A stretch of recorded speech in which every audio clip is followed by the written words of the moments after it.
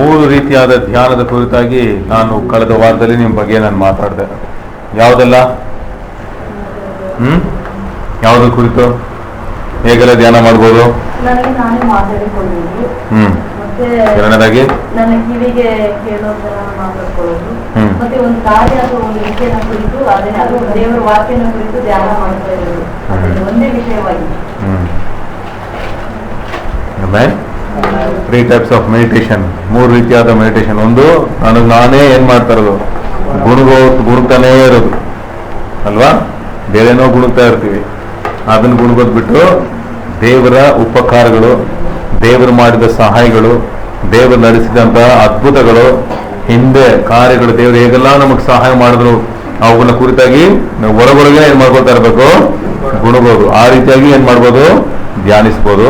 ಅಂದ್ರೆ 2 ರೀತಿಯಾಗಿ ಗುಣಗೋದು ನನ್ನ ಬಗ್ಗೆ ಮಾತಾಡಿದೆ. ಒಂದು, ಏನ್ ಮಾಡೋದು, ನಕಾರಾತ್ಮಕವಾಗಿಯೂ ಗುಣಗ್ಬೋದು, ಸಕಾರಾತ್ಮಕವಾಗಿಯೂ ಗುಣಗ್ಬೋದು. ಏನಪ್ಪಾ ದೇವ್ರ ಕೈ ಬಿಟ್ರಲ್ಲ, ಹಂಗಾಗುತ್ತಲ್ಲ ಹಂಗಾಗುತ್ತಲ್ಲ, ಹಂಗ್ ಮಾಡಿ ಚೆನ್ನಾಗಿರ್ತಿತ್ತು, ಹಿಂಗ್ ಮಾಡಿ ಚೆನ್ನಾಗಿರ್ತಿತ್ತು, ಇದು ಗುಣಗೋದನೆ, ಇದನ್ನು ಮೆಡಿಟೇಷನ್, ಇದು ಧ್ಯಾನನೇ.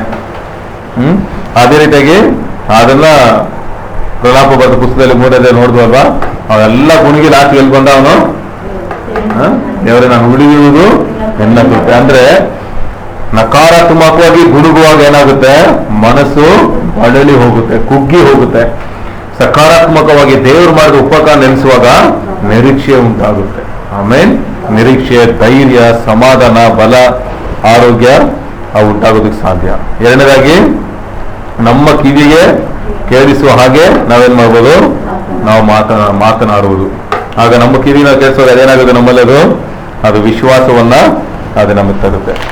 ಮೂರನೇದಾಗಿ ಏನು, ಒಂದು ವಾಕ್ಯ ಅಥವಾ ಒಂದು ಕಾರ್ಯವನ್ನ, ಅಂದ್ರೆ ಯೇಸು ಕ್ರಿಸ್ತನ ಜೀವನ ಚರಿತ್ರೆ ಅಥವಾ ವೇದದಲ್ಲಿ ಕರ್ತನ ಮಾಡಿದಂಥ ಅದ್ಭುತಗಳು ಅಥವಾ ನಮ್ಮ ಜೀವನದಲ್ಲಿ ನಡೆದಂಥ ಘಟನೆಗಳನ್ನ ಅವುಗಳನ್ನೇ ಯೋಚಿಸಿ ಏನ್ ಮಾಡೋದು, ಅದನ್ನೇ ಧ್ಯಾನಿಸ್ತಾ ಅವುಗಳೇ ಇಟ್ಕೊಳ್ಳೋ. ಅದೇನಾಗುತ್ತೆ, ಅದರೊಳಗಿರುವಂತಹ ಸಾರಾಂಶಗಳನ್ನ ದೇವರೇನ್ ಮಾಡ್ತಾರೆ, ಅದನ್ನ ಹೊರಗೆ ತರ್ತಾರೆ. ಹೊರಗೆ ತರುವಾಗ ಅದೇನಾಗುತ್ತೆ, ಅದು ಜಯವಾಗಿ ಅದು ಮಾರ್ಪಡಿಸುತ್ತೆ. ಧರ್ಮೋಪದೇಶ ಕಾಂಡ 8:18 ನಾವು ನಿಲ್ಲಿಸಿದ್ವಿ. ಯಾವುದನ್ನ ಸಂಪಾದಿಸಲಿಕ್ಕೆ ದೇವರು ಬಲವನ್ನು ಅನುಗ್ರಹಿಸುವನು, ಏನೆಲ್ಲ ಬೇಕೋ ಅಲ್ಲಿ ಹಾಕೊಳ್ಬೋದು. ವಾಹನವನ್ನ ಸಂಪಾದಿಸಲಿಕ್ಕೆ ಸಾಮರ್ಥ್ಯವನ್ನ ದೇವರು ಅನುಗ್ರಹಿಸುವನು. ನೋಡಿ, ಆ ಒಂದೇ ವಾಕ್ಯನ ನಾವು ಕುರಿತು ನಾವು ಧ್ಯಾನಿಸುವಾಗ ಏನಾಗುತ್ತೆ, ಅದರೊಳಗಿಂದ ಅನೇಕ ಸತ್ಯಗಳನ್ನ ದೇವರು ಹೊರಗೆ ತರ್ತಾರೆ. ಸೊ ಧ್ಯಾನ ನೋಡಿ, ಇಲ್ಲೂ ಸ್ವಲ್ಪ ನಾವು ಆಳವಾಗಿ ನಾವು ನೋಡೋಣ. ಜ್ಞಾನೋಕ್ತಿ 24ನೇ ಅಧ್ಯಾಯ 2ನೇ ವಾಕ್ಯವನ್ನು ನಾವು ತಿಳಿಸ್ಕೊಳ್ಳೋಣ. ಇಂಗ್ಲಿಷಲ್ಲಿ ತೆಗೆದುಕೊಳ್ಳಿ, ಕನ್ನಡದಲ್ಲೂ ನಾವು ತಿಳಿಸ್ಕೊಳ್ಳೋಣ, ನಾವು ನೋಡೋಣ. ಧ್ಯಾನದ ಬಗ್ಗೆ ವೇದದಲ್ಲಿ ಅನೇಕ ಜಾಗದಲ್ಲಿದೆ. ಅದರ ಬಗ್ಗೆ ಅನೇಕ ವಾಕ್ಯಗಳು ಬೇಕಾದ ನಾನು ಕೊಡ್ತೇನೆ, ಅದನ್ನು ಬರೆದಿಟ್ಕೊಳ್ಳಿ. ನೀವು ಮನೆಗೆ ಹೋಗುವಾಗ ಅದನ್ನ ತಿರುಗಿಸಿ ಅವುಗಳನ್ನ ಬರೀರಿ, ಅವುಗಳನ್ನ ತಿರುಗಿಸಿ ಅವುಗಳನ್ನ ನೋಡಿ. ಆ ಧ್ಯಾನದಿಂದ ಎಂತ ಕಾರ್ಯ ಉಂಟಾಗುತ್ತೆ ಅನ್ನೋದನ್ನ ನೋಡಿ. ಯಾಕಂದ್ರೆ ಧ್ಯಾನ ಏನ್ ಮಾಡುತ್ತೆ, ಅದು ನಮ್ಮನ್ನ, ಅದು ಧ್ಯಾನ ಅಂದ್ರೆ ಏನು, ಗುಣಗುವುದು ಅಥವಾ ಏನ್ ಮಾಡೋದು, ಒಂದು ಕಾರ್ಯ ಕುರಿತಾಗಿ ಆಳುವಾಗಿ ನಾವು ತಿರುಗಿ ಪದೇ ಏನ್ ಮಾಡೋದು, ನಾವು ಯೋಚಿಸ್ತಾನೆ ಇರ್ಬೋದು. ಒಂದು ವಿಷಯನೇ ತಿರುಗಿಸಿ ನೆನಪಿಗೆ ಬರ್ತಾ ಇರೋದು. ಅದಕ್ಕೆ ಉದಾಹರಣೆ ಹೇಳಿದೆ ನಾನು. ಡಾಕ್ಟರ್ ಏನ್ ಮಾಡ್ತಾರೆ, ಡಾಕ್ಟರ್ ಏನ್ ಹೇಳೋದು, ಗಂಟೆ ಇದೆಯಪ್ಪ ಅಂತ ಹೇಳಿದ ತಕ್ಷಣ ಊಟ ಮಾಡಿದಾಗ್ಲೂ ಅದೇ ಜ್ಞಾನನೇ, ಮಲಗಿದಾಗ್ಲೂ ಅದೇ ಜ್ಞಾನ. ಅಂದ್ರೆ ನೋಡಿ, ಬೇರೆದೆಲ್ಲ ಈಸಿಯಾಗಿ ಒಳಗೆ ಬಂದ್ಬಿಡುತ್ತೆ, ಆದ್ರೆ ಇಂಥ ಕಾಲದ ಆಚೆ ಬೇಗ ಬರಲ್ಲ. ಕಾರಣ ಅಂತಂದ್ರೆ ಇವುಗಳನ್ನ ನಾವು ಧ್ಯಾನಿಸ್ಬಿಟ್ರೆ ನಿಶ್ಚಯವಾಗಿಯೂ ನಾವು ಅದನ್ನ ಹೊಂದ್ಕೊಂಡ್ಬಿಡ್ತೀವಿ. ಆದ್ರಿಂದಲೇ ಸೈತಾನ್ ಏನ್ ಮಾಡ್ತಾನೆ ಅಂತಂದ್ರೆ, ನೀವು ಧ್ಯಾನಿಸ್ಬೇಕಾದ ವಿಷಯಗಳನ್ನ ತೆಗೆದು ಬೇರೆ ಯಾವುದೋ ಆಗ್ಬಿಡ್ತಾನೆ. ಯಾವ್ದ್ರ ಬಗ್ಗೆ ಕೆಲಸ ಇಲ್ವಲ್ಲ ಅದ್ರ ಬಗ್ಗೆ ಧ್ಯಾನ. ಅಯ್ಯೋ ನನ್ನ ಯಜಮಾನ್ರು ಅವ್ರ ಮನ ತಿರ್ಗೋದಿಲ್ಲ, ಅಯ್ಯೋ ನಾನು ಹೀಗೇನು ಎತ್ಬಿಡ್ತೀನಿ, ಇದೇ ತಿರುಗಿಸಿ ಒಳಗೆ ತಂದಾಗ್ತಾ ಇರ್ತಾನೆ. ಆಗ ಅದೇನಾಗುತ್ತೆ ಅನ್ನೋದೇ ಇವತ್ತು ನೋಡೋಣ. ಯಾಕೆ ಇಷ್ಟು 3 ವಾರಗಳು ಯಾಕೆ ಅದು ನೋಡಿದ್ವಿ, ಅದು ಎಲ್ಲಿ ತಲುಪಿಸಿರೋದು ನೋಡೋಣ. ಯಾಕಂದ್ರೆ ಅದು ಎಲ್ಲಿ ತಲುಪಿಸುತ್ತೋ ಅದೇ ಏನ್ ಮಾಡುತ್ತೆ, ಒಬ್ಬ ಜೀವನವನ್ನ, ಅವನ ಅಂತ್ಯವನ್ನ ಅದು ನಿರ್ಣಯಿಸುತ್ತೆ. ಸೊ ಇವತ್ತು ನಾವು ಜ್ಞಾನೋಕ್ತಿ 24:2 ಬ್ರದರ್ ಇಲ್ಲಿ ಮಾಡ್ಬಿಡಿ ನೀವು. ಅವರ ಕೃತಿಯು ಆನೆಯನ್ನು ಪ್ರಸ್ತಾಪಿಸುತ್ತಿರುವುದು, ಮನೆಯನ್ನು ಕಟ್ಟುವುದಕ್ಕೆ ಜ್ಞಾನವೇ ಸಾಧನ, ಅದನ್ನು ಸ್ಥಿರಪಡಿಸುವುದಕ್ಕೆ ವಿವೇಕವೇ ಆಧಾರ. ಜ್ಞಾನೋಕ್ತಿ 24:2 ತನಕ ಓದ್ತಾ ಇದ್ದೀರಾ? ಅವರ ಮನಸ್ಸು ಹಿಂಸೆಯನ್ನು ಧ್ಯಾನಿಸುತ್ತಿರುವುದು. ಆಮೇನ್. ಅವರ ಮನಸ್ಸು ಏನ್ ಮಾಡ್ತಾ ಇದೆ? ಹಿಂಸೆಯನ್ನೇ ಧ್ಯಾನ ಮಾಡ್ತಾ ಇದೆ. ತುಂಬಾ ಜನರಿಗೆ ಕಷ್ಟನೇ ಧ್ಯಾನ ಮಾಡ್ತಾ ಇದೆ, ಇಲ್ಲ ಅನ್ನೋದನ್ನೇ ಧ್ಯಾನ ಮಾಡ್ತಿದ್ದಾರೆ, ಆಗೋದೇನೋದನ್ನೇ ಅವ್ರು ಧ್ಯಾನ ಮಾಡ್ತಿದ್ದಾರೆ. ಆದ್ರೆ ಇಂಗ್ಲಿಷ್ ಅಲ್ಲಿ ASV ಅಮೆರಿಕನ್ ಸ್ಟ್ಯಾಂಡರ್ಡ್ ವರ್ಷನ್ ಹೆಂಗ್ ಬರುತ್ತೆ ಅಂತಂದ್ರೆ ಹಾರ್ಟ್ ಸ್ಟಡಿ ಆಪರೇಷನ್ ಅಂತ. ಹೃದಯ ಏನ್ ಮಾಡ್ತಿದೆ? ಆ ಒಂದು ಹಿಂಸೆನ ಸ್ಟಡಿ ಮಾಡ್ತಾ ಇದಂತೆ. ಯಾಕೆ ಇದಾಯ್ತು, ಏನಕ್ಕೆ ಇದಾಯ್ತು, ಅದ್ರ ಬಗ್ಗೆ ಓದ್ತಾ ಇದೆ. ಒಳಗಿನ ಓದೋದು ನೋಡಿದ್ರಲ್ಲ, ಒಂದು ವಿಷಯ ಬಗ್ಗೆ ಓದ್ತಾ ಇರ್ತೀವಿ. ಆದ್ರೆ ಎಲ್ಲಿಂದ ಆರಂಭ ಆಯ್ತು, ಯಾಕೆ ಆರಂಭ ಆಯ್ತು, ಯಾರಿಂದ ಬಂತು, ಇವರೇ ಕಾರಣ, ಅವರೇ ಕಾರಣ, ನಮ್ಮ ಹೆಂಡತಿ ಸರಿ ಚೆನ್ನಾಗಿರ್ತಲ್ಲ, ನಮ್ಮ ತಾಯಿ ಚೆನ್ನಾಗಿ ಕರೆಕ್ಟಾಗಿರ್ತಾ ಇತ್ತು, ನಮ್ಮ ಸ್ಕೂಲ್ ಸರಿ ಇಲ್ಲ, ನಮ್ಮ ಇದನ್ನೇ ಧ್ಯಾನ ಮಾಡ್ತಾ ಇರ್ತಾರೆ. ಇದೇ ಸ್ಟಡಿ ಮಾಡೋದು. ಒಂದು ವಿಷಯವಾಗಿ ಏನ್ ಮಾಡ್ತಿರುತ್ತೆ? ಅದನ್ನೇ ಮೆಡಿಟೇಷನ್ ಅಂತ ಹೇಳಿದ್ರು. ಒಳಗೆ ಏನ್ ಮಾಡ್ತಿರ್ತೀವಿ? ಅದು ಧ್ಯಾನ ಮಾಡ್ತಿರುತ್ತೆ.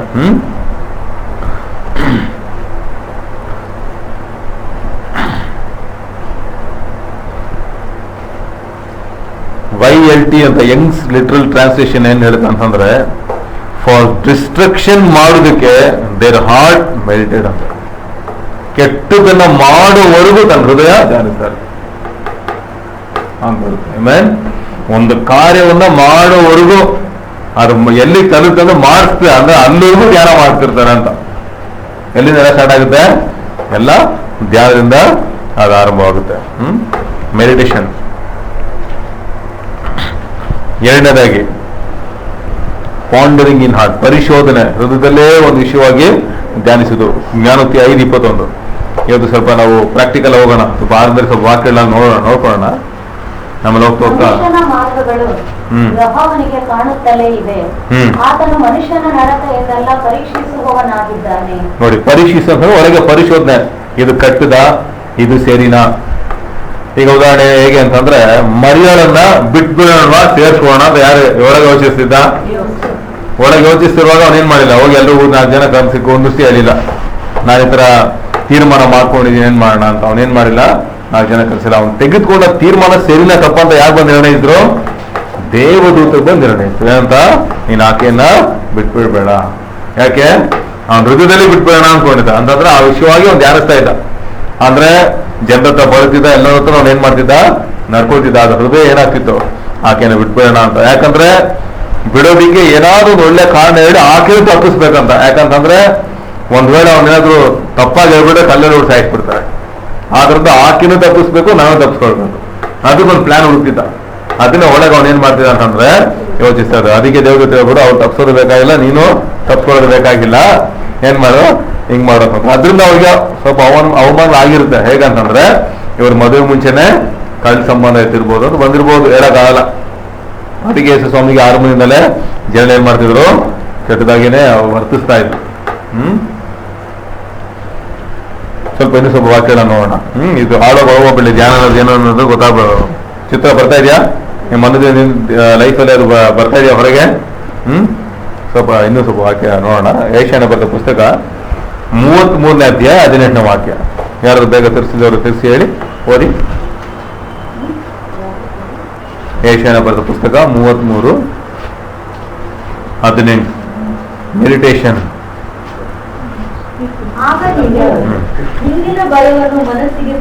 ನೋಡಿದ್ರ? ಹಿಂದಿನ ಭಯ, ಹಿಂದಿನ ಸೋಲು, ಹಿಂದಿನ ನಷ್ಟ, ಹಿಂದಿನ ಕಷ್ಟ, ಹಿಂದಿನ ಹಿಂಸೆ ಸೈತಾನ ಯಾವಾಗೂ ಹಿಂದಿರದೇ ತೋರಿಸ್ತಾ ಇರ್ತಾನೆ. ಕ್ರಿಸ್ತನ್ ಯಾವಾಗೂ ಮುಂದಿರದೇ ತೋರಿಸ್ತಿರ್ತಾರೆ. ಆಮೇಲೆ ಹಾಗಾದ್ರೆ ಆ ಧ್ಯಾನ ಅಂತಂದ್ರೆ ಏನ್ ಮಾಡೋದು? ಒಂದು ಕಾರ್ಯವನ್ನ ಮನಸ್ಸಿನಲ್ಲಿ ತಂದಿಟ್ಟುಕೊಂಡು ಅದನ್ನೇ ಪದೇ ಪದೇ ಪದೇ ಪದೇ ಪದೇ ಪದೇ ಯೋಚಿಸ್ತಿರುವುದು.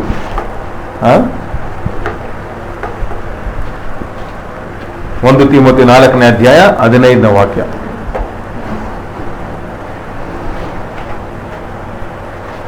ನೋಡಿದ್ರ? ಇದು ನೆಗೆಟಿವ್ ನಿಮ್ಗೆ ಹೇಳ್ತಾರೆ. ಅಂದ್ರೆ ಅವ್ರೇನ್ ಮಾಡ್ತಾರೆ? ಇದನ್ನೇ ಯೋಚಿಸ್ತಾ ಇದಾರೆ. ಅದಕ್ಕೆ ಅವ್ರು ಆ ರೀತಿಯಾಗಿ ಏನಾಗ್ಬಿಡ್ತಾರೆ? ಅವ್ರು ಹಾಗೆ ಬದಲಾಗ್ಬಿಡ್ತಾರೆ. ಈ ಕಾರ್ಯಗಳನ್ನು ಸಾಧಿಸಿಕೊಳ್ಳುವುದರಲ್ಲಿ ಆಸಕ್ತನಾಗಿರು. ಈ ಕಾರ್ಯಗಳನ್ನ ಸಾಧಿಸಿಕೊಳ್ಳುವುದರಲ್ಲಿ ಆಸಕ್ತನಾಗಿರು. ಅದು ಕನ್ನಡದಲ್ಲಿ ಅಷ್ಟು ಚೆನ್ನಾಗಿ ಬರಲಿಲ್ಲ, ಇಂಗ್ಲಿಷಲ್ಲಿ ಓದಿ ಬರೋದಲ್ಲ. 1 Timothy chapter 4:15. Be delight in these matters. Give yourself wholly to them, so that everyone may see your progress. ಅದು ಚೆನ್ನಾಗಿ ಬಂದಿಲ್ಲ. Meditate upon these things. ಯಾವ ಯಾವ ಯಾವ ಕಾರ್ಯ? ಸ್ವಲ್ಪ ಮೇಲೆ ವಾಕ್ಯ ಓದಿ, 4ನೇ ವಾಕ್ಯ, 14ನೇ ವಾಕ್ಯ ಓದಿ. Do not neglect your gift. ನಿನ್ನೆಗೆ ಕೊಟ್ಟಂತ ವರಗಳನ್ನ ಏನ್ ಮಾಡಬೇಡ, ಅಲಕ್ಷ್ಯ ಮಾಡಬೇಡ. ಯಾಕಂದ್ರೆ ಅವುಗಳನ್ನ ಧ್ಯಾನಿಸ್ತಾ ಇರು. ನಿಮ್ಮ ಕೊಟ್ಟಂತ ಸಾಮರ್ಥ್ಯ, ನಿಮ್ಮ ಕೊಟ್ಟಂತ ತಾಲಂತುಗಳನ್ನ ಹೇಳ್ತೇನೆ. ಪೌಲ್ ಹೇಳ್ತಾನೆ ತಿಮೋತಿಗೆ ಅಂತಂದ್ರೆ, ನಿನಗೆ ಪ್ರವಾದನೆ ಸಹಿತವಾಗಿ ಆ ಒಂದು ವರ ಕೊಡಲ್ಪಡ್ತಲ್ಲ, ಅದನ್ನ ನೀನ್ ಧ್ಯಾನಿಸ್ತಾ ಇರು. ಯಾಕೆ ಈ ವರ ನನಗೆ ಕೊಡಲ್ಪಡ್ತು? ಹಾಗಾದ್ರೆ ಈ ಸಾಮರ್ಥ್ಯ ನನಗೇನ್ ಮಾಡಲಿದೆ? ಈ ಸಾಮರ್ಥ್ಯ ಏನ್ ಮಾಡುತ್ತೆ? ನಿನಗೆ ಮುಚ್ಚಿರುವ ಭಾಗವನ್ನ ಅದು ತೆರೆಯುವಂತದ್ದಾಗಿದೆ. ಆಮೆನ್. Hallelujah, hallelujah. Hallelujah.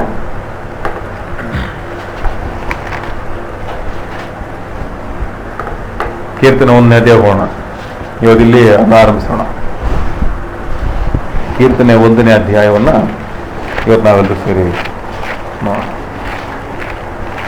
ಇವತ್ತು ನಾವು ಏನ್ ನೋಡಲಿದ್ದೇವೆ ಅಂತಂದ್ರೆ, ಯಾಕೆ ಧ್ಯಾನ ಬಹಳ ಮುಖ್ಯ?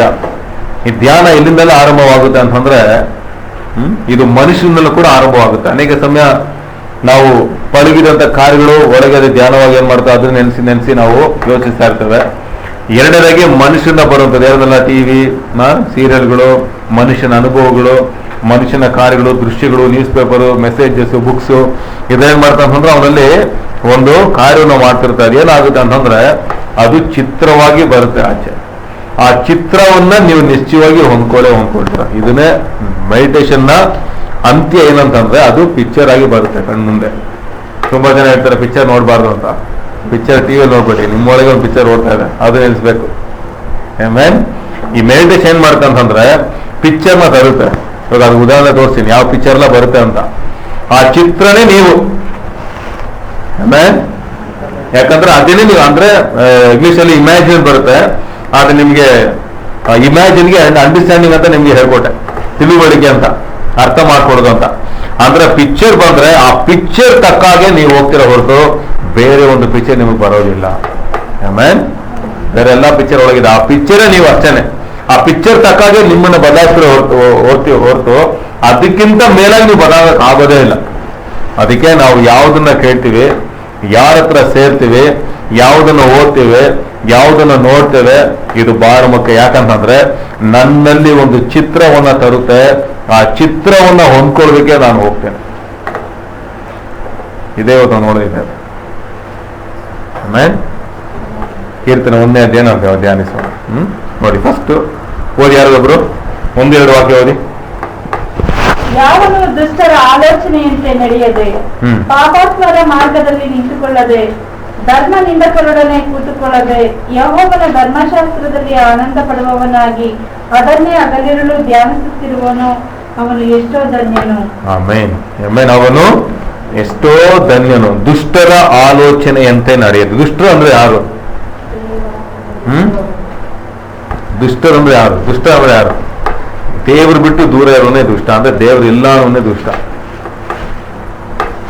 ಆಮೇನ್. ಜ್ಞಾನೋಕ್ತಿಗಳು 12 ಕೊಡಿ.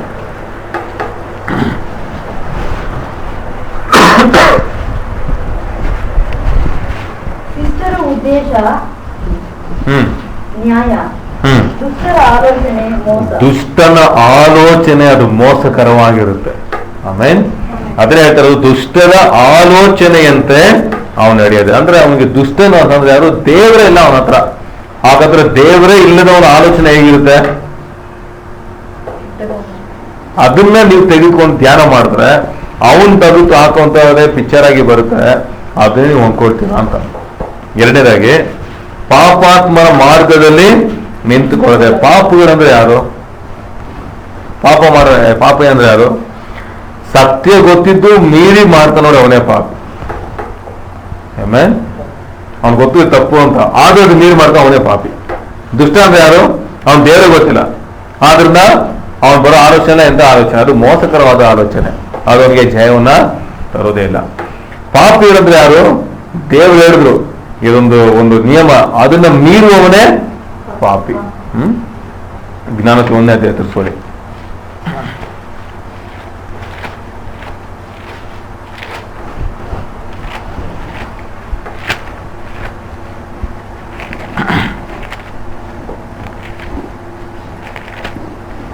ಹೇಳದಲ್ವಾ ಕಳೆದ ವಾರದಲ್ಲಿ ಒಂದಿನಕ್ಕೆ ಎಷ್ಟು ಆಲೋಚನೆ ಬರುತ್ತೆ? 5,000. ನೀವೇನೇ ಹಾಕೊಳ್ಬೇಕು, ದೇವ್ರು ಬಂದು ನಿಮ್ಮ ಮನಸ್ಸಲ್ಲಿ ಗುಂದಿಸಲ್ಲ. ಆಮೇನ್. 1,000 ಬರ್ತಾ ಇರ್ತೇವೆ ನಾವೇ, ಬೇಕಾಗಿಲ್ಲ ನಮ್ಗೆ ಅದನ್ನೇ ಬೇಕು ನಾವು ಆರಿಸ್ಕೊಂಡು ತೆಗೆದುಕೊಳ್ಬೇಕಂತ.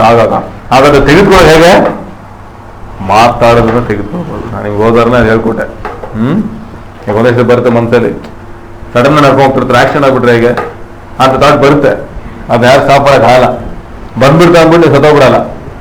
ಆ ಟೈಮಲ್ಲಿ ಏನ್ ಮಾಡ್ಬೇಕು? ನಿಲ್ಲಿಸ್ಬೇಕಂದ್ರೆ ಅದನ್ನ ಹಂಗೆ ಬಿಟ್ಟರೆ ಧ್ಯಾನ ಆಗ್ಬಿಡುತ್ತೆ. ಅದು ಪಿಕ್ಚರ್ ಆಗಿ ಬಂದ್ಬಿಡುತ್ತೆ. ಹೇಗೆ? ಹಾಗೆ ತಲೆ ಓಡ್ದಂಗೆ, ರಕ್ತ ಬಂದಂಗೆ ಪಿಕ್ಚರ್ ಬಂದ್ಬಿಡ್ತೇವೆ ಹಂಗೆ. ಸ್ವಲ್ಪ ದೂರ ನೋಡಿ ಹಾಗೆ ಆಕ್ಷನ್ ಆಗ್ಬಿಡುತ್ತೆ. ಅಯ್ಯೋ ಅನ್ಕೊಂಡೆ ನಾನು ಕರೆಕ್ಟ್ ಆಗ್ಬಿಡ್ತಲ್ಲ. ಯಾಕಂದ್ರೆ ಅನ್ಕೊಂಡೆ ಅಂತಂದ್ರೆ ಅನ್ಕೊಳ್ಳುವಾಗಲೂ ಅದು ನಿಲ್ಸ್ಬೇಕು. ಹೇಗೆ ನಿಲ್ಸ್ಬೇಕು? ಆವಾಗ ಬಾಯಿ ತೆರೆದು ಮಾತಾಡ್ಬೇಕು.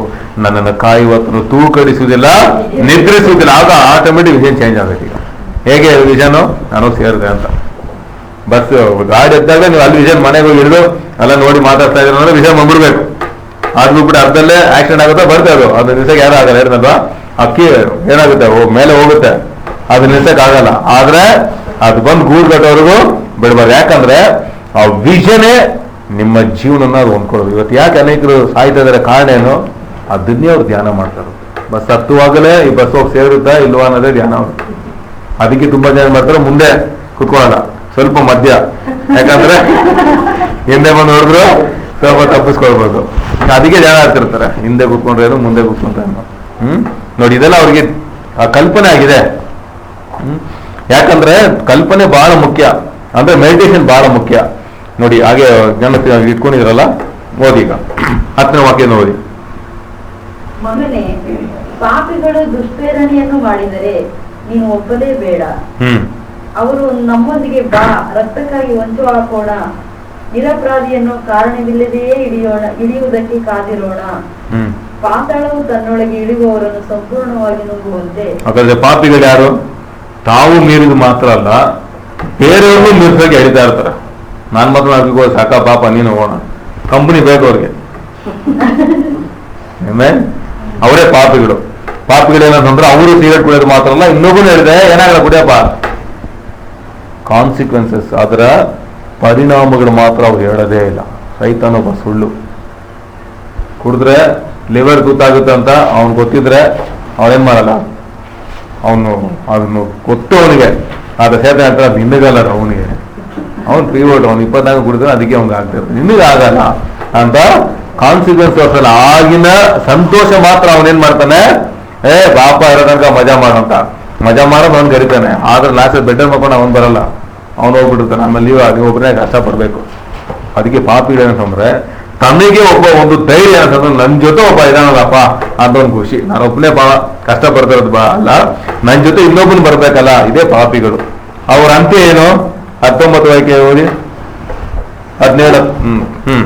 ಸೂರ್ಯ ಮಾಡುವವರೆಲ್ಲರ ದಾರಿಯು ಹೀಗೆಯೇ ಸರಿ, ಕೊಳ್ಳೆಯು ಕೊಳ್ಳೆಗಾರನ ಜೀವವನ್ನೇ ಕೊಳ್ಳೆ ಮಾಡುವುದು. ನೋಡಿ ಅವ್ರು ಹೇಗಿದ್ದಾರೆ, ಪಕ್ಷಿಗಳ ಕಣ್ಣೆದುರಿಗೆ ಬಲೆ ನುಡಿದು ವ್ಯರ್ಥ. 18 ಇವರಾದರೂ ಸ್ವರಕ್ತವನ್ನು ಸುರಿಸೋದಕ್ಕೆ ಹೊಂಚು ಹಾಕುತ್ತಾರೆ, ಸ್ವಜೀವವನ್ನು ತೆಗೆಯುವುದಕ್ಕೆ ಕಾದಿರ್ತಾರೆ. ಅವ್ರ ಜೀವ ಅವರು ತೆಗೆಯೋದಕ್ಕೆ ಕಾಯ್ತಾ ಇರ್ತಾರೆ ಅಷ್ಟೇ. ಅಂತವರೇ ಪಾಪಿಗಳು.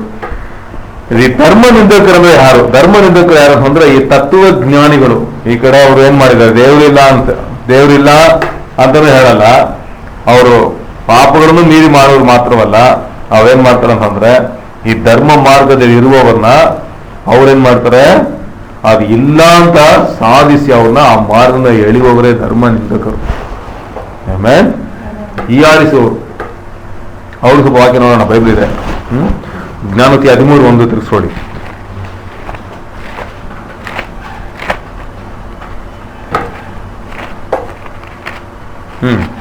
ಜ್ಞಾನಿಯಾದ ಮಗನು ತಂದೆಯ ಶಿಕ್ಷೆಯನ್ನು ಕೇಳುವನು, ಧರ್ಮ ನಿಂದಕನು ಗದರಿಕೆಯನ್ನು ಕೇಳನು. ಧರ್ಮ ನಿಂದಕರ್ನ ಯಾರು? ಅವನು ಗದರಿಕೆಯನ್ನು ಕೇಳೋದೇ ಇಲ್ಲ. ನೆಕ್ಸ್ಟ್ 14:6. ಅದೇ ಜ್ಞಾನೋತಿ 14:6. ಧರ್ಮ ನಿಂದಕನಿಗೆ ಹುಡುಕಿದರೂ ಜ್ಞಾನವು ಸಿಕ್ಕದು. ಹಾಗಾದ್ರೆ ಅವನಲ್ಲಿ ಏನು ಜ್ಞಾನ ಸಿಗಲ್ಲ, ಸುಮ್ಮನೆ ಟೈಮ್ ವೇಸ್ಟ್. ಆಮೇಲೆ 15:12. ಧರ್ಮ ನಿಂದಕನು ಗದರಿಕೆಯನ್ನಲ್ಲನು, ಧರ್ಮ ನಿಂದಕನು ಗದರಿಕೆಯನ್ನಲ್ಲನು. ಬೇಡ ಅವನಿಗೆ. 22:10.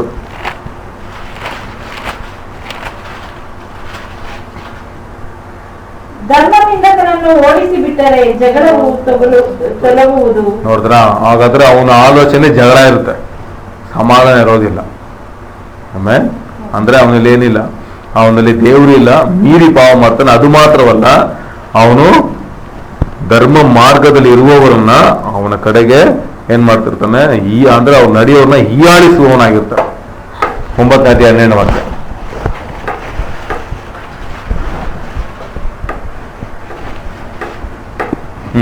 ಬೇಗ. ನೀನು ಜ್ಞಾನವಂತನಾದರೆ ನಿನ್ನ ಜ್ಞಾನವು ನಿನಗೆ ಲಾಭಕರ. ಧರ್ಮನಿಂದಕನಾದರೆ ನೀನೇ ಅದರ ಫಲವನ್ನು ಅನುಭವಿಸಿ. ನೋಡ್ದ, ಅದರ ಫಲವನ್ನು ನೀನೇ ಅನುಭವಿಸಿ. ಕೀರ್ತನೆ 1 ಬನ್ನಿ. ಇಂಗ್ಲಿಷಲ್ಲಿ ಓದಿ, ಅದು 1, 2 ಇಂಗ್ಲಿಷಲ್ಲಿ ಓದಿ. Blessed is the man who does not walk in the counsel of the wicked, or stand in the way of sinners, or sit in the seat of mockers. But his delight is in the law of the Lord, and on his law he meditates day and night. He is like a tree planted. ಎರಡು. Blessed is the man ಅಲ್ವಾ? Amen. ಅಲ್ಲಿ ಕರ್ಸ್ is the man ಅಂತ ಹಾಕೊಂಡು, ಆಶೀರ್ವಿಸಲ್ಪಟ್ಟ ಮನುಷ್ಯ ಯಾರು? ಅವನ ಆಲೋಚನೆಯನ್ನು ಕೇಳಿದವನು ಏನಾಗ್ತಾನೆ? ಅವನು ಆಶೀರ್ವಿಸಲ್ಪಡ್ತಾನೆ. ಅವನ ಆಲೋಚನೆ ಕೇಳುವವನು ಶಪಿಸಲ್ಪಡ್ತಾನೆ ಅಂತ ಅಲ್ವಾ? ಶಾಪಕ್ಕೊಳಗಾಗ್ತಾನೆ. ಈಗ ಅದಕ್ಕೆ ಉದಾಹರಣೆ ತಗೊಳ್ತೀನಿ. ಅಂದ್ರೆ ಅವರ ಆಲೋಚನೆಯಲ್ಲಿ ಏನಿದೆ? ನಷ್ಟ ಇದೆ, ಮರಣ ಇದೆ, ಆಮೇಲೆ ಸಾವಿದೆ. ಆದ್ರೆ ದೇವರ ಆಲೋಚನೆಯಲ್ಲಿ ಸಾವಿಲ್ಲ. ಆಮೆನ್. ಅದರಲ್ಲಿ ಸಮಾಧಾನ ಇದೆ, ಬಿಡುಗಡೆ ಇದೆ, ಜೀವ ಇದೆ. ಆದ್ರಿಂದಲೇ ನಾವು ಯಾರ ಆಲೋಚನೆ ಕೇಳ್ತಾ ಇದೀವಿ ಅನ್ನೋದು ಬಹಳ ಮುಖ್ಯ. ಆಮೇಲೆ ಒಂದೊಂದು ನಿಮ್ಮ ಫ್ರೆಂಡ್ ಆಗಿರ್ಬೋದು, ಅಥವಾ ನಿಮಗೆ ಆಪ್ತ ಸ್ನೇಹಿತ, ಆಪ್ತ ಫ್ಯಾಮಿಲಿ ಆಗಿರ್ಬೋದು. ಆದ್ರೆ ಅದು ನಮ್ಗೆ ಏನ್ ಮಾಡಲ್ಲ, ನಮಗೆ ಜಯವನ್ನ ಕೊಡೋದಿಲ್ಲ. 2 ತಿಮೋಥೆಯ 2ನೇ ಅಧ್ಯಾಯ 2ನೇ ವಾಕ್ಯ ತರಿಸ್ಕೊಳ್ಳಿ. 2:2 ನಿಧಾನ ತರಿಸ್ಕೊಳ್ಳಿ, ಪರವಾಗಿಲ್ಲ, ಟೈಮ್ ಇದೆ ನಮ್ಗೆ. ಓದ್ಬೇಕು. ಇದೇನು ಒಳ್ಳೆ ಪ್ರಾಕ್ಟೀಸ್ ಇಲ್ಲ, ನಿಮ್ಗೆ ಒಳ್ಳೆ ಪ್ರಾಕ್ಟೀಸ್ ಮಾಡೋ ಜಾಗ ಓದಕ್ಕೆ.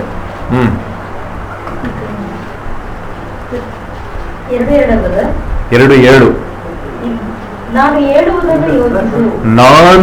ಹೇಳುವುದನ್ನ ಧ್ಯಾನಿಸು.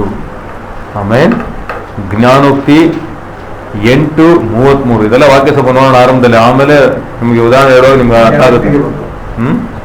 ಜ್ಞಾನೋಕ್ತಿ 8:33. ಜ್ಞಾನೋಕ್ತಿ 8ನೇ ಅಧ್ಯಾಯ 33. ಉಪದೇಶವನ್ನು ಕೇಳಿರಿ, ಅದನ್ನು ಬಿಡದೆ ಜ್ಞಾನವಂತರಾಗಿ. ಅದನ್ನ ಬಿಡದೆ ಏನ್ ಮಾಡಿ? ನೋಡ್ರ, ಬಿಡಬಾರ್ದು. ಒಂದನ್ನ ಕೇಳ್ತೀರಿ, ಒಂದು ಸತ್ಯನ ಕೇಳ್ತೀರಿ ಅಂತಂದ್ರೆ ಅದನ್ನ ಬಿಡದೆ ನೀವು ಕೇಳೋದ ಜ್ಞಾನವಂತರ ಆಗ್ಬಿಡ್ತೀರ. ಹಾಗೆ ದುಷ್ಟರ ಆಲೋಚನೆ ಕೇಳ್ತಾ ಇದ್ರೆ ಏನಾಗ್ತೀರಾ? ಜ್ಞಾನಹೀನರಾಗ್ಬಿಡ್ತೀರ. 2 ತಿಮೋಥೆಯ ಅಲ್ಲಿಗೆ ಬನ್ನಿ ತಿರುಗಿ. 2 ತಿಮೋಥೆಯ 2:16.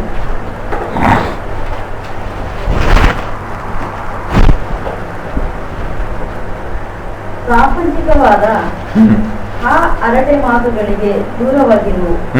ಅವುಗಳಿಗೆ ಮನಸ್ಸು ಕೊಡುವವರು ಅವುಗಳಿಗೆ ಮನಸ್ಸು ಕೊಡುವವರು ಏನಾಗ್ತಾರೆ? ಭಕ್ತಿಹೀನರಾಗುವರು. ಅವರು ಭಕ್ತಿಹೀನರಾಗುತ್ತಾರೆ. 2:16. 2 ತಿಮೋಥೆಯ 2:16. ಅಂದ್ರೆ ಒಂದು ಕಾರ್ಯವನ್ನ ಕುರಿತು ನೀವು ಅವುಗನ್ನೇ ಧ್ಯಾನವಾಗ್ತಿರುವಾಗ 2 ಕೆಲಸ ಮಾಡುತ್ತೆ. ಒಂದು, ನೀವು ಜ್ಞಾನವಂತರಾಗ್ಬೋದು ಅಥವಾ ಜ್ಞಾನಹೀನರಾಗ್ಬೋದು. ಒಂದು, ಲಾಭವುಳ್ಳ ಜನರಾಗಿ ಮಾರ್ಪಡ್ಬೋದು ಅಥವಾ ನಷ್ಟವುಳ್ಳ ಜನರಾಗಿ ನಾವು ಮಾರ್ಪಡ್ಬೋದು. ನಾವು ಅನ್ಕೊಳ್ತೀವಿ ಸುಮ್ಮನೆ ಬೇಡಿ ಪರವಾಗಿನ ಮಾತಾಡ್ಕೊಂಡು ಹೋಗ್ತಾರಂತ. ಇಲ್ಲ, ಟಿವಿ ಬಹಳ ಮುಖ್ಯ. ಆಮೇಲೆ ನೀವು ಡಾಕ್ಟರ್ ಹೋದಾಗ ಡಾಕ್ಟರ್ಗೆ ಹೇಳ್ತಾರೆ ಏನಪ್ಪ ತಿಂದೆ ಅಂತ. ಅವ್ರ ಕಾರ್ಯ ಚೆಕ್ ಮಾಡ್ಬೇಕಾದ್ರೆ ಏನ್ ಮಾಡ್ತಾರೆ? ಏನಪ್ಪ ತಿಂದೆ ಅಂತ ಕೇಳ್ತಾರೆ. ಯಾರವರು? ಶಾರೀರಿಕ ಡಾಕ್ಟರ್ಸ್. ಇದೇ ಸ್ಪಿರಿಚುವಲ್ ಡಾಕ್ಟರ್ಸ್ ಬಂದಾಗ ಏನ್ ಕೇಳ್ತಾರೆ? ಏನ್ ತಿಂದೆ ಅಂತ ಕೇಳಲ್ಲ, ಏನ್ ಕೇಳಿದ್ರಿ, ಆಮೇಲೆ ಯಾವುದನ್ನ ನೋಡಿದ್ರಿ, ಯಾರ ಹತ್ರ ಸೇರ್ತಾ ಇದ್ದೀರಾ, ಯಾವುದನ್ನ ಓದ್ತಾ ಇದ್ದೀರಾ, ಇದೇನೆ ನಿಮ್ಮ ಸ್ಪಿರಿಚುವಲ್ ನ ಹಾಳು ಮಾಡ್ತಾರೆ. Amen, hallelujah. ಅದಕ್ಕೆ ಯೇಸು ಸ್ವಾಮಿ ಹೇಳಿದ್ರು, ಕಿವಿ ಕೇಳುವವನು ಎಚ್ಚರಿಕೆಯಾಗಿರಲಿ. ಅಂದ್ರೆ ಕೇಳುವಾಗ ಎಚ್ಚರಿಕೆ ಆಗಿದೆ, ಎಲ್ಲಾ ಮಾತು ಒಳಗೆ ಹೋಗ್ಬಾರ್ದು. ಯಾವ್ದಕ್ಕೆ ಕಟ್ ಮಾಡ್ಬೇಕು ಅದನ್ನ ಕಟ್ ಮಾಡ್ಬೇಕು, ಯಾವ್ದನ್ನ ಸೇರ್ಸ್ಕೊಳ್ಬೇಕು ಅದನ್ನ ಒಳಗೆ ಸೇರ್ಸ್ಕೊಳ್ಬೇಕು. ಹೇಳ್ತಾರಲ್ಲ, ಹಿಂಗ್ ತಗೊಂಡು ಹಿಂಗ್ ಬಿಟ್ಬಿಡ್ಬೇಕು. ಸ್ವಲ್ಪ ಜನ ಮಾಡ್ತಾರೆ ಹಿಂಗ್ ಹೋಗ್ಬಿಡುತ್ತೆ, ಅದು ಒಳಗೆ ನಿಂತು ಅದ್ರಲ್ಲಿ ಧ್ಯಾನ ಮಾಡಿ ಏನಾಗ್ಬಿಡುತ್ತೆ, ಅದು ಆಚೆ ಬಂದ್ಬಿಡುತ್ತೆ. ಇಲ್ಲ, ಅದು ಬಹಳ ಮುಖ್ಯ. ಹಾಗಾದ್ರೆ ಯಾವ್ದನ್ನ ಕೇಳ್ತಾ ಇದೀವಿ, ಯಾವ್ದನ್ನ ಕೇಳಿದ್ರು ಅದು ನಿಮ್ಮ ಆಟೋಮೆಟಿಕ್ ಏನಾಗ್ಬಿಡುತ್ತೆ, ಅದು ನಿಮ್ಮ ಜೀವಿತವನ್ನೇ ಅದು ಮಾರ್ಪಡಿಸ್ಬಿಡುತ್ತೆ. ಇವತ್ತು ಲೋಕ ಹೇಗೆಲ್ಲ ನಡೆಸಲ್ಪಡುತ್ತೆ ಎಂಬುದರ ಒಂದು ಚಿಕ್ಕ ಉದಾಹರಣೆ ನಿಮ್ಗೆ ಇಲ್ಲಿ ಬರ್ದಿದ್ದೀನಿ. ಜಸ್ಟ್ ಅದನ್ನ ನೀವು ನೋಡಿ, ಹೇಗೆ ಒಬ್ಬ ಮನುಷ್ಯ ಇವತ್ತು ನಡೆಸಲ್ಪಡ್ತದೆ ಅಂತಂದ್ರೆ, ಇವತ್ತು ಅನೇಕರು ಹೇಗೆ ನಡೆಸಲ್ಪಡ್ತಾ ಇದಾರೆ, ಹಣ ಹೇಳೋ ಹಾಗೆ ಅವ್ರು ಕೇಳ್ತಾ ಇದ್ದಾರೆ. ಆಮೇಲೆ ದುಷ್ಟರ ಆಲೋಚನೆ, ಈ ಹಣ ಒಂದು ಆಲೋಚನೆ ಕೊಡುತ್ತೆ, ಅದರಂತೆ ನಡೆಯೋರಿದ್ದಾರೆ. ಹಣ ಮಾತಾಡುತ್ತಾ ಮಾತಾಡುತ್ತೆ. ನೀವು ಮಾತು ಕೇಳಿಸಿಲ್ವಾ? 500 ರೂಪಾಯಿ ತಗೊಳ್ಳಿ, ಬಜಾರ್ಗೆ ಹೋಗಿ ಮಾತಾಡ್ತಲ್ಲ ಹೇಳಿ. 15 ರೂಪಾಯಿ 5 ರೂಪಾಯಿ ಇದೆ ಅಲ್ವಾ, 15 ರೂಪಾಯಿ ಅಂತೆ. ಕಾಸೆ ತಗೊಂಡ್ರೆ ನೀವು ದೊಡ್ಡ ಮಾಲ್ ಹೋಗಿ ಬಂದ್ರು ಯಾವುದು ಮಾತಾಡೋದು. ಅರ್ಥ ಆಗ್ತಿದ್ಯಾ? ಅರ್ಥ ಆಯ್ತಾ ಇಲ್ವಾ? ಜೋಬಲ್ಲಿ ಇರೋದಕ್ಕೆ ಏನಾಗುತ್ತೆ, ಎಲ್ಲ ಕೈ ನೋಡು, ಇದು ತಗೋಣ ಅದು ತಗೋಣ, ಯಾಕಂದ್ರೆ ಕಾಸಿದೆಯಲ್ಲ 500 ರೂಪಾಯಿ ಒಳಗೆ ಎಲ್ಲ ತಗೊಂಡು ಮಾತಾಡ್ತಾ ಇರುತ್ತೆ. ಕಾಸೇನ ಅಂತಂದ್ರೆ ನಿಮ್ಗೆ ಇಲ್ಲ, ನಿಮಗೆ ಏನಿರಲ್ಲ, ಟೆಂಪ್ಟೇಷನ್ ಇರಲ್ಲ ಅಲ್ಲಿ ಅಲ್ವಾ. 2 ಸೀರೆ ತಗೊಂಡೋಗಿ ಇವತ್ತು ಮನೆಗೆ. ಒಂದು ಒಳ್ಳೆ ಜಾಕಿ ಚಾನ್ ಒಂದು ಒಳ್ಳೆ ಫೈಟಿಂಗ್ ಪಿಕ್ಚರ್, ಈ ಕಡೆ ಯೇಸುದಾನ್ ಫಿಲಮ್. ಇವಾಗ ಎರಡೂ ಮಾತಾಡುತ್ತೆ ಅಲ್ವಾ. ಏನ್ ಮಾತಾಡುತ್ತೆ? ಫಸ್ಟ್ ಇದು ನೋಡ್ಬೋಣ, ಆಮೇಲೆ ಅದನ್ನ ನೋಡ್ಬೋಣ, ಇಲ್ಲ ಫಸ್ಟ್ ಇದು ನೋಡೋಣ ಅದನ್ನ ಮಾತಾಡೋಣ ಅಂತ. ಅದು ಒಂದೇ ಯೇಸುದಾನ್ ಫಿಲಮ್ ತಗೊಂಡೋಗಿ ಜಾಕಿ ಚಾನ್ ಫಿಲಮ್ ಮಾತಾಡುತ್ತಾ? ಇಲ್ಲ ಅಲ್ಲಿ ಅಲ್ವಾ. ಹಾಗೇನೆ ಇವತ್ತು ಮನುಷ್ಯರು ಯಾವುದೋ ಒಂದು ಆಲೋಚನೆ ಹೊರಗೋಗಿ ಅದು ಧ್ಯಾನವಾಗಿದ್ದರಿಂದ ಅದ್ರ ಹೇಳುವಾಗೆ ಕೇಳ್ತಿರ್ತಾರೆ. ಆದ್ರೆ ಒಬ್ಬ ವ್ಯಕ್ತಿ ಇದು ಹೇಳುವಾಗ ಕೇಳ್ತಾರೋ ಅವನೇ ಧನ್ಯನು. ಅದರಲ್ಲಿ ಇದನ್ನ ಧ್ಯಾನಿಸುವವನೇ ಧನ್ಯನು. ಇವತ್ತು ದುಷ್ಟ ಏನೆಲ್ಲ ಆಲೋಚನೆ ಹೇಳ್ಕೊಟ್ಟಿದ್ದಾರೆ, ಏನ್ ಹೇಳಿದ್ದಾರೆ. ಇವತ್ತು ಲೋಕ ಜನರು ಹೇಗೆಲ್ಲ ಇವ್ರು ನಡೀತಿದ್ದಾರೆ ಅದರಂತೆ ಅವರಿದ್ದಾರೆ, ಅವರು ಅದ್ರ ಆಲೋಚನೆ ನಡೀತಾರೆ. ಇವತ್ತು ಜನ ಹೇಗೆ ನಡೆಸಲ್ಪಡ್ತಾ ಇದ್ದಾರೆ, ಒಂದು ಪಾಕೆಟ್ ಅಲ್ಲಿ ಒಂದು ಬುಕ್ ಇಟ್ಕೊಂಡಿದ್ದಾರೆ, ಆ ಬುಕ್ ಏನಿರುತ್ತೆ ಅದನ್ನೇ ಕೇಳ್ತಾರೆ. ಅದೃಷ್ಟ ಬುಕ್ ಇಟ್ಕೊಂಡಿದ್ದಾರೆ. ತುಂಬಾ ಜನ ಏನು ದಿನ ಬರುತ್ತಾ ಅಂತ ಕಾಯ್ತಾ ಇದಾರೆ. ಮಂಗಳವಾರ ನಮಗೆ ಸರಿ ಇಲ್ಲ, ಬುಧವಾರ ಬಂದು ನಮಗೆ. ಹಾಗಾದ್ರೆ ಬುಧವಾರ ಹೇಳಿದ್ರಿಂದ ನೀವು ಕೇಳ್ತಾ ಇದ್ದೀರಾ. ಬೈಬಲ್ ಹೇಳುತ್ತೆ ಎಲ್ಲಾ ದಿನವೂ ಒಳ್ಳೇದನ್ನೇ ಕಂಡನು, ಯಾವ ದಿನ ದೇವರಿಗೆ ಕೆಟ್ಟ ದಿನ ಅಲ್ಲ. ತುಂಬಾ ಜನಕ್ಕೆ ಸಮಯ ರಾಹುಗಾಲ 12 ಗಂಟೆ ಮೇಲೆ ಹೋಗಿ 6 ಗಂಟೆ ಮೇಲೆ ನೋಡಿ. ಯಾಕೆ ಎಲ್ಲ ಕರೆಕ್ಟಾಗಿ ಮಾಡಿದ್ರಲ್ಲ, ಯಾಕೆ ಇನ್ನೂ ಸಕ್ಸಸ್ ಆಗಿಲ್ಲ, ಎಲ್ಲ ಫೇಲ್ಯೂರ್ ಆಗಿದಾರಲ್ಲ, ಯಾಕೆ? ದುಷ್ಟರ ಆಲೋಚನೆ ಅಂತಂದ್ರೆ ಏನು? ದೇವರು ಅಲ್ಲದೆ ಬೇರೆ ಎಲ್ಲ ಆಲೋಚನೆಗಳು ಇಟ್ಸ್ ಅ ಕರ್ಸ್ ಅಂತ. ಈಗ ಅರ್ಥ ಆಗ್ತಿದೆ ಕೀರ್ತನೆ 1ನೇ ಅಧ್ಯಾಯ ಏನು ಹೇಳ್ತದೆ ಅಂತ. ದುಷ್ಟರು ಅಂತಂದ್ರೆ ಏನು? ದುಷ್ಟ ಅಂತಂದ್ರೆ ಒಬ್ಬ ವ್ಯಕ್ತಿ ಮಾತ್ರ ಅಲ್ಲ, ದೇವರು ಸಂಬಂಧಪಡದ ಯಾವುದೇ ಆಲೋಚನೆ ಇದ್ರು ಇಟ್ ಈಸ್ ಅ ಕರ್ಸ್. ತುಂಬಾ ಜನ ಈಗ ಬ್ಲೂ ಡ್ರೆಸ್ ಹಾಕೊಂಡ್ಬಿಟ್ರೆ, ಇವತ್ತು ಬ್ಲೂ ಡ್ರೆಸ್ ಹಾಕೊಂಡಿದ್ದೀನಿ ಇವತ್ತೆಲ್ಲ ನನಗೆ ಕ್ಲಿಕ್ ಆಗ್ಬಿಡುತ್ತೆ. ನೋಡಿದ್ದೀರಾ? ಇಲ್ಲ ಮಾಡಿದ್ದೀರಾ? ಬ್ಲೂ ಡ್ರೆಸ್ ಹಾಕೊಂಡ್ರೆ ಅವ್ರ ಲಕ್ಕು, ಗ್ರೀನ್ ಡ್ರೆಸ್ ಹಾಕೊಂಡ್ರೆ ಲಕ್ಕು. ಇವತ್ತು ಗ್ರೀನ್ ಡ್ರೆಸ್ ಹಾಕೊಂಡ್ರೆ ಇವತ್ತು ಕರೆಕ್ಟ್ ಆಗಿದೆಪ್ಪ ನಾನಂತ ಅನೇಕರು. ತುಂಬಾ ಜನಕ್ಕೆ ಏನಿದೆ, ಉಂಗುರ ಮೇಲೆ ಆ ಉಂಗುರದಲ್ಲಿ ಕಲರ್ಗಳು ರೆಡ್, ಗ್ರೀನು, ಅದ್ರ ಮೇಲೆ ನಂಬಿಕೆ. ತುಂಬಾ ಜನಕ್ಕೆ 7 ಬಂದ್ರೆ ಸ್ಟಾರ್, 3 ಬಂದ್ರೆ ಸ್ಟಾರ್, 5 ಬಂದ್ರೆ ಸ್ಟಾರ್. ನಾನು ಗಾಡಿ ತಗೊಂಡಾಗ ಆ ಅಂಗಡಿಯನ್ನು ಕೇಳಿದ್ರೆ, ಸರ್ 500 ರೂಪಾಯಿ ಎಕ್ಸ್ಟ್ರಾ ಕೊಡಿ, ನೀವು 7 ನಂಬರ್ ಹಾಕ್ತೀವಿ. ನನಗೆ ಎಲ್ಲ ನಂಬರ್ ನನಗೆ ಬೆಸ್ಟ್ ಇದೆ, ನನಗೆ ಇಷ್ಟವಾದ ನೀನು ಯಾವ ನಂಬರ್ ಆಗಲ್ಲ ಹಾಕಪ್ಪ ಅಂತ. 2 1 ಡಬಲ್ 7 ಕೊಟ್ಟ ನನಗೆ. ಆಯ್ತು ದೇವ ಸ್ತೋತ್ರ, ಯಾವ ನಂಬರ್ ಕೊಡು ನಮ್ಗೇನು, ಎಲ್ಲ ನಂಬರು ಆಶೀರ್ವಾದ, ನಂಬರಲ್ಲಿ ಆಶೀರ್ವಾದ ಇಲ್ಲ. ಹಲ್ಲೆಲೂಯಾ. ತುಂಬಾ ಜನಕ್ಕೆ ಈಗ ಇವತ್ತು ಅಲ್ಲಿಯೇ ನೋಡ್ತಾ ಇದೀವಿ ನೋಡಿ, ತುಂಬಿ ಕೂಡ ಬಂತು ಅಂದ್ರೆ ಹೋಗೋ ಕಾರ್ಯ ಎಲ್ಲ ಆಗ್ಬಿಡುತ್ತೆ. ಕಾರ್ಯ ಕೂಡ ಬಂತು ಅಂದ್ರೆ ಕೆಲಸನೇ ಆಗಲ್ಲ. ಯಾರಾದ್ರೂ ಒಂದು ವಿಧವೆ ಆಪೋಸಿಟ್ ಬಂದ್ಬಿಟ್ರೆ ಅಷ್ಟೇ ಕೆಲಸನೇ. ಅದ ನೋಡಿ ಹೇಗೆ ದೇವರಲ್ಲದ ಆಲೋಚನೆ ಒಂದು ಜನರು ನಡೆಸಲ್ಪಡೋದ್ರಿಂದಾನೆ ಅವ್ರ ಆಶೀರ್ವಾದ ಹೊಂದ್ಕೊಳಕ್ ಆಗಲ್ಲ. ಅದಕ್ಕೆ ಬೈಬಲ್ ಹೇಳ್ತಾ ಇದೆ, ಯಾವನು ದುಷ್ಟರ ಆಲೋಚನೆ ಅಂತ ನಡೆಯೋದೆ. ಅಂದ್ರೆ ಇದೆಲ್ಲ ಹೇಗೆ ಬಂತು, ಯಾರು ನಿಮ್ಗೆ ಹೇಳ್ಕೊಟ್ರು, ಯಾವಾಗ ಚಿಕ್ಕ ವಯಸ್ಸಿನಿಂದ ನೋಡಿರ್ತೀರಾ, ಟಿವಿಯಲ್ಲಿ ನೋಡಿರ್ತೀರಾ, ಯಾರೋ ಮುಖಾಂತರ ಕೇಳಿರ್ತೀರಾ, ಅದು ನೀವು ಅಭ್ಯಾಸ ಮಾಡಿರ್ತೀರಾ, ಆದ್ರೆ ನಿಶ್ಚಯ ಅದು ಏನಾಗಿರುತ್ತೆ, ಅದೇ ಅಳವಡ್ಕೊಂಡ್ಬಿಟ್ಟಿರ್ತಾರೆ ಲೈಫಲ್ಲಿ. ಸ್ಕೂಲ್ಗೆ ಹೋಗ್ತಿರುವಾಗ ಯಾವುದೋ ಒಂದು ಅಸೋಸಿಯೇಷನ್ ಆಯಿತು, ನಾವು ಸ್ಕೂಲ್ ಹೋಗ್ಬೇಕಾದ್ರೆ ಆ ಮನೆ ದಾಟಿ ಹೋಗ್ಬೇಕು. ಆ ನಾಯಿ ಆಚೆ ಬಂದು ನಮ್ಮ ನೋಡಿದ್ರೆ ನಮ್ಗೆ ಅವತ್ತು ಮಿಸ್ಕೇಜ್ ಬೀಳಲ್ಲ. ಅದು ನೋಡಿಲ್ಲ ಅಂದ್ರೆ ಬಿತ್ತು ಹೇಳ್ಕೊಂಡು ಹೋಗ್ತೀವಿ. ಅದು ಏನ್ ಅನ್ಕೊಂಡು ಹೋಗೋ ಹಾಗೆ ಆಗಿರುತ್ತೆ. ಇವತ್ತು ನಾಯಿ ನೋಡಿಲ್ಲ, ಅದು ಬಿತ್ತು ಸರಿ ಏಟು. ಅವತ್ತು ನಾಯಿ ನೋಡಿದ ತಕ್ಷಣ ನಮ್ಗೇನಾಗ್ಬಿಡ್ತು, ನೋಡ್ದ ಅದೇನಾಗ್ಬಿಡ್ತು, 4 ಜನ ಕೇಳಿದಾಗ ಅದೇ ಸತ್ಯ ಆಗ್ಬಿಡ್ತು. ಆಮೇಲೆ ನಾಯಿ ದೇವರಾಗ್ಬಿಡ್ತು. 3-4 ದಿನ ನಾಯಿ ಸತ್ತೋದ್ರು ಇಟ್ಕೊಳ್ಳಿ. ಆಮೇಲೆ ನೋಡಿ ಹಾಗೆ ತುಂಬಾ ಜನ ದೇವ್ರು ಇಷ್ಟೆಲ್ಲ ಹೇಳಿದ್ದಾರೆ, ಇದು ಹೇಳಿದ ಯಾರು ಕೇಳ್ತಲ್ಲ ಪಾಪ. ಗೀಲಿಯವರ ಮಾತು ಕೇಳ್ಕೊಂಡು ಕೂತ್ಕೊಂಡ್ರೆ ಅದೇನು ಹೇಳುತ್ತೆ, ಅದಕ್ಕೆ ಪಾಪ ಊಟ ಅದಕ್ಕೆ 2 ದಿನ ಊಟ ಸಿಗೋದು. ಅದರಿಂದ ನಡೆಸಲ್ಪಡ್ತಾರೆ ನೋಡಿ. ಇದೆಲ್ಲ ಬಂದು ಜನರು ಬೈಬೇಡುತ್ತೆ, ನನ್ನ ಜನರು ಜ್ಞಾನಹೀನರಾಗಿ ನಾಶವಾಗ್ತಾ ಇದ್ದಾರೆ. ಅದೇ ಪೇಪರ್ನ ಬೇರೆಲ್ಲ ಹಾಕ್ಬಿಟ್ಟ ಹೇಳಿ ಅದು ಬಂದು ಅದೇ ಹೇಳ್ಬಿಡುತ್ತೆ. ಅದಕ್ಕೇನು ಗೊತ್ತು?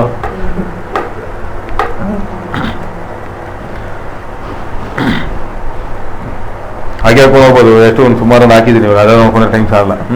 ಸೊ ಹಾಗೆ ತುಂಬಾ ಜನ ಏನು ಫ್ಯಾಮಿಲಿ ಮೆಂಬರ್ಸು, ಫ್ರೆಂಡ್ಸು, ಒಳ್ಳೆ ಸ್ಮಾರ್ಟ್ ವ್ಯಕ್ತಿಗಳು, ಈ ಲೋಕದ ಜ್ಞಾನಿಗಳು, ಫಿಲ್ಮ್ ಆಕ್ಟರ್ಸು, ಅವ್ರು ಏನ್ ಮಾಡ್ತಾರೆ ಅದನ್ನೇ ಇವ್ರು ಮಾಡಕ್ ಹೋಗ್ತಿರ್ತಾರೆ ನೋಡಿ. ಸೊ ಅದರಿಂದ ಅವ್ರಿಗೆ ಜಯನ. ಅವರೆಲ್ಲ ಯಾರು? ದೇವರನ್ನ ಅಂದ್ರೆ ದೇವರ ಕಾರ್ಯನ ಸೇರಿಸದೆ ಅಲ್ಲಿ ಆಲೋಚನೆ ಆಲೋಚನೆ ನಡೆಯುವವರು. ಆರಂಭ ಹೇಗಿರುತ್ತೆ ಅಂತಂದ್ರೆ ಆಶೀರ್ವಾದವಾಗಿರುತ್ತೆ, ಆದ್ರೆ ಬಿದ್ದರೆ ಎದ್ದೊಳಗೆ ಇಲ್ಲ. ಇವಾಗ ಅದನ್ನೇ ತೋರಿಸ್ತೀವಿ. ಅದಕ್ಕೆ ಉದಾಹರಣೆ 1 ಅರಸು 12ನೇ ಅಧ್ಯಾಯ 7-13, 2ರಿಂದ 13ನೇ ವಾಕ್ಯ ತನಕ ನಾವು ಹೋಗೋಣ. 1 ಅರಸು ತಿಳಿಸ್ಕೊಳ್ಳೋಣ. 12ನೇ ಅಧ್ಯಾಯ. ದುಷ್ಟರ ಆಲೋಚನೆ ಏನಿರುತ್ತೆ, ಅದು ಜಯ ಇರುತ್ತಾ? ಇಲ್ಲ. ಆರಂಭ ಹೇಗಿರುತ್ತೆ? ಸೊಗಸಾಗಿ ಕಾಣಿಸುತ್ತೆ, ಆದ್ರೆ ಅದೇನ್ ಮಾಡಲ್ಲ, ಅದು ಜಯ ತರಲ್ಲ. ಬೇಗ ಯಾವುದು ಬ್ರೋದಿ? 1 ಅರಸು 7. ನೀವು ಇವತ್ತು ಈ ಜನರ ಮಾತನ್ನು ಕೇಳಿ 7ರಿಂದ 7ನೇ ವಾಕ್ಯ. 12ನೇ ಅಧ್ಯಾಯ 7. ನೀನು ಇವತ್ತು ಈ ಜನರ ಮಾತನ್ನು ಕೇಳಿ. ಇದೇನಂತಂದ್ರೆ ತಂದೆ ಸತ್ತೋದ್ರು, ಯಾರು? ಸಾಲೋಮನ್ ರಾಜ ಸತ್ತೋದ. ಈಗ ಅವ್ರ ಮಗ ರಾಜ ಆಗ್ಬೇಕು. ಈಗ ಮಗ ಬಂದು ಆಲೋಚನೆ ಕೇಳ್ಬೇಕಾಗಿದೆ. ಈಗ ರಾಜ್ಯ ನಡೆಸ್ಬೇಕಂತಂದ್ರೆ ಆಲೋಚನೆ ಬೇಕಾ ಇಲ್ವಾ? ಜ್ಞಾನ ಕೇಳುತ್ತೆ. ಅನೇಕ ಆಲೋಚನೆ ಇರುವಲ್ಲಿ ಉದ್ದೇಶಗಳು ನೆರವೇರುತ್ತೆ. ಅನೇಕ ಆಲೋಚನೆ ಬಾಳಬೇಕು, ಆದ್ರೆ ಅನೇಕ ಆಲೋಚನೆ ಜಾಗದಲ್ಲಿ ದೇವರು ಉಳ್ಳ ವ್ಯಕ್ತಿಗಳ ಆಲೋಚನೆ, ಅದ್ರ ದೇವರಿರುವಂತ ಆಲೋಚನೆಗಳು ನಮಗೆ ಜಯವನ್ನು ತರುತ್ತೆ. ಈತ ಏನ್ ಮಾಡ್ದ ಅಂತಂದ್ರೆ ಈಗ ದೇಶ ನಡೆಸಬೇಕು, ಈಗ ಒಂದು ಆಲೋಚನೆ ಬೇಕಾಗಿದೆ. ಅದಕ್ಕೆ ಅವನ್ ಏನ್ ಮಾಡ್ತಾನೆ ಅಂತಂದ್ರೆ ಈಗ ಆಲೋಚನೆ ಕೆಳಗೆ ಯಾರನ್ನ ಗೊತ್ತು ಮಾಡ್ಕೊಳ್ತಾನೆ ನೋಡೋಣ. ಈಗ ಓದಿ. ಅವರಿಗೆ ಒಳಗಾಗಿ ಒಳ್ಳೆ ಉತ್ತರ ಕೊಡುವುದಾದರೆ ಅವರು ಯಾವಾಗಲೂ ನಿನಗೆ ಒಳಗಾಗಿರುವರು. ಸ್ಪೀಡ್ ಆಗಿ ಹೋಗ್ಬೇಕು, ಟೈಮ್ ಇಲ್ಲ. ಅವನು ಹಿರಿಯರ ಆಲೋಚನೆಯನ್ನು ನಿರಾಕರಿಸಿ ತನ್ನ ಸಂಗಡ ಬೆಳೆದು ತನ್ನ ಮಂತ್ರಿಗಳಾದ ಯೌವನಸ್ಥರನ್ನು ಕರೆಸಿ ನನ್ನ ತಂದೆ ಏರಿದ ನೊಗವನ್ನು ಹಗುರ ಮಾಡಬೇಕೆಂದು ಬೇಡಿಕೊಳ್ಳುವ ಈ ಜನರಿಗೆ ಯಾವ ಉತ್ತರವನ್ನು ಕೊಡತಕ್ಕದ್ದು? ಈ ವಿಷಯದಲ್ಲಿ ನಿಮ್ಮ ಆಲೋಚನೆ ಏನು ಎಂದು ಕೇಳಲು ಅವರು ಅವನಿಗೆ, ನಿನ್ನ ತಂದೆಯು ನಮ್ಮ ಮೇಲೆ ಏರಿರುವ ನೊಗವನ್ನು ಹಗುರ ಮಾಡು ಎಂಬುದಾಗಿ ನಿನ್ನನ್ನು ಬೇಡಿಕೊಂಡ ಜನರಿಗೆ ನೀನು ನಿನ್ನ ತಂದೆಯ ನಡುವಿಗಿಂತ ನನ್ನ ಕಿರಿ ಬೆರಳು ದಪ್ಪವಾಗಿದೆ. ನನ್ನ ತಂದೆಯು ನಿಮ್ಮ ಮೇಲೆ ಭಾರವಾದ ನೊಗವನ್ನು ಹಾಕ್ಬಿಡಿ. ಜನ ಬಂದು ಈ ತರ ಕೇಳ್ತಾ ಇದಾರೆ, ನಿಮ್ಮ ಅಪ್ಪ ಅಂತೂ ತುಂಬಾ ಭಾರ ನಮ್ಮ ಮೇಲೆ ಹಾಕ್ಬಿಟ್ರಪ್ಪ, ನೀನಾದ್ರೂ ಸ್ವಲ್ಪ ಭಾರ ಇಡ್ತೀಯಾ ಅಂತ ಇವಾಗ ಜನನ ಕೇಳ್ತಾ ಇದಾರೆ. ನಾನು ಏನ್ ಮಾಡ್ಲಿ ಅಂತ ಅವನೇನ್ ಮಾಡಿಲ್ಲ. ಹಿರಿಯರನ್ನ ಕೇಳಿದ್ರೆ ಯಾರನ್ನ ಕೇಳ್ದ? ಯೌವನಸ್ಥರಾದ ಮಂತ್ರಿಗಳನ್ನ ಕೇಳ್ದ. ಆ ಮಂತ್ರಿಗಳು ಅವಾಗ ಏನ್ ಆಲೋಚನೆ ಕೊಟ್ರು? ಎಂತ ಆಲೋಚನೆ ಕೊಟ್ಟಿರ್ತಾರೆ ಅವ್ಗೆ?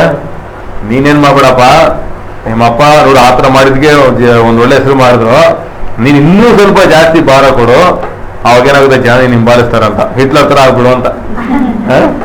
ನೋಡಿ 13ನೇ ವಾಕ್ಯ. ಅವರಿಗೆ ಕಠಿಣವಾದ ಉತ್ತರವನ್ನು ಕೊಟ್ಟನು, ಅವನು ಹಿರಿಯರ ಆಲೋಚನೆ ನಿರಾಕರಿಸಿ ಯೌವನಸ್ಥರ ಆಲೋಚನೆಗೆ ಅನುಸಾರವಾಗಿ ಜನರಿಗೆ ಈಗ ಅವನು ಹೇಳ್ದ. 17ನೇ ವಾಕ್ಯ ನೋಡಿ. ಯಹೂದ ಪ್ರಾಂತ್ಯದಲ್ಲಿ ಇಸ್ರಾಯೇಲ್ ಆದರೂ ರಹಬನಿಗೆ ಅಧೀನದಲ್ಲಿದ್ದರು. ರೆಹಬ್ಬಾಮನು ಬಿಟ್ಟಿ ಕೆಲಸದವರ ಮೇಲ್ವಿಚಾರಕನಾದ ಅದೋರಾಮನನ್ನು ಇಸ್ರಾಯೇಲರ ಬಳಿಗೆ ಕಳುಹಿಸಲು ಅವರು ಅವನನ್ನು ಕಲ್ಲೆಸೆದುಕೊಂಡರು. ನೋಡಿದ್ರ ಜನಗಳಿಗೆ ಏನಾಗ್ಬಿಡ್ತು, ಇನ್ನೂ ಕೋಪ ಬಂದ್ಬಿಡ್ತು. ಇವಾಗಲೇ ಇವರಪ್ಪ ಜಾಸ್ತಿ ಭಾರ ಹಾಕ್ಬಿಟ್ಟು ಇವ್ನು ಇದು ಮೇಲೆ ಭಾರ ಹಾಕ್ತಾನ ಅಂತ ಹೇಳಿ 16ನೇ ವಾಕ್ಯದ ನೋಡುವಾಗ ಅವ್ರೇನ್ ಹೇಳ್ತಾರೆ, ದಾವೀದು ನಮ್ಗೇನು ಪಾಲು, ಈಶಾನ ಮಗನ್ ನಮಗೇನು ಬಾಧ್ಯತೆ, ಇವ್ರು ನಮಗೇನಕ್ಕೆ, ನಾವೇನಕ್ಕೆ ಇವ್ರ ಕೆಳಗೆ ಇದಾಗ್ಬೇಕಂದ್ರೆ ಜನ ಏನಾಗ್ಬಿಟ್ರು ಒಂದಾಗಿ ಏನ್ ಮಾಡಿದ್ರು. ಈ ಆಲೋಚನೆ, ಈ ಯೌವನಸ್ಥರ ಆಲೋಚನೆ ಕೇಳಿದ್ರಿಂದ ಅವನ ಅಂತ್ಯ ಹೇಗಿತ್ತು, ಜನರ ಕೈಗೆ ಅಲ್ಲೋದೇ ಸದರ. ಇನ್ನೊಂದು ಆಲೋಚನೆ ನೋಡೋಣ. ದೈವಿಕವಾದ ಆಲೋಚನೆ. ನಾನು ಹೇಳಿದ್ರೆ ಇದು ದೇವರದ ಆಲೋಚನೆ ಇದು. ಯಾಕಂದ್ರೆ ಏನ್ ಮಾಡಲ್ಲ, ದೇವರದ ಒಂದು ಆಲೋಚನೆ ಕೇಳಿಲ್ಲ. ಏನ್ ಮಾಡ್ದ ಅವನು? ಮನುಷ್ಯರ ಆಲೋಚನೆ ಕೇಳಿದ್ರಿಂದ, ಎಕ್ಸ್ಪರ್ಟ್ ಆಲೋಚನೆಗಳು ಕೇಳಿದ್ರಿಂದ, ಅನುಭವಶಾಲಿಗಳನ್ನ ಆಲೋಚನೆ ಕೇಳಿದ್ರಿಂದ ಅವನಿಗೇನಾಯ್ತು, ಲಾಸ್ ಆಯ್ತು. ಇವಾಗ ಅನೇಕ ಬಿಸ್ನೆಸ್ ಲಾಸ್ ಆಗ್ತಿರೋದು ಅದಕ್ಕೇನೆ. ಆಮೇಲೆ ಯಾಕೆ ಆಲೋಚನೆ? ಈ ಆಲೋಚನೆ ಏನ್ ಮಾಡ್ತಾ ಅಂತಂದ್ರೆ ಅವನಿಗೆ ಒಂದು ಚಿತ್ರವನ್ನು ಅವನಿಗೆ ತರುತ್ತೆ. ಅದೇ ಮೆಡಿಟೇಷನ್. ಆಮೇಲೆ ಈಗ ಒಂದನ್ನು ಕೇಳುವಾಗ ನಿಮ್ಗೊಂದು ಪಿಕ್ಚರ್ ಆಗಿ ಅದೇನ್ ಬರುತ್ತೆ, ನಿಮ್ಮೊಳಗೆ ಅದು ಬರುತ್ತೆ. ಡಾಕ್ಟರ್ ಹೇಳ್ತಾರೆ ಇದು ಗಡ್ಡೆ ಆಗಿದೆ, ಕ್ಯಾನ್ಸರ್ ಆಗ್ಬಿಡುತ್ತೆ ಅಂತಂದ್ರೆ ಅಲ್ಲಿ ನೀವು ಕ್ಯಾನ್ಸರ್ ನೋಡಿಲ್ಲ, ಆದ್ರೆ ಚಿತ್ರ ಆಗ್ಬಿಡ್ತು. ಏನೋ ಈಗ ಕ್ಯಾನ್ಸರ್ ಬಂದ್ಬಿಟ್ರೆ ಹೇಗೆಲ್ಲ ಇರುತ್ತೆ, ಏನೆಲ್ಲ ಆಗುತ್ತೆ ಅನ್ನೋದೆಲ್ಲ ನಿಮ್ ಚಿತ್ರ ಬಂದ್ಬಿಡ್ತು. ಹಾಗೆ ನೀವು ಬದಲಾಗ್ಬಿಡ್ತೀರ. ಆಮೇಲೆ ಅಪೊಸ್ತಲರ ಕೃತ್ಯಗಳು 27ನೇ ಅಧ್ಯಾಯ ತಿಳಿಸೋಣ. ಈಗ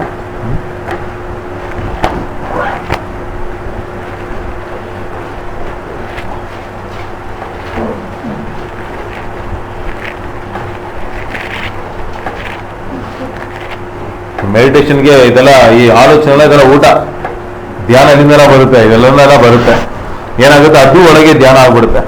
ಇದು ಒಳಗೆ ನಿಂತು ಬಿಟ್ರೆ ಇದೊಂದು ಚಿತ್ರವನ್ನು ತರುತ್ತೆ. ಆ ಚಿತ್ರದಂತೆ ನೀವು ಆಗ್ತೀರಾ, ಆ ಚಿತ್ರದ ಫಲವನ್ನೇ ನೀವು ಅನುಭವಿಸ್ತೀರಿ. ಇದೇ ಇವತ್ತಿನ ಸಂದೇಶ.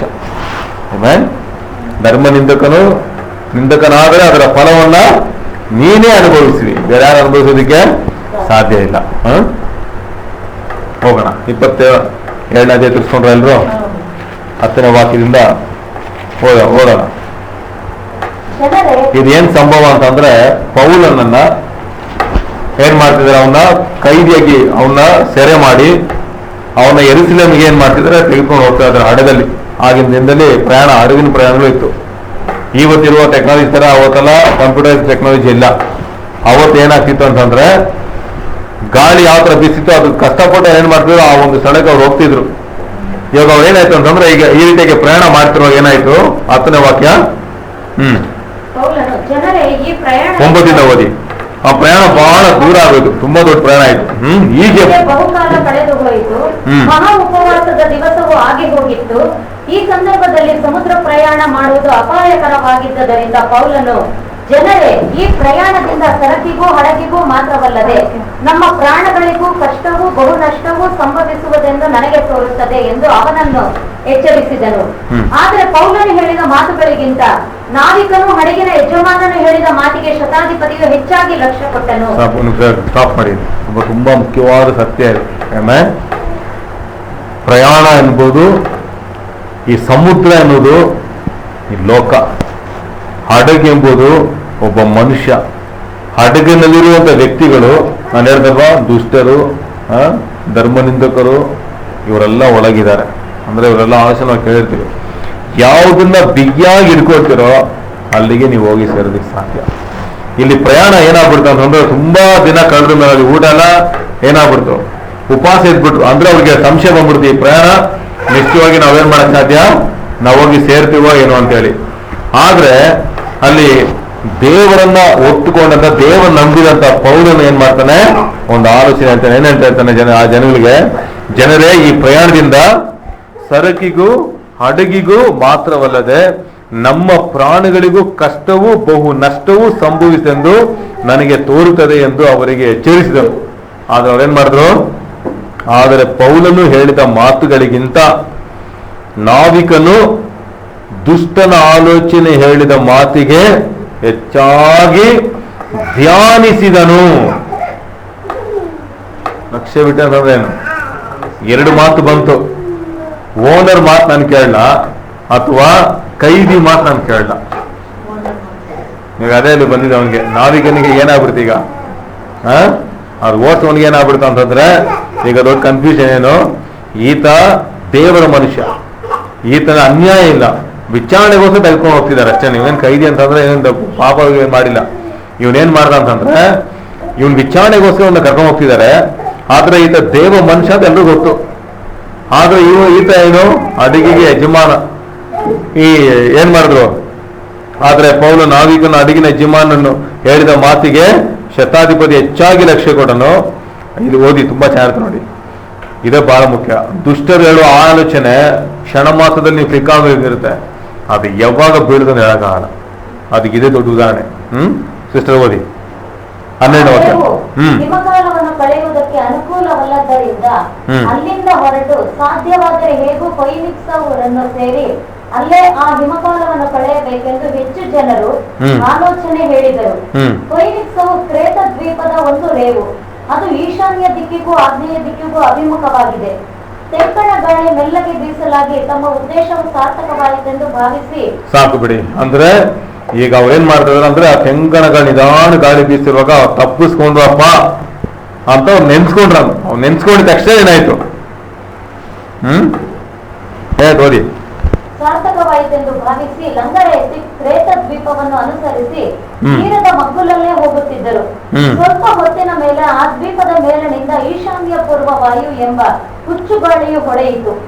ಆ ಹೊಡೆತಕ್ಕೆ ಹಡಗು ಸಿಕ್ಕಿಕೊಂಡು ಗಾಳಿಗೆದುರಾಗಿ ನಿಲ್ಲುವುದಕ್ಕೆ ಆಗದೆ ಹೋದುದರಿಂದ ಗಾಳಿಗೆ ಆಸ್ಪದ ಕೊಟ್ಟು ನೂಕಿಸಿಕೊಂಡು ಹೋದೆವು. ಕ್ಲೌಡ ಎಂಬ ಒಂದು ಸಣ್ಣ ದ್ವೀಪದ ಮರೆಯಲ್ಲಿ ಹಡಗನ್ನು ನಡೆಸಿಕೊಂಡು ಬಂದ 21 ಓದಿ. ಈಗ ಅವರು ಬಹುಕಾಲ ಊಟವಿಲ್ಲದೆ ಇದ್ದ ಮೇಲೆ ಪೌಲನು ಅವರ ಮಧ್ಯದಲ್ಲಿ ನಿಂತುಕೊಂಡು, ಎಲೈ ಜನರೇ, ನೀವು ಕ್ರೇತದಿಂದ ಹೊರಟು ಈ ಕಷ್ಟ ನಷ್ಟಗಳಿಗೆ ಗುರಿಯಾಗದಂತೆ ನನ್ನ ಮಾತನ್ನು ಕೇಳಬೇಕಾಗಿತ್ತು. ಸಾಕು ಬಿಡಿ. ಯಾರ ಮಾತು ಕೇಳಬೇಕಾಗಿತ್ತು? ದೇವರ ಮನುಷ್ಯ. ಹಲ್ಲೆಲೂಯಾ. ಇಷ್ಟು ಕಷ್ಟ ನಷ್ಟ ಯಾರನ್ನ ಬಂತು? ಈಗ ಸರಕಿತ್ತ ಅಲ್ಲಿ. ಯಾರ ಮಾತು ಕೇಳಿಲ್ಲ ಅಲ್ಲಿ. ಅವ್ರು ಹೇಳ್ತಾನೆ, ಏನ್ ಮಾಡ್ಬೇಕಾಗಿತ್ತು? ನೀವು ನನ್ನ ಮಾತನ್ನ ನೀವು ಕೇಳಬಾರ್ದಾಗಿತ್ತೆ. ಹಾಗಾದ್ರೆ ಕೇಳದೆ ಹೋದ ಕಾರಣ ಆ ಯಜಮಾನ ಹೇಳಿದ ಮಾತು ಹೇಗಿತ್ತು ಅಂತಂದ್ರೆ, ಕಂಕಣ ಗಾಳಿ ಬೀಸಿ ಸಮಾಧಾನ ಎಲ್ಲ ಚೆನ್ನಾಗಿ ಹೋಗ್ತಾ ಇದೆ. ನಾವು ಚೆನ್ನಾಗೇ ಇದ್ವಿ ಬ್ರದರ್. ಇಲ್ಲ, ಯಾವಾಗ ಹುಚ್ಚಿ ಗಾಳಿ ಬೀಸುತ್ತಂತ ಹೇಳಕ್ಕಾಗಲ್ಲ. ಆಮೆನ್. ಇದು ಆತ್ಮೀಯ ಸತ್ಯ. ಯೇಸು ಸ್ವಾಮಿ ಕೂಡ ಹೇಳಿದ್ರು. ಮತ್ತಾಯನ ಬರೆದ ಸುವಾರ್ತೆ 7ನೇ ಅಧ್ಯಾಯದಲ್ಲಿ. ಸ್ವಲ್ಪ ತಿಳಿಸ್ಕೊಳ್ಳಿ ಒಂದು ನಿಮಿಷ. ಗಾಳಿ ಅಂತಂದ್ರೆ ಏನ್ ಹೇಳಿ? ನೀವು ಅನ್ಕೊಂಡಾಗಲ್ಲ ಗಾಳಿ, ಯಾವಾಗ ಬೇಕಾದ್ರೂ ಬಂದ್ಬಿಡುತ್ತೆ. ಯಾವತ್ತಾದ್ರು ಕಷ್ಟ ಬರ್ಲಿಂದ ಧ್ಯಾನ ಮಾಡಿದ್ರ? ಕಾಯಿಲೆ ಬರ್ಲಿಂದ ಧ್ಯಾನ ಮಾಡ್ತಿದ್ರ? ಅದು ಬಂತು. ಹೆಂಗ್ ಬಂತು? ಅದು ಕೆಟ್ಟ ಗಾಳಿ ಬೀಸಿದ್ರೆ ಬೀಸ್ತಾ ಇರುತ್ತೆ. ಆದ್ರೆ ಅದು ಬೀಸೋ ಕಡೆ ನಾವು ಇಟ್ಕೊಂಡಿರ್ಬಾರ್ದು.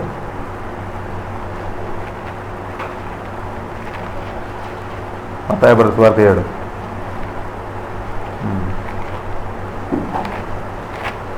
ಒಳಗೆ ಇದ್ದವ್ರಿಗೆಲ್ಲ ಖುಷಿ. ಆಹಾ, ನೀನ್ ಹೇಳ್ಬಿಟ್ಟೆ ನೋಡ್ದ, ಎಷ್ಟು ಚೆನ್ನಾಗಿ ಹೋಯ್ತು. ಈಗ ಏನಾಗಿಲ್ಲ. ಯಾವಾಗ ಬೀಸ್ತು ಗಾಳಿ ಆರ್ಬಿಡ್ತೆ ಎಲ್ಲಾನು. ತಾತ್ಕಾಲಿಕ ಹೇಳಿದ್ನಲ್ಲ, ಇದೆಲ್ಲ ತಾತ್ಕಾಲಿಕವಾಗಿ ಸೌಖ್ಯವನ್ನು ಕೊಡುವಂಥ ಆಲೋಚನೆಗಳು. ಆದ್ರೆ ದೇವರ ಆಲೋಚನೆ ಎಂತ ಆಲೋಚನೆ ಆಗಿರುತ್ತೆ ಅಂತಂದ್ರೆ ತೋರಿಸೋದು ಘನ ಆರೋಗ್ಯ, ಕಾಯುವಿಕೆ, ಜೀವವನ್ನು ತರುತ್ತೆ ದೇವರ ಆಲೋಚನೆ. ಆಮೇಲೆ ಅದಕ್ಕೆ ನಾವು ಕಾಯಬೇಕು. ದೇವರ ವಾಕ್ಯದಲ್ಲಿ, ದೇವರ ಸತ್ಯದಲ್ಲಿ. ಅದಕ್ಕೆ ದಾವೀದ ಹೇಳ್ತಿದ್ದಾನೆ, ದುಷ್ಟರ ಆಲೋಚನೆ ಅಂತ ನಡೆಯದೆ, ಪಾಪಾತ್ಮರ ಮಾರ್ಗ ನಿಂತುಕೊಳ್ಳದೆ, ಧರ್ಮದಿಂದ ಕೂಡ ಕೂತುಕೊಳ್ಳದೆ, ಧರ್ಮಶಾಸ್ತ್ರದ ಆನಂದ ಪಡನಾಗಿ ಅದನ್ನೇ ಅಗಲಿರು ಧ್ಯಾನಿಸುತ್ತಿರುವನು, ಅವನು ಯಾವಾಗಲೂ ಧನ್ಯನು. Is always blessed. ಆಮೆನ್. ಅವನು ಯಾವಾಗಲೂ ಬಲವುಳ್ಳ ಒಬ್ಬ ವ್ಯಕ್ತಿಯಾಗಿರ್ತಾನೆ. ಎಲ್ಲವನ್ನ ಜಯಿಸಿ ಮುಂದೆ ಹೋಗುವಂತ ಒಬ್ಬ ವ್ಯಕ್ತಿಯಾಗಿ ಅವನು ಮಾರ್ಪಡ್ತಾನೆ ಅಂತ. ಮತ್ತೆ 7 ಬೇಗ ತಿಳಿಸ್ಕೊಳ್ಳಿ. 21 ಅಲ್ಲ. ಬಂಡೆ ಮೇಲೆ ಕಟ್ಟಿದ ಮನೆ. ಆದುದರಿಂದ ನನ್ನ ಮಾತುಗಳನ್ನು ಕೇಳಿ ಅವುಗಳಂತೆ ನಡೆಯುವವನು ಬಂಡೆಯ ಮೇಲೆ ಮನೆಯನ್ನು ಕಟ್ಟಿಕೊಂಡ ಬುದ್ಧಿಯುಳ್ಳ ಮನುಷ್ಯನನ್ನು ಹೋಲುವನು. ಆ ಮಾತುಗಳನ್ನು ಕೇಳಿ ಅವುಗಳಂತೆ ನಡೆಯುವವನು. ನಾನು ನಿಮಗೆ ಯಾಕೋಬನ ಬರೆದ ಪುಸ್ತಕದಲ್ಲಿ ನಿಮ್ಗೆ ಹೇಳ್ಕೊಟ್ಟೆ, ನಡೆಯೋದು ಹೇಗ್ ಬರುತ್ತೆ. ಅದನ್ನೇ ತಿರುಗಿಸಿ ನೋಡ್ತಾ ಇರುವವನು ನಡೆಯುವನಾಗಿ ಮಾರ್ಪಡ್ತಾನೆ. ಹಾಗಾದ್ರೆ ಮಾತನ್ನ ಕೇಳಿದ ತಕ್ಷಣ ನೀವು ಹಾಗೆ ಇದ್ಬಿಡ್ಬೇಡಿ, ಕೇಳ್ತಾನೆ ಎಲ್ಲಿ ತನಕ ಕೇಳ್ಬೇಕಂದ್ರೆ ನಿಮಗೆ ಅದು ತಿಳುವಳಿಕೆ ಅರ್ಥವಾಗುವವರೆಗೂ, ಅಂತಂದ್ರೆ ಅದು ಆಳವಾಗಿ ನಿಮ್ಮಲ್ಲಿ ಹೋಗಿ ನಿಮ್ಮನ್ನ ಮಾಡಿಸುವವರೆಗೂ ನೀವು ಕೇಳ್ಬೇಕು. ಈಗ ಮಾಡಿಸ್ತಾ ಇಲ್ಲ ಅದು ಮಾಡಿಸೋದು ಕೇಳ್ಬೇಕು. ಪ್ರಾರ್ಥನೆ ಮಾಡಕ್ ಆಗ್ತಾ ಇಲ್ಲ. ಹಾಗಾದ್ರೆ ಪ್ರಾರ್ಥನೆ ಸಂದೇಶ ಎಲ್ದನ ಕೇಳ್ಬೇಕಾದ್ರೆ ನೀವು ಪ್ರಾರ್ಥನೆ ಮಾಡೋರಾಗಿ ನೀವು ಮಾರ್ಪಡೋರ್ಗು ನೀವು ಕೇಳ್ಬೇಕು. ಆಮೇಲೆ ಅದೇ ಅರ್ಥ ಆಗಿಲ್ವ? ಪ್ರಾರ್ಥನೆ ಮಾಡಕ್ ಆಗ್ತಾ ಇಲ್ಲ, ಕುತ್ಕೊಂಡು ಕೇಳಿ ಪ್ರಾರ್ಥನೆ ಸಂದೇಶಗಳನ್ನ, ಪ್ರಾರ್ಥನೆ ವಾಕ್ಯ ಎಲ್ಲ ಇದೆ ಕೇಳ್ತಾರೆ ನೀವು, ಆಟೋಮೆಟಿಕ್ ಅದೇನಾದ್ರು ನಿಮ್ಗೊಂದು ಚಿಕ್ಕ ಒಂದು ಬೆಳಕು ಏನ್ ಮಾಡುತ್ತೆ, ನಿಮ್ಮ ಶರೀರ ನಿಮ್ಮ ಮನವನ್ನ ಮೊಣಕಲಾಗ್ಸುತ್ತೆ, ಅಥವಾ ಕೂತ್ಕೊಂಡು ಅಥವಾ ನಿಂತ್ಕೊಂಡು ಅಥವಾ ಮಲ್ಕೊಂಡು ಹೇಗೋ ಪ್ರಾರ್ಥನೆ ಮಾಡಿಸುತ್ತೆ. ಹಾಗೆ ಹೋಗೋನು. ಇವಾಗ ನೋಡಿ, ಈ ನಾವಿಕ ಜನ ಏನ್ ಮಾಡಿದ್ರು ಅಂತಂದ್ರೆ ಯಜಮಾನಿನ ಮಾತನ್ನ ಕೇಳಿ ಏನ್ ಮಾಡಿದ್ರು, ಇದನ್ನ ಧ್ಯಾನಿಸಿದ್ರಿಂದಲೇ ಡೈರೆಕ್ಷನ್ ಹಿಂಗ್ ಚೇಂಜ್ ಮಾಡ್ಬಿಡು. ಅವ್ನು ಹೇಳ್ತಾನೆ ಇಲ್ಲ ಈ ಪ್ರಯಾಣ ಬೇಡ, ಸ್ವಲ್ಪ ಆ ಕಡೆ ತಿರ್ಸಿ ಅಂತ ಹೇಳ್ತಾನೆ. ಆದ್ರೆ ಇವ್ರು ಏನ್ ಮಾಡಿದ್ರು, ಈ ಕಡೆ ಹೋಗೋದು ಬಿಟ್ಬಿಟ್ಟು ಆ ಕಡೆ ಹೋಗೋದು ಬಿಟ್ಬಿಟ್ಟು ಏನ್ ಮಾಡಿದ್ರು, ಈ ಕಡೆ ಹೋದ್ರಿಂದ ಅಂದ್ರೆ ಅವನ್ನ ಮಾಡಿಸ್ತು. ಆ ಮಾಡಿಸಿದರಿಂದಲೇ ಈಗೇನಾಯ್ತು, ಗಾಳಿ ಬೀಸ್ತು. ಅದನ್ನೇ ಯೇಸು ಮೇಲೆ ಹೇಳ್ತಾ ಇರೋದು. ಈ ಮಾತನ್ನು ಹೇಳಿ ಕೇಳುವನಿಗೆ ಗಾಳಿ ಬರಲ್ಲ ಸರಿಯಿಲ್ಲ, ಗಾಳಿ ಬೀಸುತ್ತೆ, ಆದ್ರೆ ಆ ಮನೆ ಬೀಳಲ್ಲ. ಆದ್ರೆ ಉಸಿಬಿ ಮೇಲೆ ಕಟ್ಟೋನು ಏನಾಗ್ತಾನೆ, ಬೀಳ್ತಾನೆ. ಆಗ ಅದೇನಾಗಲ್ಲ, ಅದಿರೋದೇ ಅಡ್ರೆಸ್ಗೆ ಕಾಣಿಸಲ್ಲ. ಈ ತರ ಒಬ್ಬ ವ್ಯಕ್ತಿ ಇದ್ರದನ್ನು ಕಾಣಿಸಲ್ಲ. ಹಲ್ಲೆಲೂಯಾ. ಹೌದಾ? ಜ್ಞಾನೋಕ್ತಿ 27ನೇ ಅಧ್ಯಾಯ 18ನೇ ವಾಕ್ಯ ಹೋಗೋಣ.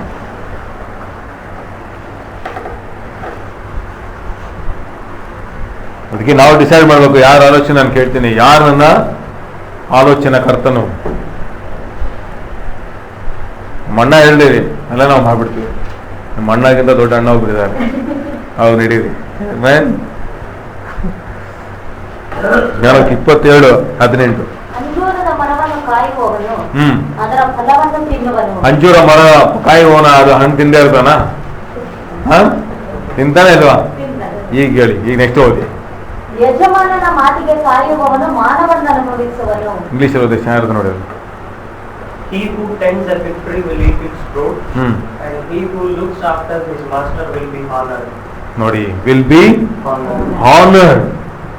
ಆ ಯಜಮಾನನ ಮಾತಿಗೆ, ಯಜಮಾನನ ಮಾತನ್ನು ವಿಧೇಯನಾಗುವ ಏನಾಗ್ತಾನೆ, ಅವನು ಘನವನ್ನು ಹೊಂದುತ್ತಾನೆ. ಜ್ಞಾನೋಕ್ತಿಗಳು 3ನೇ ಅಧ್ಯಾಯ 5ನೇ ವಾಕ್ಯವನ್ನು ತಿಳಿಸೋಣ. ಅದಕ್ಕೆ ಅನೇಕ ಸಮಯ ಪರಿಸ್ಥಿತಿಗಳಾಗಿ ನಾವು ಕೇಳಬಾರ್ದು. ಪರಿಸ್ಥಿತಿ ಏನು ಹೇಳಿದಲ್ವಾ, ದಿನ ಮಾಸ ತುಂಬಿದ ಕೊಡ ಇದೆಲ್ಲ ಬಂದು ಪರಿಸ್ಥಿತಿಗಳಾಗೆ ನಾವು ಕೇಳಕ್ ಹೋಗ್ಬಾರ್ದು. ಅದಕ್ಕೆ ಬೈಬಲ್ ಚೆನ್ನಾಗಿ ಹೇಳುತ್ತೆ ನೋಡಿ, 3ನೇ ಅಧ್ಯಾಯದಲ್ಲಿ 5ನೇ ವಾಕ್ಯ.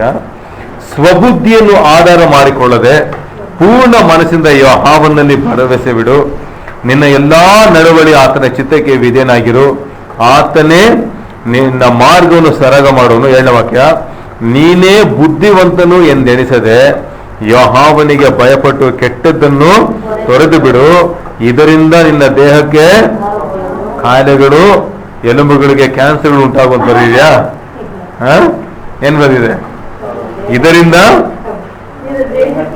ನಿನ್ನ ದೇಹಕ್ಕೆ ಆರೋಗ್ಯವು ಸಾರವು ಉಂಟಾಗುತ್ತದೆ. ಹಲ್ಲೆಲೂಯಾ. ಇದೇ 3ನೇ ಅಧ್ಯಾಯದಲ್ಲಿ 21. ಮಗನೇ, ಸುಜ್ಞಾನವನ್ನು, ಬುದ್ಧಿಯನ್ನು, ಅಂದ್ರೆ ಮೆಡಿಟೇಷನ್ ಗಟ್ಟಿಗೆ ಅದನ್ನ ಇಟ್ಕೊಂಡ್ಬಿಡಿ. ಬೇರೆಲ್ಲ 5,000 ಥಾಟ್ಸ್ ಬರುತ್ತೆ ಒಂದು ದಿನಕ್ಕೆ, ಅದನ್ನೆಲ್ಲ ಬರ್ತಾ ಇರುತ್ತೆ, ಅದು ಹೋಗ್ತಾ ಇರುತ್ತೆ. ಅದನ್ನ ಇಟ್ಕೊಂಡು ಅಯ್ಯೋ ಬಂದ್ಬಿಡ್ತಲ್ಲ, ಅಯ್ಯೋ ನಾನು ಎನ್ಸಲ್ಲ ಅಂತ ಕೆಟ್ಟ ಥಾಟ್ಸ್ ಬಂದ್ಬಿಡ್ತಲ್ಲ, ಅದು ಬರ್ತಾ ಇರುತ್ತೆ, ಹೋಗ್ತಾ ಇರುತ್ತೆ. ಆದ್ರೆ ಸುಜ್ಞಾನವನ್ನು, ಬುದ್ಧಿಯನ್ನು ಅದನ್ನ ಗಟ್ಟಿಯಾಗಿ ಇಟ್ಕೋ. ನಿನ್ನ ದೃಷ್ಟಿ ಅವುಗಳ ಮೇಲೆ ತಪ್ಪದಿರಲಿ, ಅಂದ್ರೆ ಅದ್ರ ಮೇಲೆ ಫಿಕ್ಸಡ್ ಆಗಿರು. ಅಂದ್ರೆ ನಿನ್ನ ದೃಷ್ಟಿ ಯಾವ್ದ್ರ ಮೇಲೆ ಫಿಕ್ಸ್ ಆಗಿರ್ಲಿ, ಆ ಪಿಕ್ಚರ್ ಮೇಲೆ ಫಿಕ್ಸಡ್ ಆಗಿರಲಿ. ಹೋಗೋ ನೋಡಿ ಹೆಂಗಿರ್ತಂತ. ಅವು ನಿನಗೆ ಆಮೇಲೆ ನಿನ್ನ ಕೊರಳಿಗೆ ಭೂಷಣವೂ ಆಗಿರುವವು. ಆಗ ನೀನು ಎಡವದೆ ನಿನ್ನ ಮಾರ್ಗದಲ್ಲಿ ನಿರ್ಭಯವಾಗಿ ನಡಿವಿ. ನೀನು ಮಲಗುವಾಗ ಹೆದರಿಕೆ ಇರುವುದಿಲ್ಲ, ಮಲಗಿದ ಮೇಲೆ ಸುಖವಾಗಿ ನಿದ್ರೆ ಮಾಡುವಿ. ಪಕ್ಕನೆ ಬರುವ ಅಪಾಯಕ್ಕಾಗಲಿ, ದುಷ್ಟನಿಗೆ ಸಂಭವಿಸುವ ನಾಶಕ್ಕಾಗಲಿ ನೀನು ಅಂಜೂರಿಯಲ್ಲ. ಯೆಹೋವನು ನಿನ್ನ ಭರವಸೆಗೆ ಆಧಾರನಾಗಿದ್ದು ನಿನ್ನ ಕಾಲು ಪಾಶಕ್ಕೆ ಸಿಕ್ಕದಂತೆ ನಿನ್ನನ್ನು ಕಾಪಾಡುವ. ಆಮೆನ್. ಅವರ ಧ್ಯಾನ ಯಾವುದನ್ನ ನೀವು ಲಕ್ಷ್ಯವಿಟ್ಟು ಅದನ್ನೇ ಗಮನಿಸಿ ಅದನ್ನೇ ದೃಷ್ಟಿಸ್ತಿರೋ ಅದು ನಿಮ್ಗೆ ಯಾವುದನ್ನ ತರುತ್ತೆ ಅಂತಂದ್ರೆ ಘನವನ್ನ ತರುತ್ತೆ, ಆರೋಗ್ಯನ ತರುತ್ತೆ, ರಕ್ಷಣೆನ ತರುತ್ತೆ, ಹಾಗೂ ಅದು ಜೀವವನ್ನ ಅದು ತರುತ್ತೆ. ಜ್ಞಾನಕ್ಕೆ 8ನೇ ತಿರ್ಸೋಣ, 34ನೇ ವಾಕ್ಯ ನೋಡೋಣ. 33ರಿಂದ ಓದ್ತೀನಿ ನೋಡಿ, ಓದಿ ಯಾರದೊಬ್ರು. ಉಪದೇಶವನ್ನು ಕೇಳಿರಿ, ಅದನ್ನು ಬಿಡದೆ ಜ್ಞಾನವಂತರಾಗಿರಿ. ಬಿಡಬೇಡಿ ಅಷ್ಟೇನೆ. ಆಮೇಲೆ ತುಂಬಾ ಜನ ಬಿಟ್ಬಿಡ್ತಾರೆ, 1 ತಿಂಗಳು ಬಿಟ್ರೆ 1 5-6 ತಿಂಗಳು ಬಿಟ್ಟು ಬರ್ತಾರೆ. ಆಮೇಲೆ ಎಲ್ಲೋ ನಾವು ಬಿಡ್ತೀವಿ, ಆಮೇಲೆ ಎಲ್ಲಿ ಹೇಳ್ತೀವಿ ನಾವು ಗೊತ್ತಾಗೋದೇ ಇಲ್ಲ. ಬಂದಪ್ಪ ಚರ್ಚಿಗೆ, ವಾಕ್ಯ ಕೇಳ್ತೀವಿ, ಚೆನ್ನಾಗಿತ್ತು, ಕೆಲಸ ಮಾಡಲ್ಲ. ಆಮೇಲೆ ಅದೇನು ಹೇಳ್ತಿದೆ, ಉಪದೇಶವನ್ನು ಕೇಳಿದೆ ಅದನ್ನು ಬಿಡದೆ, ಅಂದ್ರೆ ಏನಲ್ಲ ಓದ್ಲಾರ್ದಲ್ಲಿ ಏನಲ್ವಾ, ಬೋಧಕ ಜೊತೆ ನಿಮ್ಗೆ ಇರೋಕ್ಕಾಗಲ್ಲ, ಅಥವಾ ಬೋಧನೆ ಕೇಳೋದ ಜನರ ಹತ್ರ ನೀವು ಇರೋಕ್ಕಾಗಲ್ಲ. ಆದ್ರೆ ಬೋಧನೆಯನ್ನು ಬಿಡಬೇಡಿ. ಕಾರ್ಯಲ್ಲಿ ಹೋಗೋದ್ರು ಬೋಧನೆ ನೆನ್ಸ್ಕೊಳ್ಳಿ. ಆಗಾಗ ಏನ್ ಧ್ಯಾನ ಮಾಡ್ತಾ ಇದ್ದೀನಿ, ಯಾವ ಪಿಕ್ಚರ್ ನಲ್ಲಿ ಬರ್ತಾ ಇದೆ, ಯಾವ ನನ್ನಲ್ಲಿ ಪಿಕ್ಚರ್ ಆಗಿ ಬರ್ತಾ ಇದೆ, ಅದು ಪಿಕ್ಚರ್ ಆಗಿ ಬಂದ್ರೆ ನಿಶ್ಚಯವಾಗಿ ನೀವು ಹಾಗೆ ಆಗ್ಬಿಡ್ತೀರಾ. ಇದು ಪ್ರಿನ್ಸಿಪಲ್, ಇದು ಸೂತ್ರಗಳಿದು, ಇದು ಜೀವನದ ಸೂತ್ರ. ಇದು ದೇವ್ರು ಬದಲಾಯಿಸಕ್ಕಾಗಲ್ಲ ಇದು. ಆಮೇಲೆ ಯಾಕಂದ್ರೆ ದೇವ್ರು ಹಾಗೆ ಇಟ್ಟಿದ್ದಾರೆ. ಅದನ್ನೇ ತೋರಿಸಿ ಮುಂದೆ ಅದನ್ನು ನಾವು ನೋಡೋಣ. 34.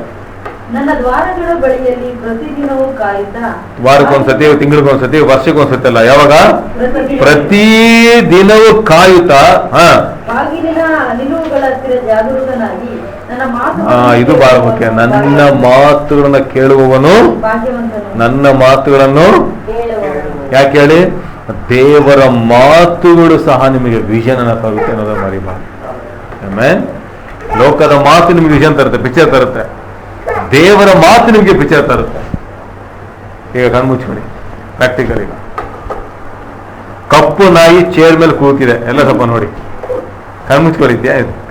ಪ್ರಾಕ್ಟಿಕಲ್ ಇದು. ಕಪ್ಪು ನಾಯಿ ಕತ್ತಲ್ಲಿ ಗೋಲ್ಡ್ ಚೇನ್ ಹಾಕೊಂಡಿದೆ, ಅದು ಚೇರ್ ಮೇಲೆ ಕೂತಿದೆ, ಬ್ರೌನ್ ಕಲರ್ ಚೇರ್ ಮೇಲೆ ಕೂತಿದೆ.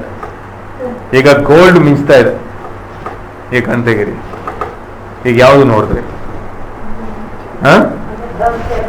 ನಾನು ಹೇಳಿದ್ದು ಇದು ನೋಡಿದ್ರ, ಅಥವಾ ನಾಯಿ ಬಂದು ಚೇರ್ ಮೇಲೆ ಕೂತ್ಕೊಂಡು ನೋಡಿದ್ರ? ಪಿಕ್ಚರ್ ನೋಡಿದ್ರ, ಅಕ್ಷರ ನೋಡಿದ್ರ? ಈಗ ಪಿಕ್ಚರ್, ನಾನು ಪಿಕ್ಚರ್ ನೋಡಿದ್ ಹೇಳಿದ್ರಲ್ಲ, ನಾನು ಅಕ್ಷರಗಳು ಹೇಳ್ತಾ ಇದ್ದೆ, ಅದು ಪಿಕ್ಚರ್ ಆಗಿ ನಿಮ್ಮಲ್ಲಿ ಬಂತು. ನಾ ಈ ಇನ್ನೊಂದು ಅದು ನೋಡಿದ್ರ, ಅಥವಾ ಕಣ್ ಮುಚ್ಕೊಂಡು ಅದು ನೋಡ್ತಾರೆ, ಅಕ್ಷರ ನೋಡ್ಕೊಂಡ್ ಬರ್ತಾರೆ. ಈಗ ಅಕ್ಷರ ಟೈಪ್ ಆಗ್ತಾರೆ ನೋಡ್ತಾ ಇದ್ರ, ಅಥವಾ ನಿಜವಾದ ನಾಯಿ ಆ ಬ್ರೌನ್ ಚೇರ್ ಮೇಲೆ ಕೂತ್ಕೊಂಡಿದೆ, ಗೋಲ್ಡ್ ಚೇನ್ ಹಾಕೊಂಡಿದೆ, ಅದನ್ನ ನೋಡಿದ್ರ? ಈಗ ಆ ಪಿಕ್ಚರೇನೆ ಏನಾಯ್ತು, ನಿಮ್ಮ ಮರದಲ್ಲಿ ಆಳೋಗಿ ಹೊಡ್ಕೊಳ್ತು. ಈಗ ಬೈಬಲ್ ಓದುವಾಗ ಏನ್ ಮಾಡ್ತಾರೆ ಅನೇಕರು, ಇದು ಓದ್ತಿರುವಾಗ ಕಣ್ ಮುಚ್ಕೊಂಡು ಉಪದೇಶವನ್ನ ಕೇಳಿದ್ರು ನೋಡ್ತಾ ಇರ್ತಾರೆ. ಪಿಕ್ಚರ್ ಆಗ್ಬೇಕು, ಅದು ಪಿಕ್ಚರ್ ಆಗೋರ್ಗು ನೋಡ್ಬೇಕು. ಹಾಗಾದ್ರೆ ಪಿಕ್ಚರ್ ಯಾವಾಗ ಬರುತ್ತೆ? ದಿನ ನೋಡಿದ್ರೆ. ಯಾಕೋ ಬಂದೆ ಅದ್ರಲ್ಲಿ ಏನ್ ಹೇಳಿದೆ, ಒಂದಿನ ಕಾಯಿ ನೋಡ್ಕೊಂಡು ಬಿಟ್ಬಿಡೋದು, ಮತ್ಬಿಡೋದು, ತಿರುಗಿ ಬಂದು ನೋಡೋದು, ಅದು ಪಿಕ್ಚರ್ ಬರುತ್ತಾ? ಬರಲ್ಲ. ಈಗ ನಾನು ನಿಮ್ಮೊಂದು ಫೋಟೋ ತೋರಿಸ್ತೀನಿ, ಯಾವುದೋ ಒಬ್ರು ಫೋಟೋ ತಗೊಳ್ಳಿ, ಎಷ್ಟು ಜನ ಬಂದಿದ್ದಾರೆ, ನಿಮ್ಮ ಫೋಟೋ ಕೊಟ್ಟೇನು ಹೇಳ್ತೀರಾ? ಏಯ್ ನಮ್ಮ ಫೋಟೋ ಅಲ್ಲ ಇದು ಅಂತೀರಾ. ಹೇಗೆ ನಿಮ್ಮ ಫೋಟೋ ಅಂತ ಹೆಂಗೆ ಹೇಳ್ತೀರಾ? ಕನ್ನಡಿ ನೋಡಿ ನೋಡಿ ನಿಮಗೆ ಮನಪಡಾಗುತ್ತೆ ನಾನು ಹೀಗೆ ಇದ್ದೀನಿ ಅಂತ. ನೀವು ನಿಮ್ಮನ್ನು ಯಾರು ಏಮಾಸಕ್ಕಾಗಲ್ಲ ಅಲ್ವಾ? ಒಂದು ವಿಡಿಯೋ ಅಲ್ಲಿ ಹಾಕಿದ್ರು ನೀವು ಎಲ್ಲಿಂದ ನೀವೇ ಹೇಳ್ಬಿಡ್ತೀರ, ನೋಡಿ ನಾನು ಅಲ್ಲಿದ್ದೀನಿ ಅಂತ. ಹೆಂಗೆ? ಯಾಕೆ ನೀವು ನೋಡಿದ್ದೀರಾ. ಹಾಗೇನೆ ನಿಮ್ಮದು ಒಂದು ಚಿತ್ರ ಇಲ್ಲಿ ಬರ್ದಿದ್ದಾರೆ. ದೇವ್ರು ನೀವು ಹೇಗಿದ್ದೀರ ಅಂತ ದೇವ್ರ ಚಿತ್ರ ಕೊಡ್ತಾರೆ. ಈಗ ಅದನ್ನೇ ನೆಕ್ಸ್ಟ್ ನಾನು ನೋಡೋಣ ಅದ್ರ ಬಗ್ಗೆ. ಅದು ಅಲ್ಲಿ ತನಕ ಹೋಗ್ಬೇಕನ್ನೋದಕ್ಕೋಸ್ಕರ ನೆಕ್ಸ್ಟ್ ನಾನು ನಿಮ್ಗೆ ಹೇಳ್ತಾ ಬಂದೆ. ಯಾವನು ನನ್ನನ್ನು ಹೊಂದುತ್ತಾನೋ ಅವನು ಜೀವನ ಹೊಂದುತ್ತಾನೆ, ಯೆಹೋವನ ಕಟಾಕ್ಷಕ್ಕೆ ಗುರಿಯಾಗುವನು. ಯಾವನು ನನಗೆ ತಪ್ಪು ಮಾಡುತ್ತಾನೋ, ಯಾವನು ನನ್ನ ಮಾತನ್ನು ಕೇಳದೆ ಹೋಗುತ್ತಾನೋ, ತನ್ನ ಆತ್ಮದಲ್ಲಿ ಕೆಟ್ಟ ಪಿಕ್ಚರ್ನ ಕಲ್ಪಿಸುತ್ತಾನೆ. ನನ್ನನ್ನು ಹಾಗೆ ಮಾಡುವನು, ನನ್ನ ಮಾತನ್ನು ಇಷ್ಟಪಡದಿರುವವರೆಲ್ಲರೂ ಮರಣವನ್ನೇ ಪ್ರೀತಿಸುತ್ತಾರೆ. ನನ್ನ ಮಾತನ್ನು ಇಷ್ಟಪಡದೆ ಬೇರೆಲ್ಲಾ ಮಾತನ್ನ ಸ್ವೀಕರಿಸ್ಕೊಳ್ತಾರೆ. ಅದು ಚಿತ್ರವನ್ನಾಗಿ ಬಂದು ಅವರು ಅದನ್ನು ಅನುಭವಿಸಿ ಅದನ್ನು ನಡೆಸಿದ್ರಿಂದ ನಷ್ಟವೂ ಕಷ್ಟವೂ ಉಂಟಾಗುತ್ತೆ. ಇದೇ ಅಡುಗೆ ಏನ್ ಮಾಡಿದ್ರು, ಯಜಮಾನ್ ಮಾತು ಕೇಳಿದ ತಕ್ಷಣ ಅಪ್ಪ ಎಲ್ಲ ಗರಡಾಗೋಯ್ತು, ಕ್ಷಣ ಮಾತಲ್ಲೇ ಬಿರುಗಾಳಿ ಬೀಸ್ತು. ಏನಾಯ್ತು ಈಗ? ಅದಕ್ಕೆ ಬಹಳ ಮುಖ್ಯವಾಗಿ ವಾಕ್ಯದ ಮೇಲೆ ನನ್ನ ಅಸ್ಥಿಭಾರವನ್ನ ನಾನು ಹಾಕೋದನ್ನ ಕಲಿಬೇಕು. ವಿಷನ್ ಬಹಳ ಮುಖ್ಯ. ಯಾಕೆ ಇಷ್ಟೊತ್ತ ಇದನ್ನ ಹೇಳಿದೆ? ಅದೇನು ನನಗೆ ಕಾರ್ಯ ಮಾಡುತ್ತೆ, ನನ್ನಲ್ಲಿ ಅದು ಚಿತ್ರವನ್ನ ರೂಪಿಸುತ್ತೆ. ಅವತ್ತು ಮೈಂಡ್ ಬಗ್ಗೆ ಸ್ವಲ್ಪ ನೋಡೋಣ ಅಷ್ಟೇ, ಜಾಸ್ತಿ ನೋಡೋಕೆ ಇಷ್ಟಪಡಲ್ಲ. ಆದರೂ ಅದ್ರ ಮೇಲೆ ಆಧಾರವಾಗಿ ನಾನು ನೋಡೋಣ. ದೇವರು ಮನುಷ್ಯನಿಗೆ ಕೊಟ್ಟ ಒಂದು ದೊಡ್ಡ ಗಿಫ್ಟ್ ಏನಂತಂದ್ರೆ ಮನುಷ್ಯನಿಗೆ ಮನವು. ಮನುಷ್ಯನಿಗೆ ಆತ್ಮ, ಮನ ಹಾಗೂ ಶಾರೀರ ಕೊಟ್ಟಿದ್ದಾರೆ. ಈಗ ಅದೆಲ್ಲ ನೋಡಲ್ಲ. ಅದರಲ್ಲಿ ಮುಖ್ಯವಾಗಿ ನಾವೇನ್ ಮಾಡೋಣ ಅಂತಂದ್ರೆ, ಈಗ ನಾವು ಮನವನ್ನು ನೋಡೋಣ. ಮನದಲ್ಲಿ 3 ಭಾಗ ಇದೆ. ಅದಕ್ಕಿಂತ ಹೆಚ್ಚಾಗಿ ಮನದಲ್ಲಿ ದೇವರು 2 ಗಿಫ್ಟ್ ಕೊಟ್ಟಿದ್ದಾರೆ. ಏನಂತಂದ್ರೆ,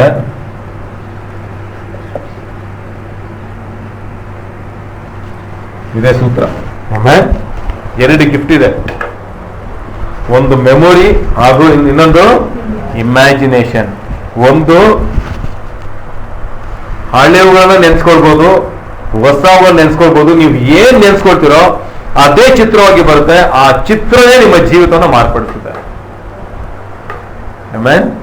past memories and future memories. ಇದೇನಾಗುತ್ತೆ ಅಂತಂದ್ರೆ, ಆ ಚಿತ್ರ ನಿಮಗೆ ಬಂದ ತಕ್ಷಣ ಏನಾಗ್ತೀರ ಅಂತಂದ್ರೆ, ಆ ಚಿತ್ರದಂತೆ ನೀವು ಬದಲಾಗ್ತೀರ. ಹಳೆದನ್ನೇ ಧ್ಯಾನ ಮಾಡೋ ಏನಾಗ್ತೀರಾ, ಕುಗ್ಗಿ ಹೋಗ್ತೀರಾ. ಕುಗ್ಗಿ ಹೋಗ್ತೀರಾ ಅಂತಂದ್ರೆ ಹಳೆ ಚಿತ್ರ ಬಂದ್ಬಿಡ್ತು ಒಳಗೀಗ. ಅಂದ್ರೆ ಮೆಮೊರಿ ಪವರ್ ದೇವ್ರು ಕೊಟ್ಟಿದ್ದಾರೆ. ಇದನ್ನ ನೀವು ಕೆಟ್ಟದಾಗಿ ಯೂಸ್ ಮಾಡ್ಬೋದು, ಒಳ್ಳೆದಾಗಿ ಯೂಸ್ ಮಾಡ್ಬೋದು. ಇದು ದೇವ್ರು ಕೊಟ್ಟೋದು ಗಿಫ್ಟ್. ಇದು ಮೆಮೊರಿ ಅಂಡ್ ಇಮ್ಯಾಜಿನೇಷನ್. ಹೋದ್ವಾರ ನಿಮ್ಗೆ ತೋರಿಸ ತುಂಬಾ ಜನ ಮಾಡಿದ್ರು, ನೆಗೆಟಿವ್ನೇ ಯೋಚನೆ ಮಾಡಿ ಕುಗ್ಗಿ ಹೋದ್ರು. ಅಂದ್ರೆ ಅದು ಚಿತ್ರ ಆಗಿ ಬಂತು, ಕುಗ್ಗಿ ಹೋದ್ರು. ತುಂಬಾ ಜನ ಮಾಡಿದ್ರು ಪಾಸಿಟಿವ್ ಅನ್ನೋದು ದೇವ್ರ ವಾಕ್ಯವನ್ನು ಧ್ಯಾನಿಸ್ತಾ ಅದು ಚಿತ್ರವಾಗಿ ಬರೋದವರೆಗೂ ಅದೇನ್ ಮಾಡಿದ್ರು, ಧ್ಯಾನಿಸಿದ್ರು.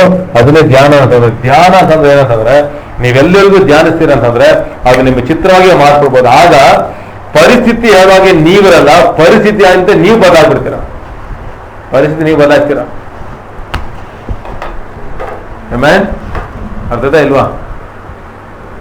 ಅರ್ಥ ಆಯ್ತಾ ಇಲ್ವಾ? ಬಡವ್ರ ಮನೆಗೆ ಹೋಗಿ ನೋಡಿ, ಅವ್ರಿಗೆ ಚಿತ್ರನೇ ಕಾರಲ್ಲಿ ಹೋಗ್ಬೇಕು, ದೊಡ್ಡ ಬಂಗ್ಲೆ ಇರ್ಬೇಕು, ಶ್ರೀಮಂತರಾಗ್ಬೇಕು, ಸೂಟ್ ಆಗ್ಬೇಕು ಅನ್ನೋ ಚಿತ್ರನೇ ಅವ್ರಿಗಿಲ್ಲ. ಯಾಕಂದ್ರೆ ಅವ್ರಿಗೆ ಹಳೇ ಮೆಮೊರಿಲೇ ಇದ್ದಾರೆ. ಅದನ್ನ ಹೇಗೆ ಬದಲಾಯಿಸ್ಕೊಳ್ಬೇಕಂತ ಅವ್ರಿಗೆ ಇನ್ನೂ ಗೊತ್ತೇ ಇಲ್ಲ. ಅವ್ರಿಗೇನೆಲ್ಲ ಕಲಿಸಿದೆ ಟಿವಿ ಅಂತಂದ್ರೆ, ಶ್ರೀಮಂತರೇ ಬಡವ್ರು. ಅದಕ್ಕೆ ಆ ಪಿಕ್ಚರ್ ಬಂದ್ಬಿಡುತ್ತೆ. ಕಷ್ಟಪಡ್ತಾ ಇರ್ಬೇಕು, ಏಮಾಸ್ತಾನೆ ಇರ್ತಾನೆ, ಅವನ್ ಮುಂದೆ ಹೋಗ್ತಾ ಇರ್ತಾನೆ. ಸೊ ಅವರೆಲ್ಲ ಇದನ್ನೇ ನೆನ್ಸಿ ಇದೇ ಪಿಕ್ಚರ್ ಇರುತ್ತೆ. ಈ ಪಿಕ್ಚರ್ ಇದ್ರಂತಾನೆ ಅವ್ರು ಇರ್ತಾರೆ ಹೊರತು ಇದಕ್ಕಿಂತ ಮೇಲಾಗ ಅವ್ರು ಬರಕ್ ಸಾಧ್ಯನೇ ಇಲ್ಲ. ಅರ್ಥ ಆಗಿಲ್ವಾ? ಸೈತಾನ್ ಇದನ್ನ ಯೂಸ್ ಮಾಡ್ತಾನೆ. ಹೇಗೆ ಅಂತಂದ್ರೆ, ಹಳೆಯದನ್ನ ತೆಗ್ದು ಇಲ್ಲಿ ಹಾಕ್ತಾನೆ. ಇದನ್ನ ಚಿತ್ರ ಮಾಡಿ ನೀವು ಹೊಂದ್ಕೊಳ್ತಾರೆ. ಅವನೇನ್ ಮಾಡಲ್ಲ, ನಿಮ್ಮನ್ನ ತಗೊಳಕ್ ಹೇಳ್ತಾರೆ. ಅವನು ಒಂದೇ ಒಂದು ಮಾಡ್ತಾನೆ. ಏನಂತಂದ್ರೆ, ನಿಮ್ಮ ಹಳೇದು ನೆನೆಸ್ತಾ ಇರ್ತಾನೆ. ಹಳೇದು ಬಂತು ಅಂತಂದ್ರೆ ಅದನ್ನ ನಿಲ್ಸಿ ಮುಂದೆ ಇರೋದನ್ನ ಧ್ಯಾನ ಮಾಡಿ. ಯಾಕಂದ್ರೆ ಅದನ್ನೇ ನಿಮ್ ಚಿತ್ರವಾಗಿ ಬಂದು ಅಲ್ಲಿಗೆ ನೀವು ರೀಚ್ ಆಗ್ತೀರ.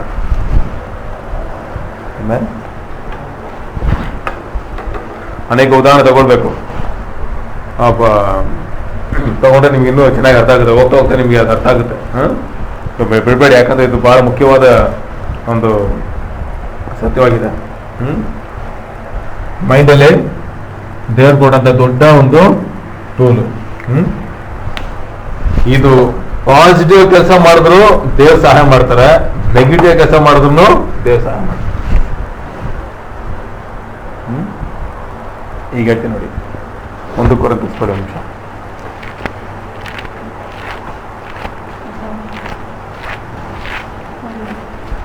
ಹೊಸ ಒಡಂಬಡಿಕೆಯಲ್ಲಿ 1 ಕೊರಿಂಥಿಯರು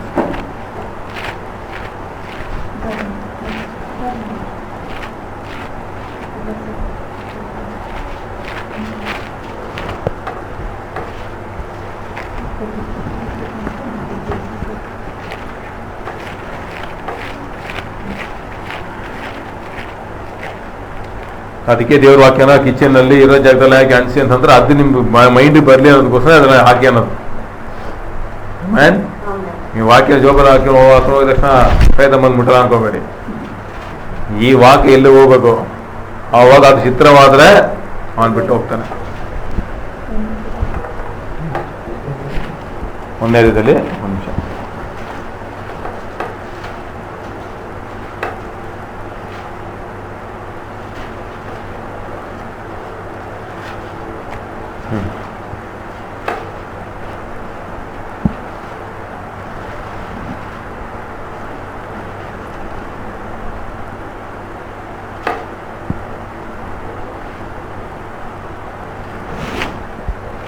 ಎರಡು ಕೊರಂಥಿಯರು ಬನ್ನಿ.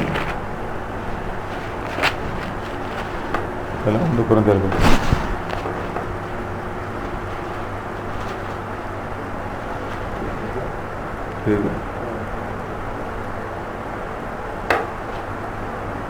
ಅಪೊಸ್ತಲನು ಬೀಜ ಬಿತ್ತಿದನು, ಅದು ಆಗಲೇ ವಾಕ್ಯ ಅದು ಅದು ಕ್ರಿಸ್ತುವುದಕ್ಕೆ ಬೀಜವನ್ನು ಅಪೊಸ್ತಲನು ಬೀಜ ಬಿತ್ತಿ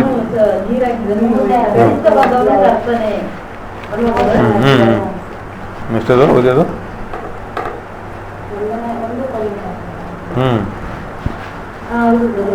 ಮೂರನೇ ಅಧ್ಯಾಯ 5ರಿಂದ 6. ಓದಿ, ಜೋರಾಗಿ ಓದಿ. ನಾನು ಸಸಿಯನ್ನು ನೆಟ್ಟೆನು, ಅಪೊಲ್ಲೋಸನು ನೀರು ಒಯ್ದನು, ಆದರೆ ಬೆಳೆಸುತ್ತಾ ಬಂದವನು ದೇವರು. ನೋಡಿದ್ರಾ, ನಾನೇನ್ ಮಾಡಿದೆ? ಸಸಿ ಆಯ್ತಾ, ಸಸಿ ನಡ್ದೆ, ನೀರಾಗ್ತಾ ಬಂದಿದ್ದಾರು. ಒಬ್ರು ಸಸಿ ಹಾಕಿದ್ರು, ಒಬ್ರು ಬೀಜ ಹಾಕಿದ್ರು.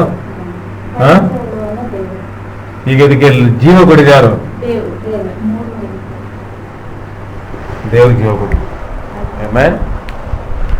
ಈಗ ಮೈಂಡ್ ಮೆಮೊರಿಯಲ್ಲಿ ಈ ಮೈಂಡಲ್ಲಿ ಲೋಕನೂ ಏನ್ ಮಾಡ್ತದೆ, ಬಿತ್ತನೆ ಆಗ್ತಾ ಇದೆ. ಅದಕ್ಕೆ ಪ್ರೋತ್ಸಾಹ ಮಾಡೋಕ್ಕೆ ಸ್ನೇಹಿತರು ಏನ್ ಮಾಡ್ತಾರೆ, ಅದು ನೆನ್ಸಿ ನೆನ್ಸಿ ನೀರು ಹಾಕ್ತಾನೆ ಇರ್ತಾರೆ. ಇದೊಂದು ಪ್ರಮಾಣ ಇದು. ಅದಕ್ಕೆ ದೇವ್ರು ಏನ್ ಮಾಡ್ತಾರೆ, ಜೀವ ಕಟ್ಲೆ ಇಟ್ಬಿಟ್ರು ಅಷ್ಟೇನೆ. ಈಗ ಉದಾಹರಣೆ ಹೇಳ್ತಾರೆ, 1 ಎಕರೆ ಜಾಗದಲ್ಲಿ ಈಗ ಇದು ಗಾಂಜಾ ಗಿಡ ಇರ್ತಾನೆ. ದೇವ್ರಿಗೆ ಗೊತ್ತಿರೋದು ನಿಮ್ಮ ಜನರಿಗೆ ಹಾನಿ ಅಂತ ಇದೆಯಾ ಇಲ್ವಾ? ಮಳೆ ಬಂದಾಗ ಬರೀ ಒಳ್ಳೆಯವರು ಕೆಟ್ಟವರು ಮಾತ್ರ ನೀರು ಬಿಡ್ಕೊಂಡು ಹೋಗ್ತಿದ್ಯಾ, ಅಥವಾ ಎಲ್ರಿಗೂ ಬಂದು ಬೀಳುತ್ತಾ? ಎಲ್ರಿಗೂ ಬಂದು ನೀರು ಬೀಳುತ್ತೆ, ಆದ್ರೆ ಎಲ್ಲಾನು ಬೆಳೆಯುತ್ತೆ. ಹಾಗೇನೆ ಈ ಮೈಂಡ್ ಅಲ್ಲಿ ಏನನ್ನ ನೀವು ಸೇರಿಸ್ಕೊಳ್ತಿರೋ ಆಟೋಮೆಟಿಕ್ ಅದು ಪಿಕ್ಚರ್ ಆಗಿ ಬರುತ್ತೆ. ಆ ಪಿಕ್ಚರ್ ಒಂದು ಜೀವದ ಆಚೆ ಬಂದಾಗ ಅದು ಕೆಲಸ ಮಾಡೇ ಮಾಡುತ್ತೆ. ಅದೇ ನೆಗೆಟಿವ್ ಆಗು ಅದು ಏನ್ ಮಾಡುತ್ತೆ, ಕೆಲಸ ಮಾಡುತ್ತೆ. ಅದು ಪಾಸಿಟಿವ್ ಆಗು ಅದು ಕೆಲಸ ಮಾಡುತ್ತೆ. ಈಗ ಸ್ವಲ್ಪ ಉದಾಹರಣೆ ಹೋಗೋಣ ನಾವು.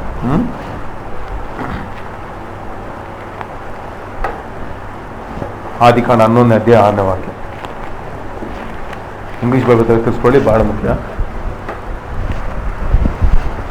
ಇವಾಗ ನೀವು ಅರ್ಥ ಮಾಡ್ಕೊಂಡ್ರೆ 6 ಮಂದಿ ಹೇಳಿದೆಲ್ಲ ನಿಮಗೆ ಕ್ಲೀನಾಗಿ ಈಗ ನೆನಪಿಗೆ ಬರುತ್ತೆ.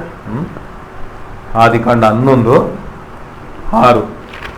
ನೋಡಿದ ಮೇಲೆ ಆತನು ಇವರು ಒಂದೇ ಜನಾಂಗ, ಇವರೆಲ್ಲರಿಗೂ ಒಂದೇ ಭಾಷೆ, ಆರಂಭದಲ್ಲಿ ಇಷ್ಟು ದೊಡ್ಡ ಕೆಲಸ ಮಾಡುವವರಾಗಿರಲು ಮುಂದೆ ಏನು ಆಲೋಚಿಸಿದರು ಇವರಿಗೆ ಅಸಾಧ್ಯವಲ್ಲ. ಬೇರೆ ಏನೇ ಧ್ಯಾನಿಸಿದರು, ಏನೇ ಕಲ್ಪನೆ ಮಾಡಿದ್ರು ಅವ್ರಿಗೆ ಅಸಾಧ್ಯವೇ ಇಲ್ಲ ಅಂದ್ಬಿಟ್ಟು ದೇವ್ರು ಹೇಳ್ಬಿಟ್ಟು. ಇದು ಪ್ರಮಾಣ.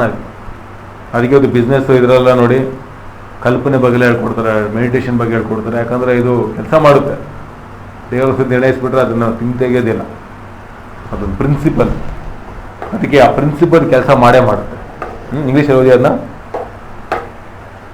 The Lord said, if as one people speaking the same language they have begun to do this, then nothing they plan to do will be impossible for them.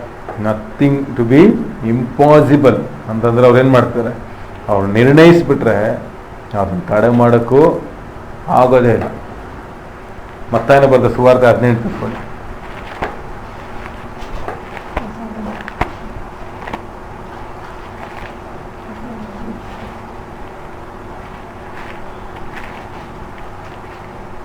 Focus ಬಹಳ ಮುಖ್ಯ. 4 ಕಡೆ ಫೋಕಸ್ ಮಾಡಿದಾಗ ನಿಶ್ಚಯ ಗೆಲ್ಲಕ್ಕಾಗುತ್ತಾ? ಆಗಲ್ಲ. ಕ್ರಿಕೆಟ್ ಆಡುವಾಗ ನಾನೆಲ್ಲ all-round ಆಗ್ತೀನಿ ಅಂದ್ರೆ ಆಗಿ ಅದು ಎಲ್ಲದೂ ಶೈನ್ ಆಗೋಕ್ಕಾಗಲ್ಲ. ಸಚಿನ್ ಅವನೊಬ್ಬನೇ ಬ್ಯಾಟ್ಸ್ಮನ್ನು, ಎಲ್ಲರೂ ಬ್ಯಾಟ್ ಹಿಡಿತಾರೆ, ಸಚಿನ್ ಆಗಲ್ಲ. ಒಂದು ಇದಕ್ಕೆ ಸಾಕು, ಅವನ ಟ್ಯಾಲೆಂಟ್ನ ತಿಳ್ಕೊಂಡ ಅದನ್ನೇ ಡೀಲ್ ಮಾಡ್ದ, ಅವಾಗ ಅದ್ರ ಹಣ ಬರ್ತಾ ಇದೆ. ಅರ್ಥ ಆಗ್ತಿದ್ಯಾ? ನಮ್ಮ ಜನ ಮಾಡ್ದೆ ಎಲ್ಲದ್ರಾಗೆ ಹಾಕ್ತಾರೆ. ಹಿಂದಿ ಅರ್ಧ, ಇಂಗ್ಲೀಷ್ ಅರ್ಧ, ಕನ್ನಡ ಅರ್ಧ, ತೆಲುಗು ಅರ್ಧ, ಎಲ್ಲದೂ ಚಾನ್ಸ್ ಸಿಗುತ್ತೆ, ಎಲ್ಲ ಅರ್ಧ ಬರ್ದ, ಬೇಡ ಬೇಡ ನೀವು ಕಲ್ತ್ಕೊಂಬನೆ ಬಿಟ್ಬಿಡ್ತಾರೆ. ನಾವೆಲ್ಲದಲ್ಲಿ ಯಾಕೆ ಹಾಕಿದ್ರಿ? ಯಾವ್ದು ಒಂದು ಬಿಸ್ನೆಸ್ಸಲ್ಲಿ ಟಾಪಲ್ಲಿದ್ದಾರಾ? ಇಲ್ಲ. ಎಷ್ಟು ಜನ ಕೇಳ್ತಾರೆ, ನಮಗೆಲ್ಲ ಕೆಲಸ ಗೊತ್ತು, ಮೆಕ್ಯಾನಿಕ್ ಮಾಡ್ತೀವಿ, ಉಳುವೆ ಮಾಡೋಕ್ಕೂ ಬರುತ್ತೆ, ಬಿಸ್ನೆಸ್ ಮಾಡೋಕ್ಕೂ ಬರುತ್ತೆ, ಎಲ್ಲ ಮಾಡ್ತೀವಿ. ಯಾವ ಒಂದೇ ಎತ್ಕೊಡ್ರಿ, ಟೈಮ್ ವೇಸ್ಟ್. ನಿಮ್ಮ ಯಾವ ಕಾರ್ಯಕ್ಕಾಗಿ ದೇವರು ನಿಮ್ಮಲ್ಲಿ ಆಳವಾಗಿ ನಿಮಗೆ ಪ್ರೇರೇಪಿಸ್ತಾ ಇದ್ರೋ ಅದ್ರ ಮೇಲೆ ಫುಲ್ ಗಮನ ಕೊಟ್ಟರೆ, ಅದೇ ನಿಮ್ಮ ಕಲ್ಪನೆ, ಅದೇ ನಿಮ್ಮ ಇದಾಗ್ಬಿಟ್ರೆ ನೀವು ಕೂಡ ಸ್ಟಾಪ್ ಮಾಡೋಕ್ಕಾಗಲ್ಲ. ನೀವು ಯಾರು ಮುಂದೆ ಹೋಗ್ಬಿಡ್ತೀರ. ಆಮೇಲೆ ಅದೇ ಹೇಳ್ತಾ ಇರೋದು, ಕಲ್ಪನೆಯಲ್ಲಿ ಅಷ್ಟು ಪವರ್ ಇದೆ. ಸೈತಾನ ಅದಕ್ಕೆ ಕಲ್ಪನೆ ಏನ್ ಮಾಡ್ತಾನೆ, ಕನಸಿನ ರೂಪದಲ್ಲಿ ಸೈತಾನ ಬೇರೆ ಬೇರೆ ಪಿಕ್ಚರ್ಲ್ ಹಾಕ್ಬಿಡ್ತಾನೆ. ಅದೇ ಕಲ್ಪನೆ ಉಳ್ಕೊಂಡ್ಬಿಡುತ್ತೆ. ಆ ಕಲ್ಪನೆ ಏನಾಗ್ಬಿಡುತ್ತೆ ಅಂತಂದ್ರೆ ಅದು ಅವನು ಅಲ್ಲಿಗೆ ರೀಚ್ ಮಾಡಿಸುತ್ತೆ. 18 ಕಿಸ್ಕೊಂಡ್ರ 19ನೇ ವಾಕ್ಯ ಓದಿ. ಇದಲ್ಲದೆ ನಿಮ್ಮಲ್ಲಿ ಇಬ್ಬರು ತಾವು ಬೇಡಿಕೊಳ್ಳತಕ್ಕ ಯಾವುದಾದರೂ ಒಂದು ಕಾರ್ಯದ ವಿಷಯವಾಗಿ ಭೂಲೋಕದಲ್ಲಿ ಒಂದೇ ಮನಸ್ಸುಳ್ಳವರಾಗಿದ್ದರೆ ಅದು ಪರಲೋಕದಲ್ಲಿರುವ ನನ್ನ ತಂದೆಯಿಂದ ಅವರಿಗೆ ಆಗುವುದೆಂದು ನಿಮಗೆ ಹೇಳುತ್ತೇನೆ. ನೋಡಿದ್ರಾ, ಪ್ರೇಯರಲ್ಲೂ ಕೂಡ ಇಬ್ರು ಒಂದೇ ಮನಸ್ಸು, ಒಂದೇ ಚಿತ್ರ, ಒಂದೇ ಕಲ್ಪನೆ, ಒಂದೇ ಗುರಿ. ಇದನ್ನು ಹೊಂದ್ಕೊಳ್ತೀವಿ ಒಂದು ಇಬ್ರು ಒಂದೇ ಮನಸ್ಸಿಂದ ನೀವು ಮಾಡೋದಾದ್ರೆ ಅದು ನೆರವೇರುತ್ತೆ. ಆಮೇಲೆ ಬಜೆಟ್ ಎಲ್ಲ ಡೌನ್ ಆಗ್ತಿದೆ ಬ್ರದರ್, ಇನ್ನೊಬ್ರು ಅವರು ಜೊತೆ ಸೇರ್ಕೊಂಡು ಹೌದು ಬ್ರದರ್ ಆಗುತ್ತೆ ಅಂದ್ರೆ ಇಬ್ರು ಸೇರಿ ಹೇಳ್ಬಿಟ್ರಲ್ಲ, ಇನ್ನು ಬಜೆಟ್ ಗ್ಯಾರಂಟಿ ರೈಸ್ ಆಗಲ್ಲ, ಡೌನ್ ಆಗಿ ಆಗ್ತದೆ. ಯಾಕಂದ್ರೆ ಇಬ್ರು ಏನ್ ಮಾಡ್ತಾರೆ, ಒಂದೇನೆ ಏನ್ ಮಾಡ್ತಾ ಇದ್ದೀರಾ, ಕಲ್ಪನೆ ಮಾಡ್ತಾ ಇದ್ದೀರಾ. ಎಸ್ ಅಂದ್ರೆ ಮುಗೀತು, ಭೂಮಿಯಲ್ಲಿ ನೀವು ನಿರ್ಣಯಿಸ್ಬಿಟ್ರೆ ಅಲ್ಲ, ಅದು ದೇವ್ರು ಕೂಡ ನಿರ್ಣಯಿಸಕ್ಕಾಗಲ್ಲ. ಅದನ್ನೇ ದೇವ್ರು ಹೇಳ್ತಾರೆ. ಅಂದ್ರೆ ಕಲ್ಪನೆಗೆ ಅಷ್ಟು ಶಕ್ತಿ ಇದೆ. ಅದಕ್ಕೆ ನಾವು ಇಬ್ರು ಕೂಡಿ ಮಾತಾಡುವಾಗ ಯಾವ್ದನ್ನ ಮಾತಾಡ್ತಾ ಇದ್ದು ಬಹಳ ಮುಖ್ಯ. ಎಲ್ಲದಕ್ಕೂ ಆಮೀನ್ ಹೇಳ್ಬಾರ್ದು, ಅಲ್ಲ ಎಲ್ಲದಕ್ಕೂ ಏನ್ ಮಾಡಬಾರ್ದು, ಪ್ರೋತ್ಸಾಹ ಮಾಡಕ್ ಹೋಗ್ಬಾರ್ದು. ಇಲ್ಲ ಅವ್ರು ಹೇಳ್ತಾರೆ ನೋಡಿ, ಎಲ್ಲ ಕಾಯಿಲೆ ಬಂದ್ಬಿಡ್ತು ಎಲ್ಲ ಕಡೆನೂ. ಹೌದು ರೀ, ಸ್ವಲ್ಪ ಹುಷಾರಾಗಿರ್ಬೇಕು, ನಾವು ಸ್ವಲ್ಪ ಭದ್ರ ಮಾಡ್ಕೋಬೇಕು. ಹೌದು ಅಂದ್ರೆ ಹುಷಾರ್ ಏನಾಯ್ತು ಅಂತ ನಾನು ಅದಕ್ಕೆ ಅಕ್ಸೆಪ್ಟ್ ಮಾಡ್ತಾ ಇದ್ದೀನಿ ಅಂತ. ಅಂದ್ರೆ ನೀವು ನಿರ್ಣಯಿಸಿದ ತಕ್ಷಣ ಏನಾಯ್ತು ಅಲ್ಲಿ ಭೂಮಿಯಲ್ಲಿ ನೀವು ಅನುಮತಿ ಕೊಡ್ತಾ ಇದ್ದೀರಾ. ಅದಕ್ಕೆ ನಾವು ಪ್ರಸಂಗ ಮಾಡುವಾಗ ಆಮೇಲೆ ಯಾಕೆ ಹೇಳ್ತಾ ಇದ್ದೀವಿ ಅಂತಂದ್ರೆ ಒಂದೇ ಪಿಕ್ಚರ್ ಕೊಡ್ತಾ ಇದ್ದೀನಿ, ಎಸ್ ಅಂದಾಗ ಅದು ಯಾರು ನೆರವೇರುತ್ತೆ. ಹಾಗಾದ್ರೆ ಅದಕ್ಕೆ ಆಮೀನ್ ಹೇಳ್ಬೇಕು ಅಲ್ವಾ. ಈಗ ಹೋಗೋಣ ಅರಣ್ಯಕಾಂಡ 13ನೇ ಅಧ್ಯಾಯಕ್ಕೆ ಹೋಗೋಣ. ಇವಾಗ ನೋಡಿ ಚೆನ್ನಾಗಿ ಗೊತ್ತಾಗುತ್ತೆ. ದುಷ್ಟರ ಆಲೋಚನೆ ಹೇಗೆ, ನೀತಿವಂತನ ಆಲೋಚನೆ ಹೇಗೆ ನಮ್ಮನ್ನ. ಅದಕ್ಕೆ ನಾವೇನ್ ಮಾಡ್ಬೇಕಂದ್ರೆ ಒಂದು ತೀರ್ಮಾನ ತೆಗೆದುಕೊಳ್ಬೇಕು ಜೀವನದಲ್ಲಿ. ಇನ್ಮೇಲೆ ಯಾವ್ದಾವ್ದನ್ನ ಓದ್ತೀನಿ, ಯಾವ್ದಾದನ್ನ ಓದಬಾರ್ದು, ಯಾರ ಹತ್ರ ಸೇರ್ಬೇಕು, ಯಾರ ಹತ್ರ ಸೇರ್ಬಾರ್ದು, ಯಾವ ಬುಕ್ಸ್ ಓದ್ಬೇಕು, ಯಾವ ಬುಕ್ಸ್ ಓದಬಾರ್ದು, ಇದೆಲ್ಲ ನಮ್ಗೆ ಬೇಡ ತಿಳ್ಕೊಳ್ಳೋದೇ ಬೇಕಾಗಿಲ್ಲ ಅಂತ ನಾವು ತೀರ್ಮಾನ ಮಾಡ್ಬೇಕು. ಇದು ನಾವು ಡಿಸಿಷನ್ ಮಾಡ್ಬೇಕು. ನೀವು ಪಂಚಾಂಗ ಬರ್ತೀರಾ ಈಗ ಇಲ್ಲಿ, ನೀವು ತೀರ್ಮಾನ ಮಾಡಿದ್ದೀರಾ ಪ್ಯಾಂಟು ಶರ್ಟ್ ಹಾಕೊಂಡು ಹೋಗೋಣಪ್ಪ ಅಂತ, ಸಿಕ್ಕಿದ್ರೆ ಸುತ್ಕೊಂಡ್ಬಿಡ್ತೀರಾ. ಅರ್ಥ ಆಗ್ತಿದ್ಯಾ? ಹಾಗೇನೆ ನಾವು ಡಿಸೈಡ್ ಮಾಡ್ಬೇಕು. ಏನ್ ಡಿಸಿಷನ್ ಮಾಡ್ಬೇಕಂತಂದ್ರೆ ಈ ಊಟ ತಿನ್ನಲ್ಲ. ಡಿಸಿಷನ್ ಡಿಸೈಡ್ಸ್ ಯುವರ್ ಹೆಲ್ತ್ ಅಂತ. ನಿಮ್ಮ ಹೆಲ್ತ್ ಡಿಸೈಡ್ ಮಾಡೋದು ದೇವರಲ್ಲ, ಯಾರು? ಸಿಕ್ಕಿದ್ದು ಒಂದೇ ಊಟನ ಚೆನ್ನಾಗಿ ತಿಂದ್ರೆ ಆಮೇಲೆ ಏನಾಗುತ್ತೆ, ಶುಗರೇ. ಆಮೇಲೆ ದೇವರೇ ಸ್ತೋತ್ರ ಮಾಡಿ ಪ್ರಾರ್ಥನೆ ಮಾಡಿ ತಿನ್ನಲ್ಲ, ಯಾಕೆ ಹಿಂಗಾಯ್ತು? ನೀವು ಡಿಸೈಡ್ ಮಾಡ್ಬೇಕು ನಿಮ್ಮ ಹೆಲ್ತ್ ಯಾವ ತಿಂದ್ರೆ ಏನಾಗ್ತದೆ ಅಂತ ನೀವು ಡಿಸೈಡ್ ಮಾಡ್ಬೇಕು.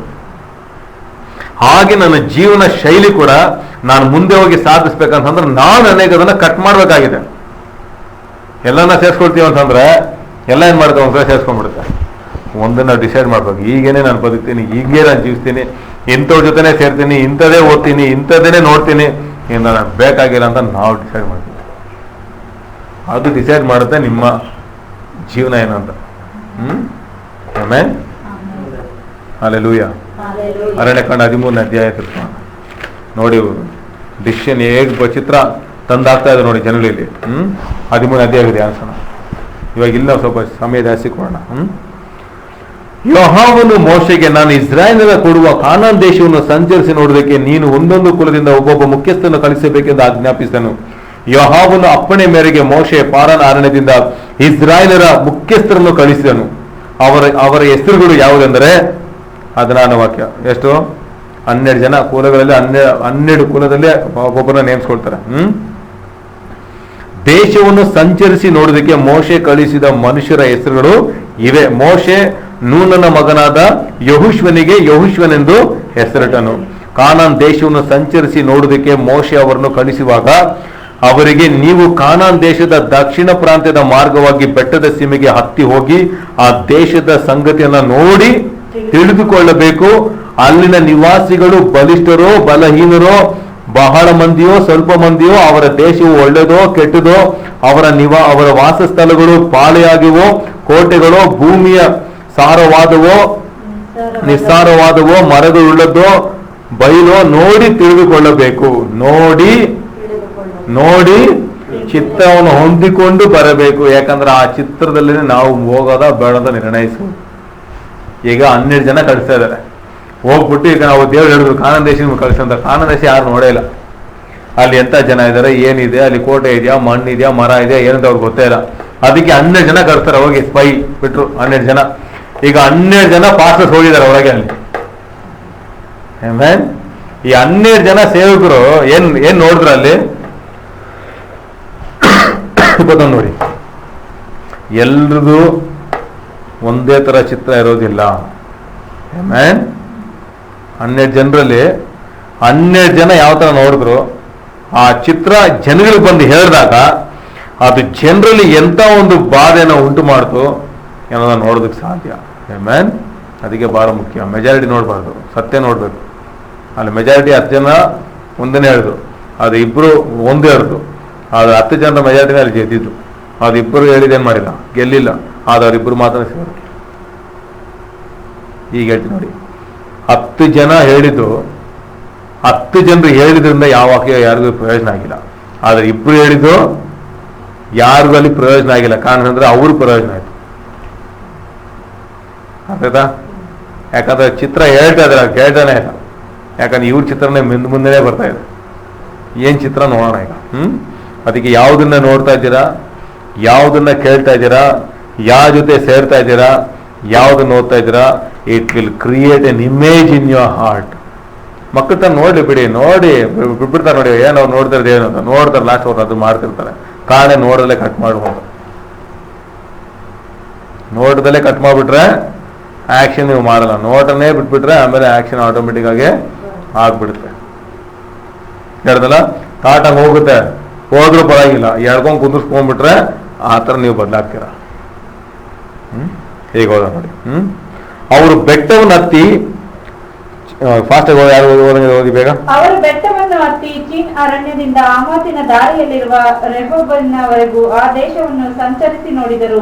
ಅವರು ಬೆಟ್ಟವನ್ನು ಹತ್ತಿ ಕಾನಾನ್ ದೇಶದ ದಕ್ಷಿಣ ಪ್ರಾಂತ್ಯವನ್ನು ದಾಟಿ ಓದ್ತಿರೋ ಪಿಕ್ಚರ್ ತರಬೇಕು ಅಂತ 12 ಜನ ಹೋಗ್ತಿದ್ದಾರೆ. ಈಗ ಬೆಟ್ಟ ಹತ್ತಾ ಇದ್ರೆ ಆಗ ನೋಡ್ಬೇಕು ನೀವು ಪಿಕ್ಚರ್. ಅಲ್ಲಿ ಐಮನ್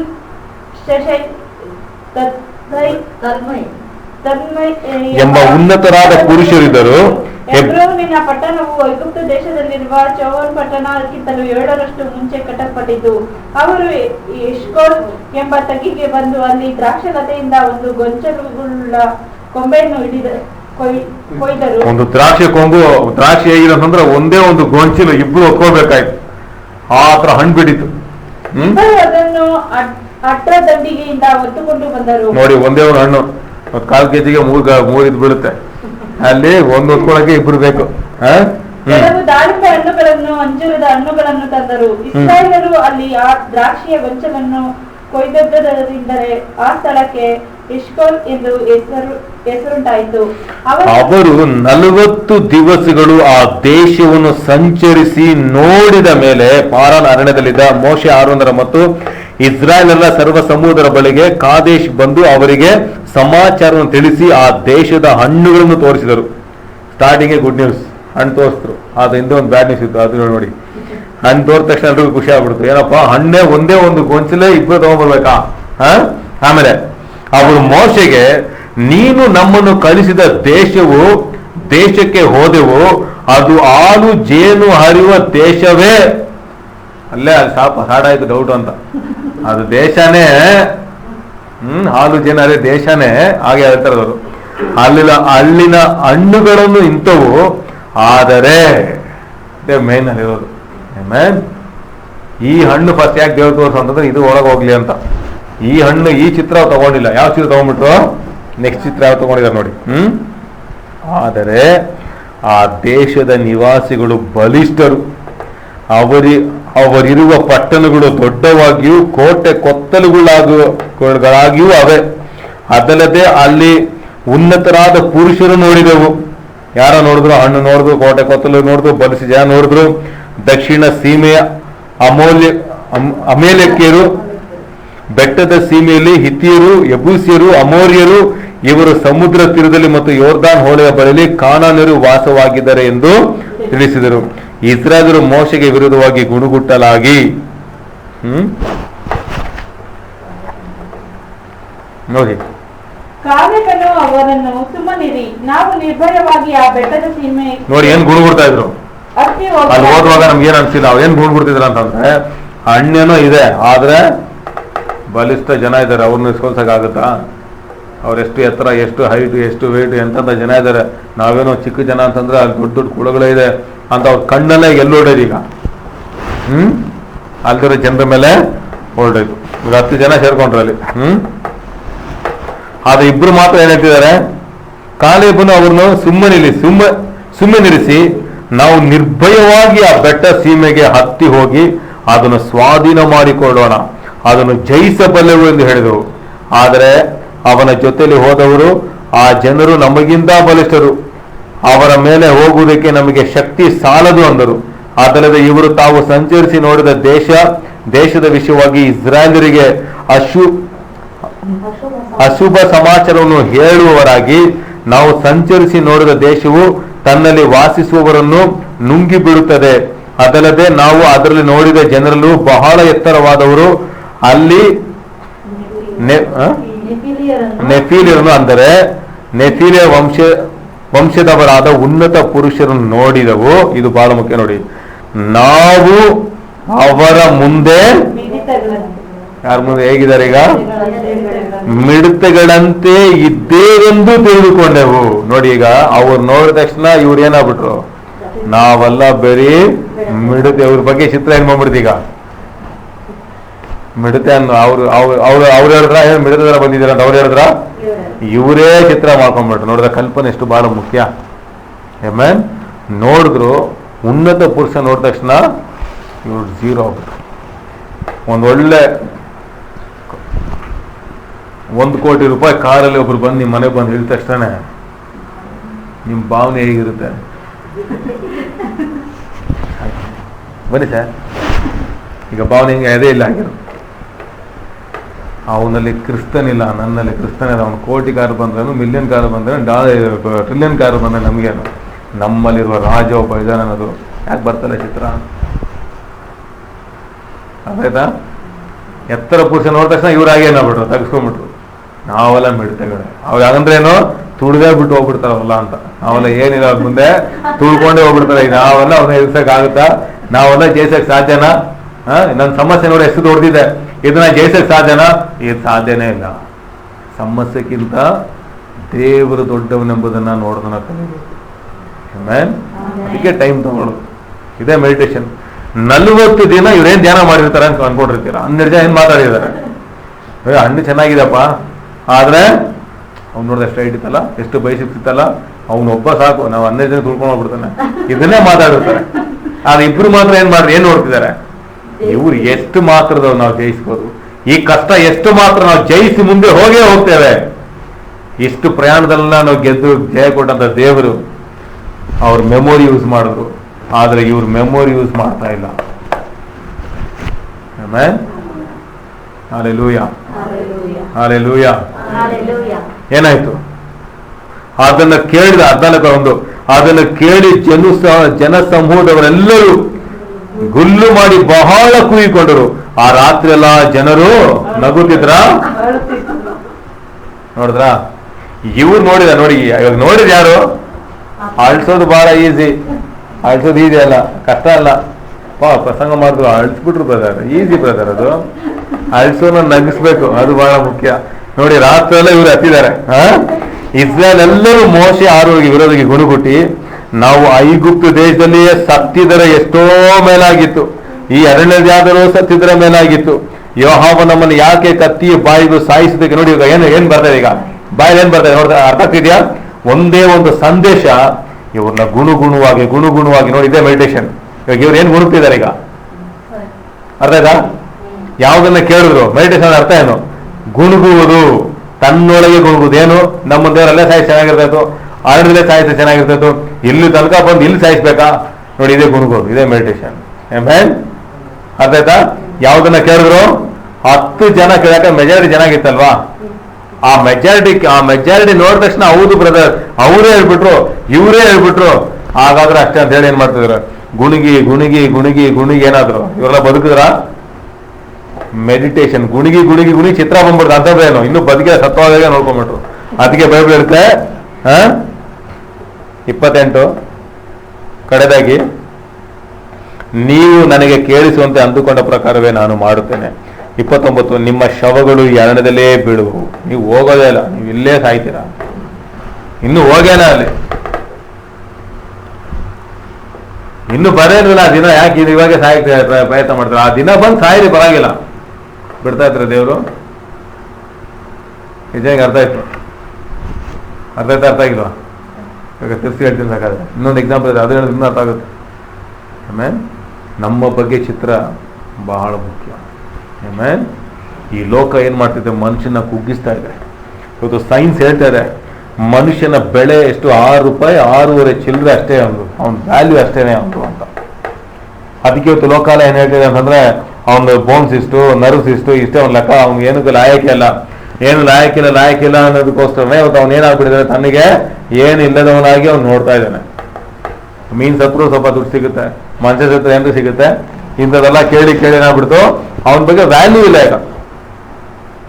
ಅದಕ್ಕೆ ಅವ್ನು ದುಡ್ಡಿಟ್ಟಿದ್ದಾನೆ ಅಂತಂದ್ರೆ ಅವ್ರಿಗೊಂದು ಮರ್ಯಾದೆ, ಇವ್ರಿಗೆಂದು ನೋಡಿ ಆಗಲ್ಲ. ದಾನಿ ಪುಸ್ತಕ ಓದಿ ನೋಡಿ, ಎಸ್ತರ್ ಪುಸ್ತಕ ಓದಿ ನೋಡಿ, ಇವ್ರು ಯಾರು ಹೊರದಾಗೆ ಎಂಥವನಾಗಿದ್ದ, ತಲೆನ ಬಗ್ಸಲ್ಲ, ಎಲ್ರು ತಲೆ ಬಗ್ಗೋದು ಅವ್ನು ಬಗ್ಗಲ್ಲ. ಯಾಕೆ? ಅವನೊಳಗೆ ಎಂಥ ಪಿಕ್ಚರ್ ಇತ್ತು, ಮನುಷ್ಯನ ನಾನು ಬಗ್ಗೋದಿಲ್ಲ, ದೇವ್ರು ಮಾತ್ರ ಬಗ್ತೀನಿ. ಯೋಸೆಫ್ಗೆ ಎಂಥ ಪಿಕ್ಚರ್ ಇತ್ತು, ಮನುಷ್ಯನಿಗಲ್ಲ ನಾನು ದೇವ್ರು ಮಾತ್ರನೇ ಬಗ್ಗೋದು. ಯಾಕಂದ್ರೆ ಜೀವಕ್ಕೂ ಎದುರ್ತಾ ಇಲ್ಲ, ಯಾಕಂದ್ರೆ ಅವ್ರಿಗೆ ಅಂಥ ಒಂದು ದೊಡ್ಡ ಚಿತ್ರ ಅವ್ರಿಗಿತ್ತು. ಆಮೇಲೆ ಶಾಸ್ತ್ರಕ್ಕೆ ಮೇಷಕ್ಕೆ ನೀವು ಆಗ್ಬೇಕು, ರಾಜ ಹೇಳ್ತಾನೆ ಇದನ್ನ ನೀವು ನೀವು ಇದಕ್ಕೆ ನಮಸ್ಕರಿಸ್ಬೇಕು ಅಂತ. ಅವನಿಗೆ ಅಡ್ಡ ಹಾಕಿಲ್ಲ, ಯಾಕಂದ್ರೆ ಅವ್ರೊಳಗೆ ಎಂತ ಇದಕ್ಕೆ ತೀರ್ಮಾನ ಮಾಡಿದ್ರು, ಎಂತ ಚಿತ್ರ ಇತ್ತು ಅವ್ರೊಳಗೆ.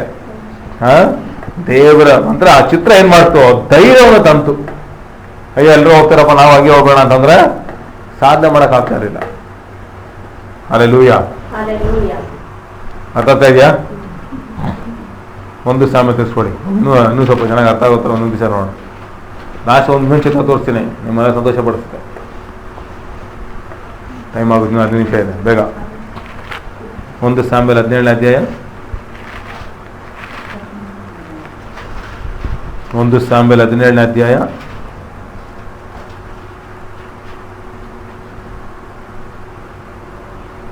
ಇದೇನಂತಂದ್ರೆ ಗೋಲಿಯಾತ್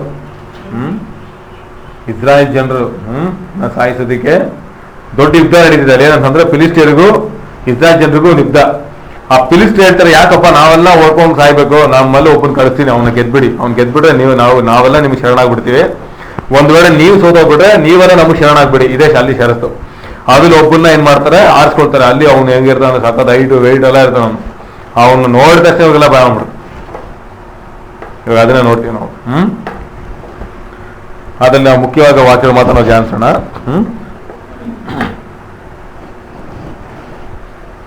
5ರಿಂದ 11 ಯಾರದೊಬ್ರು ಹೋಗಿ ಬೇಗ.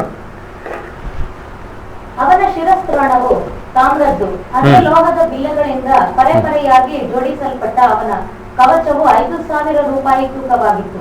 ಅವನ ಪಾದರಕ್ಷೆಗಳು ಹೆಗಲ ಮೇಲನ ಈಟಿಯು ತಾಮ್ರದವು.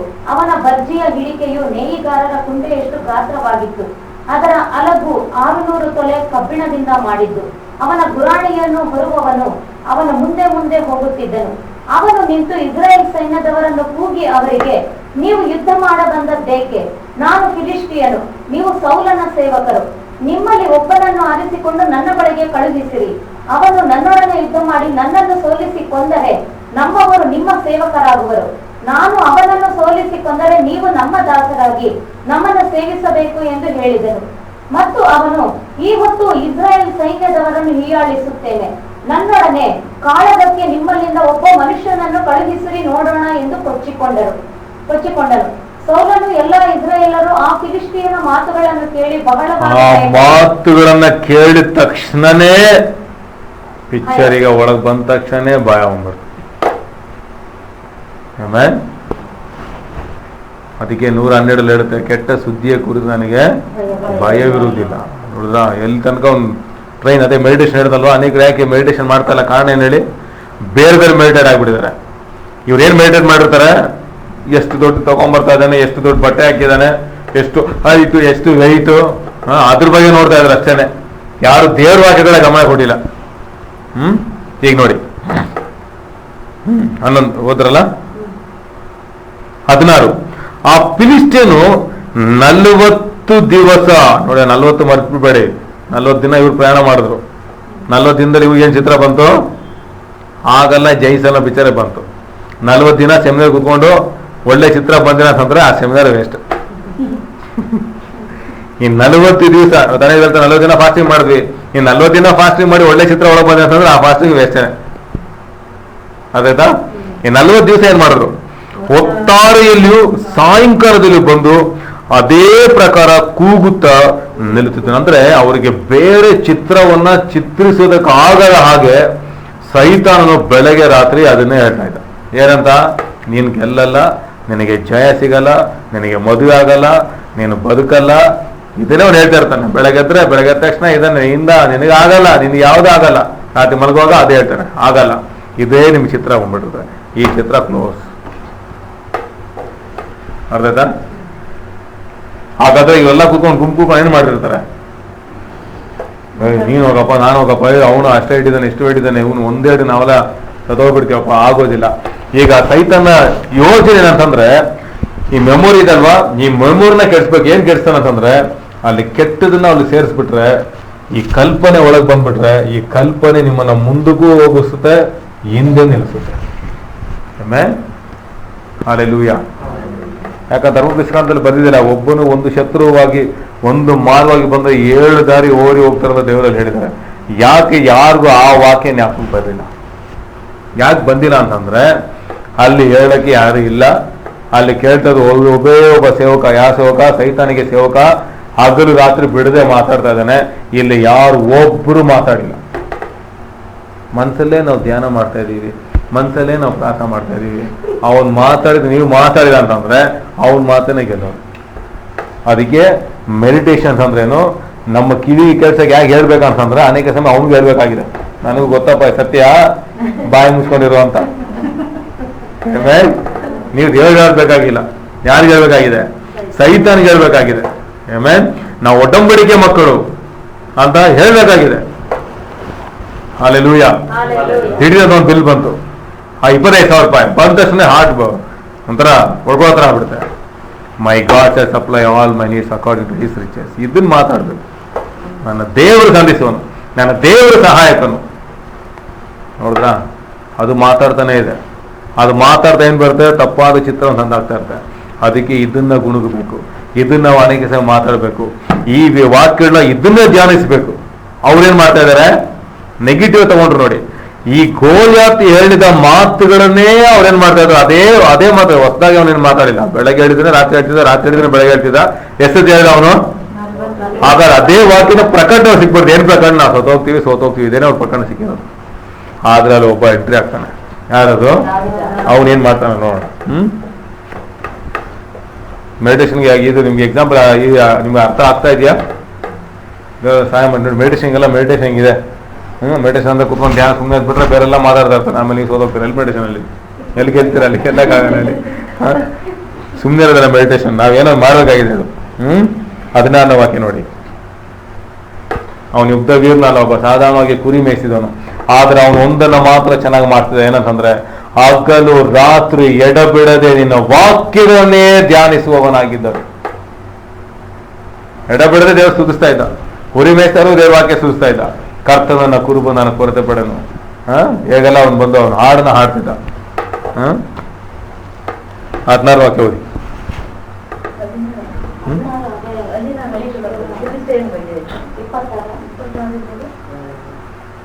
ಇಲ್ಲ 23 ಓದಿ. ಸಮಾಚಾರವನ್ನು ವಿಚಾರಿಸುತ್ತಾ ಅವರೊಡನೆ ಮಾತಾಡುತ್ತಿರುವಷ್ಟರಲ್ಲಿ ಅಪ್ಪ ಏನ್ ಮಾಡ್ತಾರ? ಅಣ್ಣಂದ್ರಲ್ಲ ಮನೆಗೆ ಬರ್ಲಿಲ್ಲ. 8ನೇ ಮಗ ನೋಡಿ ದಾವೀದು. ಅಣ್ಣ 8 ಜನ ಬಂದು ಸಿಪಾಯಿಗಳು ಅವ್ರೆಲ್ಲ ಅಲ್ಲಿದ್ದಾರೆ. 40 ದಿನ ಆಯ್ತು, ಇಲ್ಲಿ ಊಟ ಎಲ್ಲ ಇದೆಯೋ ಏನೋ. ತಮ್ಮನ್ ಕರೀತಾರೆ, ಪಾಪ ಇಲ್ಲಿ ನಿಮ್ಮ ಅಣ್ಣಂದ್ರೆಲ್ಲ ಯುದ್ಧಕ್ಕೆ ಹೋಗಿದ್ದಾರೆ, ಸ್ವಲ್ಪ ಹೋಗಿ ಅವ್ರು ಏನ್ ಮಾಡಿ ಊಟ ಕೊಡು ಹೋಗಪ್ಪ ಅಂತೇಳಿ ಅವರ ದಾವೀದನ್ನ ಅಲ್ಲಿ ಕಳಿಸ್ತಾರೆ. ಈಗ ದಾವೀದಲ್ಲಿ ಊಟ ಉತ್ಕೊಂಡ್ ಬರ್ತಾನೆ. ಅಲ್ಲಿ ಬಂದ ತಕ್ಷಣ ಅವನೇನ್ ನೋಡ್ತಾನೆ, ಏನ್ ಕೇಳ್ತಾನ? ಗತ್ತೂರಿನ ರಣವೀರನಾದ ಗೋಲಿಯಾತನೆಂಬ ಆ ಫಿಲಿಷ್ಟಿಯನು ತನ್ನ ಸೈನ್ಯದಿಂದ ಹೊರಗೆ ಬಂದು ಮುಂಚಿನಂತೆಯೇ ಕೂಗಿದನು. ನೋಡ, ಮುಂಚೆಯಿಂದ ಅದನ್ನೇ ಕೂಗ್ತಿದ್ದ. ದಾವೀದನು ಅವನ ಮಾತುಗಳನ್ನು ಕೇಳಿದನು. ದಾವೀದನು ಯಾರ ಮಾತನ್ನು ಕೇಳ್ದ? ಗೋಲಿಯಾತನ ಮಾತುಗಳನ್ನ. ಇಸ್ರಾಯೇಲರು ಅವನನ್ನು ನೋಡಿ ಬಹಳವಾಗಿ ಭಯಪಟ್ಟು ಅಲ್ಲಿಂದ ಓಡಿ ಹೋದ್ರು. ಇವನ್ ಮಾತು ಎಷ್ಟು ಪವರ್ ಆಗ್ಬಿಡ್ದು ಅಂದ್ರೆ ಯುದ್ಧನೇ ಮಾಡಬೇಕಾಗಲ್ಲ, ಊರೇ ಓಡ್ಬಿಟ್ಟ.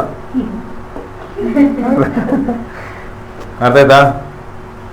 ಅರ್ಥ ಆಗ್ತಿದೆಯಾ ನಿಮ್ಗೆ? ಯಾಕೆ ತುಂಬಾ ಮುಖ್ಯವಾದಿದ್ದು ಅಲ್ವಾ? ನಮ್ಮ ಬಾಯಿ ಸುಮ್ಮನೆ ಇರಬಾರ್ದು ಅನೇಕ ಸಮಯ.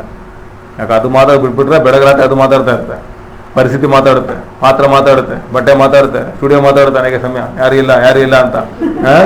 ಆಮೇಲೆ ಅದನ್ನೇ ಬಿಟ್ಬಿಟ್ರೆ ಆಮೇಲೆ ಹಂಗೆ ಆಗ್ಬಿಡುತ್ತೆ. ಅದಕ್ಕೆ ಇದೆಲ್ಲ ಬಂದು ಪ್ರಾಕ್ಟಿಕಲ್ ಹೇಳ್ಕೊಡ್ತಾರದು. ಏನಂತ? ಇಲ್ಲದೆ ಇರುವುದನ್ನ ಇರುವ ಹಾಗೆ ಕರೆಯುವ ದೇವರು ನಮ್ಮ ಸಂಗಡ ಇದ್ದಾನೆ. ಧ್ಯಾನ ಅಲ್ಲಿಗೆ ಹೋಗ್ಬೇಕು. ಆಗ ಇಲ್ಲ, ಅಲ್ಲಿ ದೇವ್ರು ಇಲ್ಲ ಇಲ್ಲ ಇಲ್ಲ ಅಂತ ಮಾತಾಡ್ತಲ್ಲ, ಇಲ್ಲ ಅಲ್ಲಿ ಏನ್ ಬೇಕು ಅದನ್ನ ಮಾತಾಡಿದ್ರು. ಕತ್ತೆ ನೋಡಿ ಏನ್ ಮಾತಾಡಿದ್ರು? ಬೆಳಕುಂಟಾಗಲಿ, ಯೇಸುವಿನ ನಾಮದಲ್ಲಿ ತುಂಬಲ್ಪಡಲಿ. ಅಷ್ಟೇ, ಫಿನಿಶ್. ಆ ಕೆಲಸ ಮಾಡ್ತಾ ಇದ್ದಾರೆ. ಸೇತನ ಒಳಗಿರ್ತಾನೆ ಅಷ್ಟೊತ್ತಿಗೆ. ನೋಡಿ ಆಮೇಲೆ ಭಯ ಪಟ್ರು ಅಂದ್ರೆ ಏನ್ ಅರ್ಥ? ಭಯ ಅಂದ್ರೆ ಏನು? ಕೆಟ್ಟದನ್ನ ಎದುರು ನೋಡಿದ್ರು. ಅಪ್ಪ ನಾವು ಸತ್ತೋಗೇ ಬಿಡ್ತೀವಪ್ಪ, ಓಡೋಗೇ ಬೇಡ, ಏನ್ ಮಾಡ್ತಾರೆ ಮುಖ ಜನ ಓಡೋಗ್ಬಿಟ್ಟಿರ್ತಾರೆ.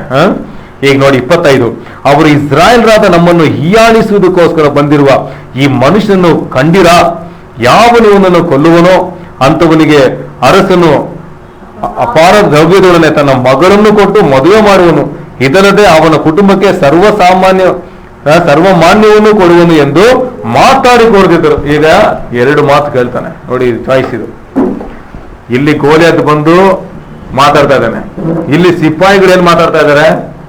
ಅವನು ಕೊಂದ್ಬಿಟ್ರೆ ರಾಜ ಹೆಣ್ಣು ಅವ್ರ ಮಗಳನ್ನು ಕೊಡ್ತಾರೆ, ಅದೆಲ್ಲ ಕೊಡ್ತಾರಲ್ಲ, 2 ಕೇಳ್ದ. ಆದ್ರೆ ಯಾವ್ದು ಒಳಗೋಯ್ತು? ಇಲ್ಲಿ ನೋಡಿ, ನೆಕ್ಸ್ಟ್ ಓದಿ.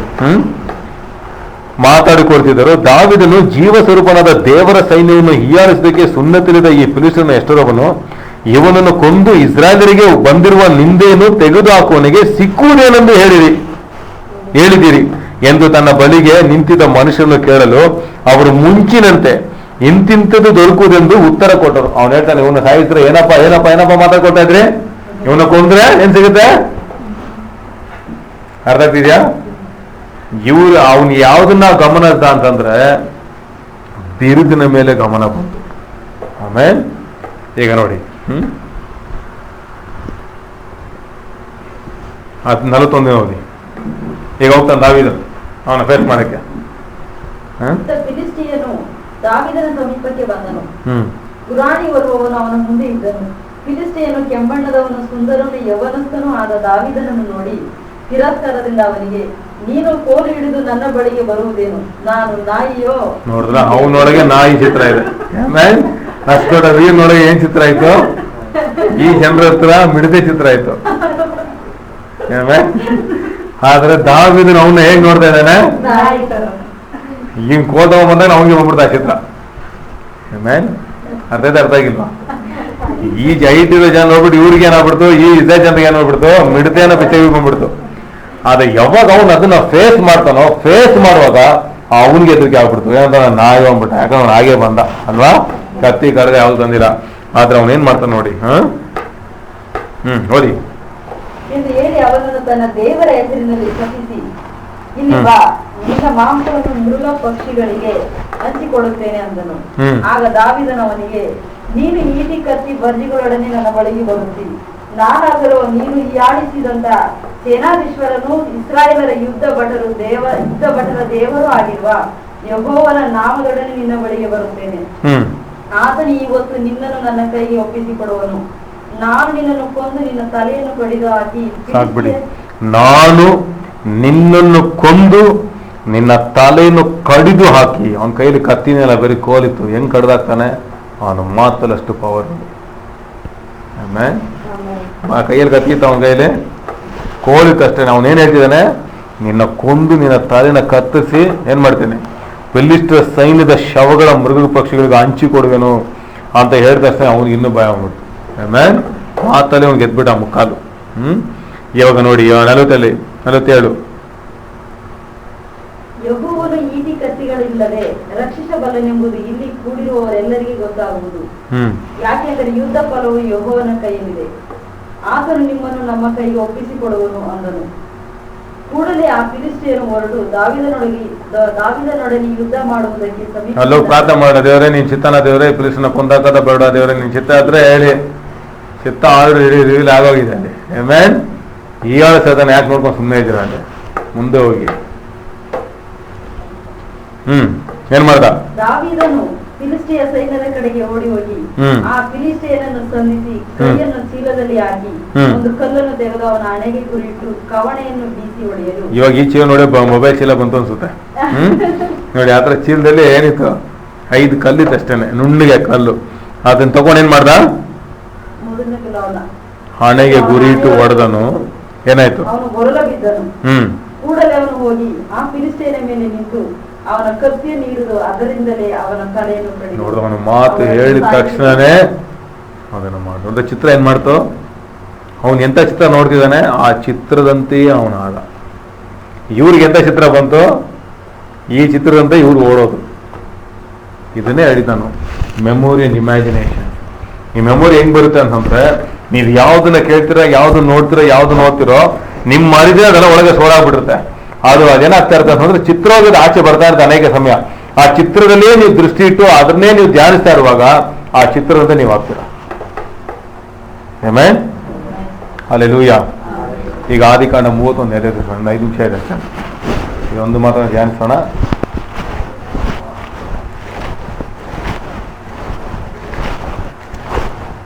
ಅದಕ್ಕೆ ಸಮಸ್ಯೆಗಳು ಜಾಸ್ತಿ ಬಂದಾಗ ವಾಕ್ಯದ ಜಾಸ್ತಿ ಹೋಗ್ರಿ. ಹಲ್ಲೆಲೂಯಾ. ಯಾಕಂದ್ರೆ ಅಧ್ಯಯನ ಜಾಸ್ತಿ ಆಗ್ಬಿಟ್ರೆ ಆಮೇಲೆ ಕುಗ್ಗಿ ಹೋಗ್ತೀರಾ. ಅದ ಇರ್ಲಿ, ಅದು ಏನ್ ಮಾಡಲ್ಲ ಅದು. ಆಮೆನ್. ಆದ್ರೆ ಇದ್ರ ಹೋದಾಗ ಅದು ನೀವು ಈಸಿಯಾಗಿ ಗೆಲ್ಬಹುದು. ಇಷ್ಟು ದೊಡ್ಡ ಮನುಷ್ಯನ ಸಾಯಿಸಿದ ಎಷ್ಟು ದೊಡ್ಡ ಕತೆ, ದೊಡ್ಡ ಗರ್ಗಸನ, ಚಿಕ್ಕ ಕಲ್ಲು. ದೊಡ್ಡ ಸಮಸ್ಯೆ ಚಿಕ್ಕದು ಅಲ್ವಾ. ಚಿಕ್ಕಲ್ಲಿ ಏನ್ ಮಾಡ್ತಾರೆ, ದೊಡ್ಡ ಮನುಷ್ಯನ ಉರುಳಿಸ್ಬಿಡ್ತು. ಅದಕ್ಕೆ ಸಮಸ್ಯೆ ದೊಡ್ಡದಾದ ಎದುರ್ಕೋಬೇಡಿ. ಯಾಕಂದ್ರೆ ಸಮಸ್ಯೆನ ಉರುಳಿಸೋದು ಬರೀ ಚಿಕ್ಕ ಕಲ್ಲು. ಯಾಕಂದ್ರೆ ಗುರಿ ಈಜೆ ಸಿಗುತ್ತೆ ಅಲ್ವಾ. ಹೊಡೆದ್ರೆ ಬೇಗ ಇಷ್ಟು ದೊಡ್ಡ ಗೋಡೆಗೆ ಕಲ್ಲು ಹೊಡೆಯಕ್ಕಾಗಲ್ಲ. ಅದು ಚಿಕ್ಕಲ್ಲಿ ಹೊಡೆಯಕ್ಕೆ ಸ್ವಲ್ಪ ಕಷ್ಟನೇ ಅಲ್ವಾ. ಅದಕ್ಕೆ ದೊಡ್ಡ ಸಮಸ್ಯೆ ಬಂದ್ರೆ ಎದುರ್ಕೋಬೇಡಿ. ಯಾಕಂತಂದ್ರೆ ಆ ದೊಡ್ಡ ಸಮಸ್ಯೆಗಿಂತ ದೊಡ್ಡ ದೇವರು ನಮ್ಮೊಳಗಿದ್ದಾರೆ. ಆಮೆನ್. ಹಲ್ಲೆಲೂಯಾ. ಈಗ ನೋಡಿ ಇದು ಆದಿಕಾಂಡ 31. ಇದು ಸ್ವಲ್ಪ ಧ್ಯಾನ ಮಾಡೋಣ. ಇದು ಯಾಕೋಬಿಗೆ ಅವರ ಮಾವ ಚೆನ್ನಾಗಿ ಏಮಾರ್ಸಿರ್ತಾನೆ. ಈಗ ಅಲ್ಲಿ ಏನ್ ಮಾಡ್ತಾನೆ ಇವನ್ ಪಾಪ ಏಮಾರ್ತಾನಲ್ಲ ಅವರಪ್ಪ ಅವರನ್ನ. ಅದಕ್ಕೆ ಈಗ ಅವನು ಅದನ್ನ ಕುಯ್ತಿದ್ದಾನೆ. 7ನೇ ವಾಕ್ಯ 31:7.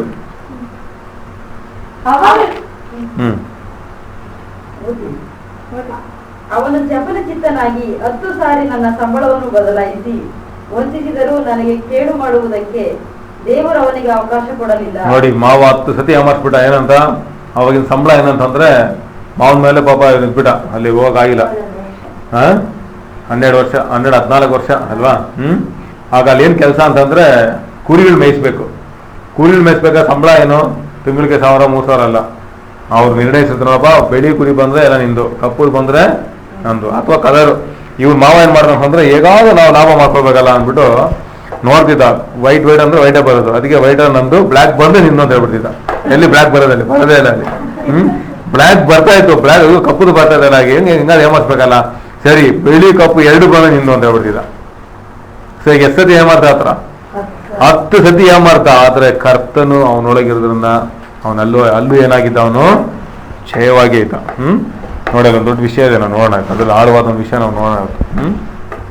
ಅದಕ್ಕೆ ಯಾವುದೇ ಒಂದು ಓದ್ರೂ ಇದು ನಮ್ಗೆ ಗೊತ್ತು ಅಂತ ನಾವೇನ್ ಮಾಡಬಾರ್ದು, ನಾವು ಫಿಕ್ಸ್ ಮಾಡ್ಕೊಂಡ್ಬಿಟ್ರೆ ಮುಗಿತಾರೆ. ಅಲ್ಲಿ ಇನ್ನೂ ಅನೇಕ ಆಳವಾದ ವಿಷಯ ಇರುತ್ತೆ, ನಾವು ನೋಡೋಣ. ಅದು ಧ್ಯಾನ ಮಾಡೋಣ. 12 ತನಕ ಓದಿ. ಓದಿ. ಅವನು ಚಪಲಚಿತ್ತನಾಗಿ 10 ಸಾರಿ ನನ್ನ ಸಂಬಳವನ್ನು ಬದಲಾಯಿಸಿ ವಂಚಿಸಿದರೂ ನನಗೆ ಕೇಡು ಮಾಡುವುದಕ್ಕೆ ದೇವರು ಅವನಿಗೆ ಅವಕಾಶ ಕೊಡಲಿಲ್ಲ. ಚುಕ್ಕೆಯುಳ್ಳವುಗಳನ್ನು ನಿನ್ನ ಸಂಬಳಕ್ಕೆ ತಕ್ಕೋ ಎಂದು ಅವನು ಹೇಳಿದಾಗ ಇಂದಿನ ಆಡು ಕುರಿಗಳೆಲ್ಲವೂ ಚುಕ್ಕೆಯುಳ್ಳ ಮರಿಗಳನ್ನೇ ಇದ್ದವು. ರೇಖೆಗಳುಳ್ಳವನ್ನು ಸಂಬಳಕ್ಕೆ ನೋಡಿ, ಚುಕ್ಕೆ ತಗೋ ಅಂತ ಹೇಳಿದ ರೇಖೆ ಬರೋದೇ ಆಗಲ್ಲ ಅಂತ, ಕುರುಳೆ ಬರಲ್ಲ. ಇದು ಬಂದ ಸಂಬಳ ಅಂತ ಹೇಳ್ತಿದ್ದ. ಆದ್ರೂ ದೇವರು ಅದನ್ನ ಹೊಂದ್ಕೊಳ್ಳೋಕೆ ಏನ್ ಮಾಡಿದ್ರು, ಅವನಿಗೆ ಸಾಮರ್ಥ್ಯ ಕೊಟ್ರು. ಹೇಗೆ ಅವನು ಅದನ್ನ ಮಾಡಿದಂತ ಅವನು ವಿವರಿಸ್ತಾನೆ. ರೇಖೆಗಳುಳ್ಳವುಗಳನ್ನು ಸಂಬಳಕ್ಕೆ ತಕ್ಕೋ ಎಂದು ಹೇಳಿದಾಗ ಆಡು ಕುರಿಗಳೆಲ್ಲವೂ ರೇಖೆಯುಳ್ಳ ಮರಿಗಳನ್ನು ಇದ್ದವು. ಹೀಗೆ ದೇವರು ನಿಮ್ಮ ತಂದೆಯ ಆಡು ಕುರಿಗಳನ್ನು ಅವನಿಂದ ತೆಗೆದು ನನಗೆ ಕೊಟ್ಟನು.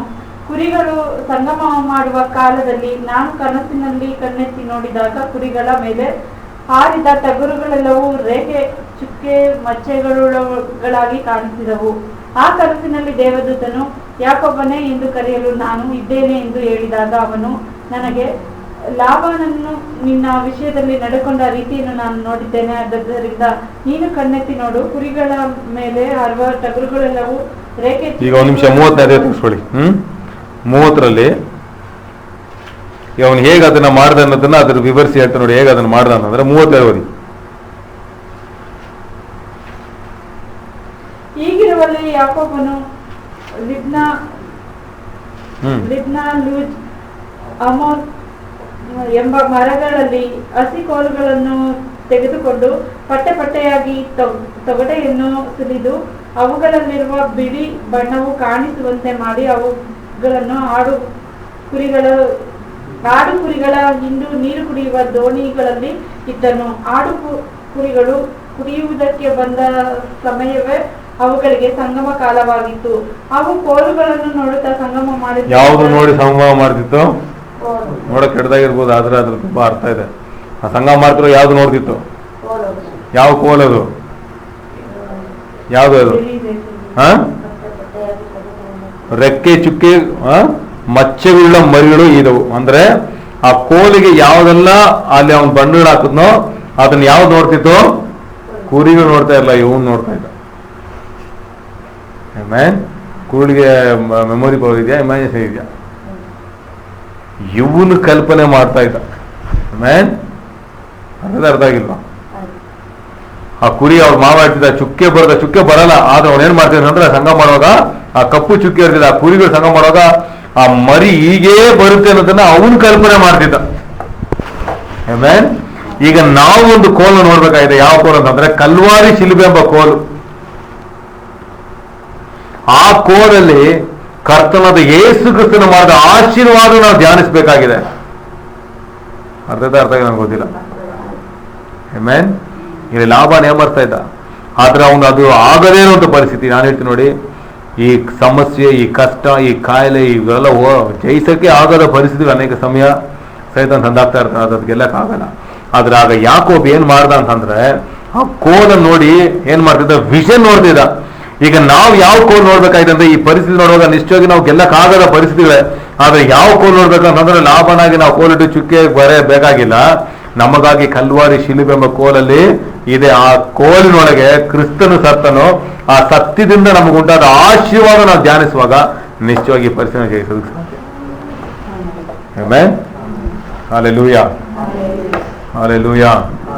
ಸತ್ತೋಗಿ ಏಸಮಯ ನೋವು ಅಂತ ಸತ್ರಲ್ಲ, ಅದನ್ನ ಧ್ಯಾನ ಮಾಡ್ತೀರಾ ಅಥವಾ ಸತ್ಯದಿಂದ ನನಗುಂಟಾದ ಆಶೀರ್ವಾದ ಧ್ಯಾನ ಮಾಡ್ತೀರಾ? ಆ ಧ್ಯಾನಗಳೇ ನನ್ನ ಜೀವಿತನ ಮಾರ್ಪಡ್ತದೆ. ಏನ್ ಧ್ಯಾನ? ಬೈಬಲ್ ಹೇಳುತ್ತೆ 2 ಕೊರಿಂಥರ್ 8:9 ನನ್ನನ್ನು ಐಶ್ವರ್ಯವಂತನಾಗಿ ಮಾಡೋದಕ್ಕೋಸ್ಕರ ಕಲ್ವಾರಿ ಶಿಲುಬೆಯಲ್ಲಿ ಆತನು ದರಿದ್ರನಾದನಾಗದು ನಾನು ಐಶ್ವರ್ಯವಂತನಾಗಿ ಆಗ್ತೀನಿ. ಯಾಕಂದ್ರೆ ನನಗೋಸ್ಕರ ಆತ ದರಿದ್ರನಾದನು. ಅವುಗಳ ಧ್ಯಾನ ಮಾಡ್ತಾ ಇದ್ದೇನೆ. ಆದ್ರೆ ಇರೋ ಈ ಪರಿಸ್ಥಿತಿ ನೋಡಿದ್ರೆ ನಿಶ್ಚಯವಾಗಿ ಇದು ಆಗೋದೇ ಇಲ್ಲ ಅನ್ನೋ ಪರಿಸ್ಥಿತಿ ಇದೆ. ಅದನ್ನು ಯಾವ್ದು ನೋಡ್ತಾ ಇದ್ದೀನಿ? ಆತ ನೋಡ್ತಾ ಇದ್ದೀನಿ. ನನಗೋಸ್ಕರ ನೀನ್ ದರಿದ್ರನಾದ್ರೆ ಸ್ವಾಮಿ, ನಾನು ಯೇಸುವಿನ ನಾಮದಲ್ಲಿ ಐಶ್ವರ್ಯವಂತನ ಹಾಗೆ ಆಗ್ತೇನೆ. ಯಾಕಂದ್ರೆ ನಾನು ಅನೇಕರಿಗೆ ಸಹಾಯಕನಾಗಿ ಮಾರ್ಪಡ್ತೇನೆ. Hallelujah, hallelujah. ಹಾಗಾದ್ರೆ ಕಲ್ಪನೆ ಅದೇನೆ.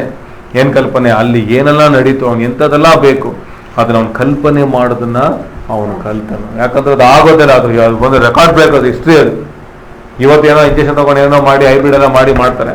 ಬಟ್ ಅವತ್ತು ಅದೆಲ್ಲ ಇಲ್ಲ. ಆದ್ರೆ ಅದು ಬಂತು ಹೇಗೆ ಅಂತಂದ್ರೆ ಇಮ್ಯಾಜಿನೇಷನ್. ಹಾಲೆಲೂಯಾ. ಅವ್ರ ಮಾವ ಹಾಕಿದ್ದು ಮಾತು ಬರಲ್ಲ. ಆದ್ರೆ ದೇವರನ್ನು ಕೊಟ್ಟಂತ ಮಾತು, ಕನಸು ಎಂತ ಕನಸಾಗಿತ್ತು. ಅದಕ್ಕೆ ಕನಸು ಅವನು ಹೇಳ್ತಾನೆ. ಆ ಕನಸು ಎಂತ ಕನಸದು?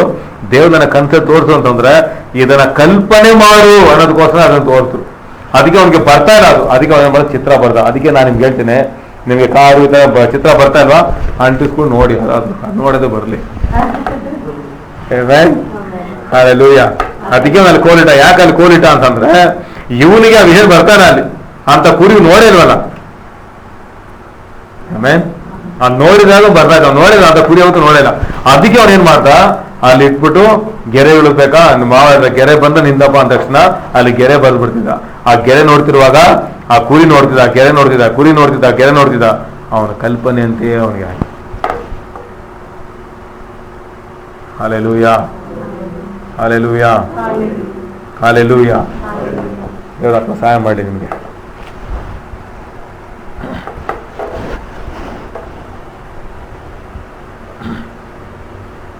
ಹಾಗಾದ್ರೆ ಆ ಮೆಮೊರಿನೂ ಯೂಸ್ ಮಾಡಿದ್ರು, ಇಮ್ಯಾಜಿನೇಷನ್ ಯೂಸ್ ಮಾಡಿದ್ರು. ಅದೇನಾಯ್ತು, ಅದು ಪಾಸಿಟಿವ್ ಆಗಿ ಕೆಲಸ ಮಾಡ್ತು, ನೆಗೆಟಿವ್ ಆಗು ಅದು ಕೆಲಸ ಮಾಡ್ತು. ಹಾಗಾದರೆ ಹೇಗೆ ನಿಮ್ಮ ಜೀವನ ಇರಬೇಕಂತ ಆಸೆ ಪಡ್ತೀರಾ, ಆ ಒಂದು ವಾತಾವರಣವನ್ನು ನೀವು ಏರ್ಪಡಿಸಿ. ಅದು ನೋಡ್ತಾ ನೋಡ್ತಾ ನೋಡ್ತಾ ನಿಮ್ಮಲ್ಲಿ ಚಿತ್ತ ಬರಬೇಕು. ಒಬ್ಬ ದೊಡ್ಡ ಸೇವಕರಿಗೆ ದೇವರ ಹತ್ರ ಫ್ಲೈಟ್ ಬೇಕು ದೇವರನ್ನು ಪ್ರಾರ್ಥನೆ ಮಾಡಿದಂತೆ. ದೇವರ ನನಗೊಂದು ಏರೋಪ್ಲೇನ್ ಕೊಡಿ ದೇವರ ಅಂತ ದೇವ್ರು ಹೇಳ್ದಂತೆ, ಯಾವುದಾದ್ರು ಏರೋಪ್ಲೇನ್ ನೋಡಿದ್ಯಾ ನೀನು ಅಂತ. ಇಲ್ಲ ದೇವ್ರ ಆಕಾಶ ನೋಡಿದೆ ಅಂತ ಹೇಳ್ದಂತೆ. ನೀನು ಒಂದ್ಸರಿ ಏರ್ಪೋರ್ಟ್ಗೆ ಹೋಗೋದಂತೆ. ಏರ್ಪೋರ್ಟ್ಗೆ ಹೋದ ತಕ್ಷಣ ಆ ಫ್ಯಾನ್ ಅಷ್ಟು ದುಡ್ದಿದಂತೆ, ಮನೆ ಅಷ್ಟು ದೊಡ್ಡ ಫ್ಯಾನ್. ಇದನ್ನು ನಿನ್ನ ಮೈಂಡ್ ಒಳಗೆ ನೀನು ಸೇರಿಸ್ಕೋ ಫಸ್ಟು ಅಂತ. ಈ ಎಲ್ಲ ಚಿತ್ರ ನಿನ್ನ ಮೈಂಡಲ್ಲಿ ಬರಲಿ ಮೊದಲು. ಅವಾಗ ಅವ್ರೇನು ಮಾಡೋದು, ನೋಡಿ ನೋಡಿ ನೋಡಿ ಒಳಗೆ ಚಿತ್ರ ಬಂತು. ತಕ್ಕ ಸಮಯದ ಫ್ಲೈಟ್ ಬಂತು. ಹಾಲೆಲೂಯಾ. ಹಾಗಾದ್ರೆ ಅಷ್ಟು ದೊಡ್ಡ ಫ್ಲೈಟು ಇಲ್ಲಿ ಹೋಗ್ಬೇಕು ಒಳಗೆ. ಅರ್ಥ ಆಯ್ತಾ? ಕಣ್ಣು ಮುಚ್ಕೊಂಡ್ರೆ ವೀಲೇ ಒಳಗೆ ಹೋಗ್ತಾ ಇಲ್ಲ. ಇನ್ನೆಲ್ಲೇ ಆಗುತ್ತಲೆ ಬರೋದು ಹೇಗೆ? ಅದನ್ನೇ ವಿಷನ್, ಅದನ್ನೇ ಇಮ್ಯಾಜಿನೇಷನ್. ಇದನ್ನ ಕಲ್ಪನೆ ಮಾಡ್ಬೇಕು. ಹಾಗಾದ್ರೆ ಜನ ಏನ್ ಕಲ್ಪನೆ ಮಾಡ್ತಾ ಇದಾರೆ? ಸಾಯೋದನ್ನ ಕಲ್ಪನೆ ಮಾಡ್ತಿದ್ದಾರೆ, ಸೋತೋಗೋದ ಕಲ್ಪನೆ ಮಾಡ್ತಾರೆ, ಕೆಳಗೆ ಹೋಗೋದನ್ನ ಕಲ್ಪನೆ ಮಾಡ್ತಾರೆ, ದರಿದ್ರಲ್ಲಿ ಹೋಗ್ತೀವಿ ಕಲ್ಪನೆ ಮಾಡ್ತಾರೆ. ಜೋಬ ದುಡ್ಡಿಲ್ಲ ಅಂತಂದ್ರೆ ಅವ್ರು ಹಾಗೆ ದರಿದ್ರ ಆಗ್ಬಿಡ್ತಾರೆ. ಅಂದ್ರೆ ಗಡ್ಡ ಗಿಡ್ಡ ಬಿಟ್ಬಿಡ್ತಾರೆ, ಬಿಟ್ಕೊಂಡೆಲ್ಲ ಹಾಗೆ ಆಗ್ಬಿಟ್ಟು ಏನದ ಅದು ಕಲ್ಪನೆ. ಆ ಕಲ್ಪನೆ ಅವ್ರು ನಂಗೆ ಬದಲಾಯಿಸ್ತಾ ಇದೆ. ಪರಿಸ್ಥಿತಿ ಅವ್ರು ಬದಲಾಯಿಸಬಾರ್ದು, ಪರಿಸ್ಥಿತಿ ಬದಲಾಯಿಸ್ಬೇಕು. ನಾನು ಹೀಗೆ ಇರ್ತೀನಿ, ಹೀಗೇನೆ ಬದುಕ್ತೀನಿ, ಹೀಗೇನೆ ತಿಂತೀನಿ. ಹುಲ್ಲು ಹಸಿದ್ರೆ ಏನ್ ಮಾಡಲ್ಲ, ಹುಲಿ ಹಸಿದಿದ್ರೆ ಹಸಿ ಬಂದಾಗ ಏನ್ ಮಾಡಲ್ಲ, ಹುಲಿನೇ ಹೆಂಗಿರ್ಬೇಕಂತಂದ್ರೆ ಸಿಂಹಗಳಾಗಿರೋ ನಾವು ಹೆಂಗಿರ್ಬೇಕು. ಹಾಲೆಲೂಯಾ. ಅಯ್ಯೋ ಪರಿಸ್ಥಿತಿ ಯಾವ್ದು ಬ್ರದರ್, ಏನ್ ಮಾಡೋಣ ಬ್ರದರ್? ಇಲ್ಲ ಇಲ್ಲ, ಯೇಸುವಿನ ನಾಮದಲ್ಲಿ ಪರಿಸ್ಥಿತಿಗಳಿಗಿಂತ ನನ್ನ ದೇವರು ದೊಡ್ಡವನಾಗಿದ್ದಾನೆ. ಈ ಪರಿಸ್ಥಿತಿನೆಲ್ಲ ಬದಲಾಯಿಸಲಿಕ್ಕೆ ದೇವರು ನನಗೆ ಅಂತ ಒಂದು ಇಮ್ಯಾಜಿನೇಷನ್ ದೇವರು ನನಗೆ ಕೊಟ್ಟಿದ್ದಾರೆ. ಕಲ್ಪನೆ ದೇವ್ರು ಕೊಟ್ಟರು. ಹೀಗೆ ಪಾಲಿಂಗ್ ಚೋ ಏನ್ ಮಾಡಿದ್ರು, ಅವ್ರು ಬಂದು ಸೇವೆ ವಾಕ್ಯ ಹೋಗಿ 8,000 ವಾಗ್ದಾನ ಇದೆ. ದೇವರೇ ಹೇಗಪ್ಪ ನಾನು ದೇವರು ಏನೋ ಅಂದ್ಕೊಳ್ಳಿ ಅಂತ ದೇವ್ರು ಹೇಳಿದ್ರು. ಮೊದಲು ದೊಡ್ಡದೆಲ್ಲ ಮೊದಲು ನಿಲ್ಲಿಸು. ಚಿಕ್ಕದು ಇಷ್ಟಪಡು, ಒಂದು ಚೇರ್ ಇಷ್ಟಪಡು, ಒಂದು ಚಿಕ್ಕ ಸೈಕಲ್ನ ಆಸೆ ಪಡು. ಇದನ್ನ ಕಲ್ಪನೆ ಮಾಡಿ, ಇದನ್ನ ಹೊಂದ್ಕೋ, ಅದನ್ನ ಹೊಂದ್ಕೊಳ್ತಾ ದೇಶ ದೊಡ್ಡ ಕಾರ್ಯವನ್ನು ಮಾಡು. ಈಗ ನಮಗೆ ಫ್ಲೈಟ್ ಬೇಕಾ? ಈಗ ನಮ್ಗೆ ಬೇಕಾಗಿಲ್ಲ. ಇವಾಗ ನಮ್ಗೇನು ಬೇಕೋ ಅದನ್ನ ಧ್ಯಾನ ಮಾಡಿ. ಹಾಲೆಲೂಯಾ. ಸೊ ಅದು ಯಾಂಡಿ ಬರುತ್ತೆ. ಅರ್ಥ ಆಯ್ತಾ? ಅದನ್ನ ಆ ಕಲ್ಪನೆ ನಮ್ಮಲ್ಲಿ ಅದು ಬೆಳೀತಾ ಬೆಳೀತಾ ಬೆಳೀತಾ ಬೆಳೀತಾ ನಿಶ್ಚಯ ದೊಡ್ಡ ಕಾರ್ಯ ಮಾಡುತ್ತೆ. ನಮಗೀಗ ಬೈಕ್ ಬೇಡ, ನಮಗೆ ಕಾರ್ ಬೇಕು. ಏಸ್ನೋದು ಅದೇ ಸಿಗುತ್ತೆ. ನಾನು ಇಟ್ಕೊಳ್ಳೋಣ, ಟೈಮ್ ತಗೊಳುತ್ತೆ. ಅದಕ್ಕೆ ಮೆಮೊರಿ ಯೂಸ್ ಮಾಡಬೇಕು. ಸೈತಾನ ಉದ್ದೇಶ ಏನು? ಹೇಗಾದ್ರೂ ರಾಂಗ್ ಪಿಕ್ಚರ್ನ ಮೈಂಡ್ಗೆ ಹಾಕ್ಬೇಕಷ್ಟೇ. ಆದರೆ ಕ್ರಿಸ್ತನ ಉದ್ದೇಶ ಏನು? ರೈಟ್ ಪಿಕ್ಚರ್ನ ಒಳಗಾಗಬೇಕು. ಆಮೇಲೆ ಆಗೋದನ್ನ ಧ್ಯಾನ ಮಾಡಿ, ಆಗದೇ ಇರೋದನ್ನೇ ಧ್ಯಾನ ಮಾಡಿ. ಯಾಕಂದ್ರೆ ಅದಕ್ಕೇನೆ ದೇವ್ರು ಸಹಾಯ ಮಾಡೋದು ಸಾಧ್ಯ. ಆಗೋದಕ್ಕೆ ದೇವ್ರು ಸಹಾಯ ಮಾಡೋದು. ಯಾಕಂದ್ರೆ ಅದು ದೇವ್ರ ನೇಚರಾಗಿ ಎಲ್ಲರೂ ಕೊಟ್ಟಿದ್ದಾರೆ. ನೀವು ಹೊಂದ್ಕೊಳ್ತೀರಾ. ಆದ್ರೆ ಆಗದೇ ಇರೋದಕ್ಕೆ ದೇವ್ರು ಬೇಕು ಅಲ್ವಾ? ಹಾಗಾದ್ರೆ ಆಗದೇ ಇರೋದನ್ನ ಧ್ಯಾನ ಮಾಡ್ಬೇಕಂತಂದ್ರೆ ವೇದವಾಕ್ಯ ಹೇಳ್ತಾರೆ ನೋಡಿ, ಕೀರ್ತನ 1 ದುಷ್ಟರ ಆಲೋಚನೆ ಅಂತೆ. ದುಷ್ಟ ಏನ್ ಹೇಳ್ತಾರೆ? ಇದೆಲ್ಲ ಆಗಲ್ಲ ಬಿಡಪ್ಪ, ಇದೆಲ್ಲ ಆಗುತ್ತಾ? ಭಾರತದಲ್ಲಿ ಬರೀತದೆ, ಭಾರತನೇ ಒಂದು ದರಿದ್ರ ದೇಶ, ಇದೆಲ್ಲ ಕಷ್ಟ, ಇದೆಲ್ಲ ಆಗಲ್ಲ, ಇದು ಏಡಿಕಾಯಿ ಥರ, ಇದು ಮೇಲೋಗಿ ಬಿಡೋದೆಲ್ಲ ಹಿಡಿತಾರೆ. ಇಲ್ಲ ಇಲ್ಲ, ಬೈಬಲ್ ಆ ಥರ ಹೇಳಿಲ್ಲ. ಬೈಬಲ್ ಏನು ಹೇಳುತ್ತೆ? ನಿನಗೆ ಯಾವಾಗಲೂ ಕರ್ತನ ಆಶೀರ್ವಾದವು ಐಶ್ವರ್ಯವನ್ನು ತರುತ್ತೆ, ಅದರೊಂದಿಗೆ ವ್ಯಸನವನ್ನು ಸೇರಿಸುತ್ತೆ. ಹಾಗಾದರೆ ಕಲ್ಪನೆ ಹೆಂಗೆ? ಈ ವಾಕ್ಯಗಳನ್ನ ನೀವು ಓದ್ತಾ ಏನಾಗಬೇಕು? ಇದನ್ನೇ ಕಲ್ಪನೆ ಮಾಡ್ಕೊಳ್ಬೇಕು. ಕರ್ತನೆ ನೀನು ಹಾಗೆ ಮಾಡಿದಕ್ಕಾಗಿ ಸ್ತೋತ್ರ, ಹೀಗೇನೆ ನಡೆಸಿದಕ್ಕಾಗಿ ಸ್ತೋತ್ರ ದೇವರೇ. ಕಲ್ಪನೆ ನಿಶ್ಚಯವಾಗಿಯೂ ಆ ಕಲ್ಪನೆ ಏನು ಮಾಡುತ್ತೆ? ನಿಮ್ಮನ್ನು ಪ್ರಾರ್ಥನೆ ಮಾಡಿಸೋದಕ್ಕೆ ಅದು ನಮ್ಮನ್ನು ತಳ್ಳುತ್ತೆ. ಆ ಕಲ್ಪನೆ ಅದನ್ನು ಹೊಂದ್ಕೊಳ್ಳೋದಕ್ಕೆ ನಮ್ಮನ್ನು ಪ್ರೇರೇಪಿಸುತ್ತೆ. ಅದನ್ನು ಹೊಂದ್ಕೊಳ್ಳೋದಕ್ಕೆ ನಮಗೆ ಇನ್ನೂ ಅಧಿಕವಾಗಿ ಕೆಲಸ ಮಾಡೋದಕ್ಕೆ ನಮ್ಮನ್ನು ಅದನ್ನು ಪ್ರೇರೇಪಿಸುತ್ತೆ. ಪರಿಶುದ್ಧನಾದ ನಮ್ಮ ತಂದೆಯಾದ ದೇವರೇ, ಯೇಸುವಿನ ನಾಮದಲ್ಲಿ ನಮ್ಮ ಮನದಲ್ಲಿ ಇಷ್ಟೊಂದು ದೊಡ್ಡ ಐಶ್ವರ್ಯವನ್ನು ನಮಗೆ ಕೊಟ್ಟಿದ್ದೀರ ರಾಜ. ಅವುಗಳನ್ನು ಕರ್ತನೆ ಹೊಂದಿ ನಿನ್ನ ನಾಮ ಮಹಿಮೆಗಾಗಿ ಅವುಗಳನ್ನು ಉಪಯೋಗಿಸುವಂತೆ ಸಹಾಯ ಮಾಡಿ. ಆಶೀರ್ವದಿಸು, ಬಲಪಡಿಸು, ನಿನ್ನ ಕೃಪೆ ಜೊತೆಯಲ್ಲಿ ಸಹಾಯ ಮಾಡಿ ರಾಜ. ಯೇಸು ಕ್ರಿಸ್ತನ ಶ್ರೇಷ್ಠವಾದ ನಾಮದಲ್ಲಿ ಪ್ರಾರ್ಥಿಸ್ತೇವೆ ನಮ್ಮ ಜೀವಗಳ ತಂದೆಯಾದ ದೇವರೇ. ಆಮೆನ್.